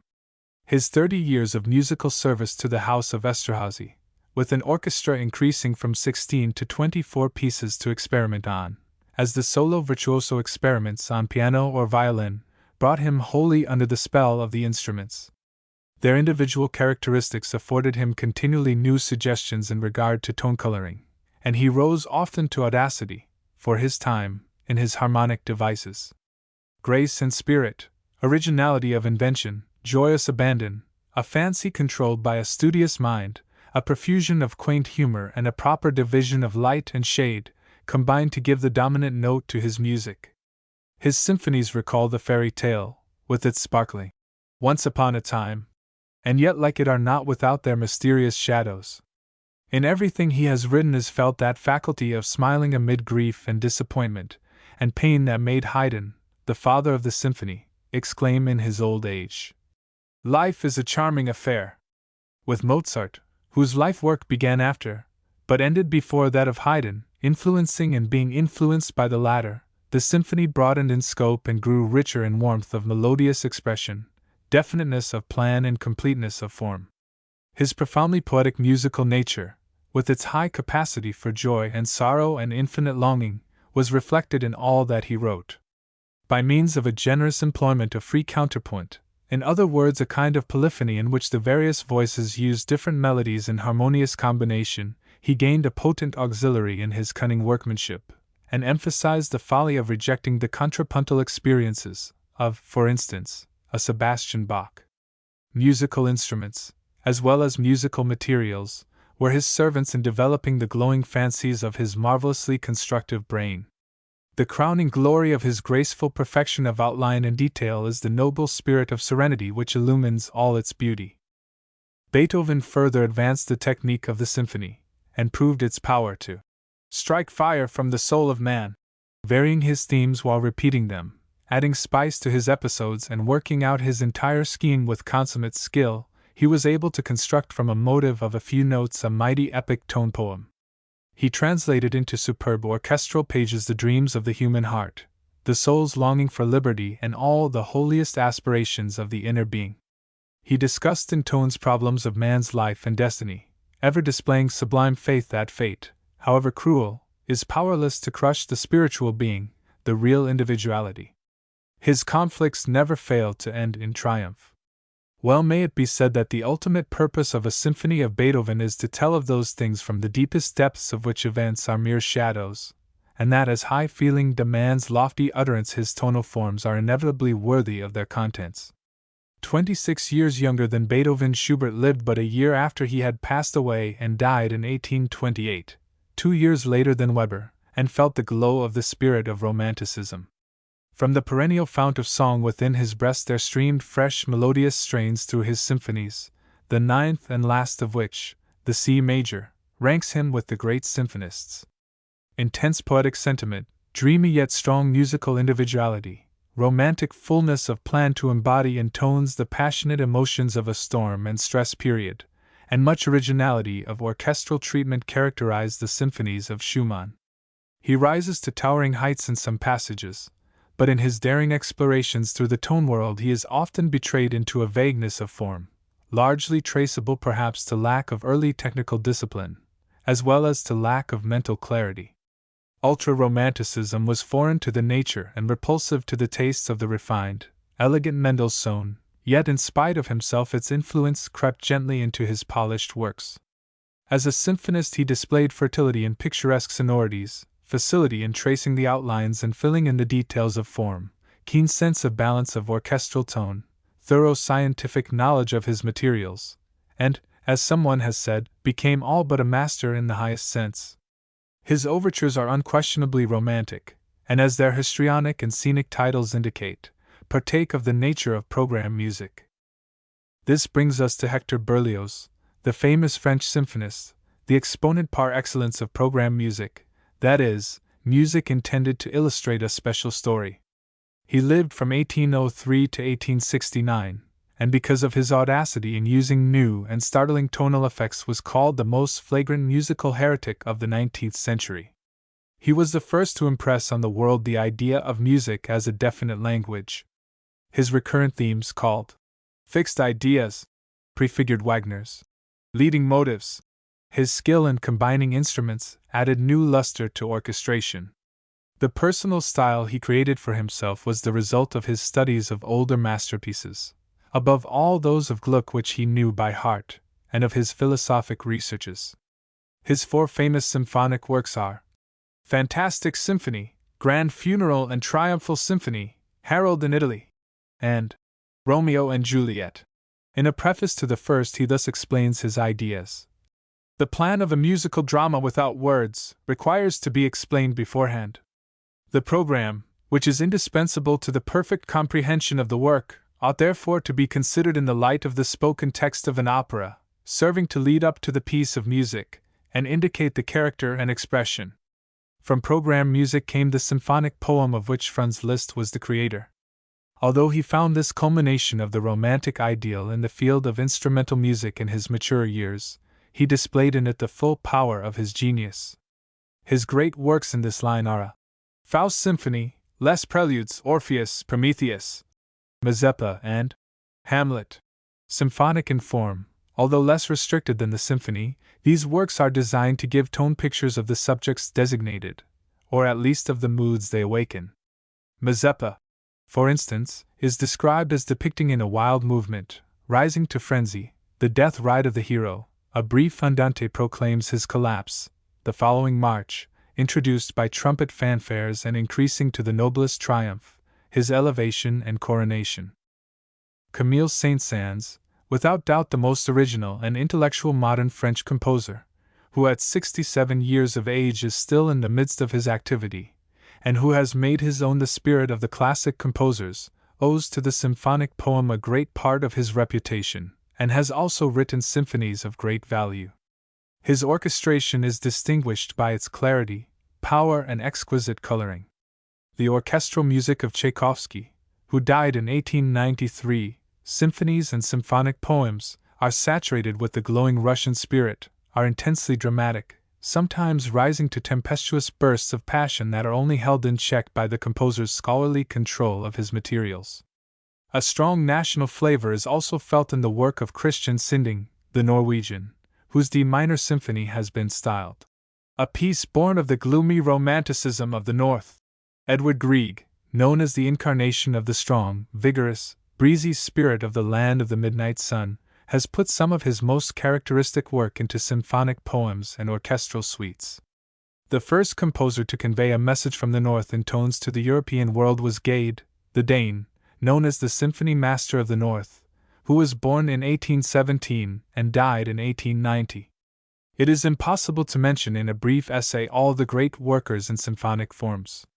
One titanic spirit, Johannes Brahms, 1833 to 1897, who succeeded in striking the dominant note of musical sublimity amid modern unrest, is reserved for our final consideration. Of him Schumann said, "This John is a prophet who will also write revelations, and he has revealed to those who can read that high art is the abiding place of reason, that it is moreover compounded of profundity of feeling yoked with profundity of intellectual mastery."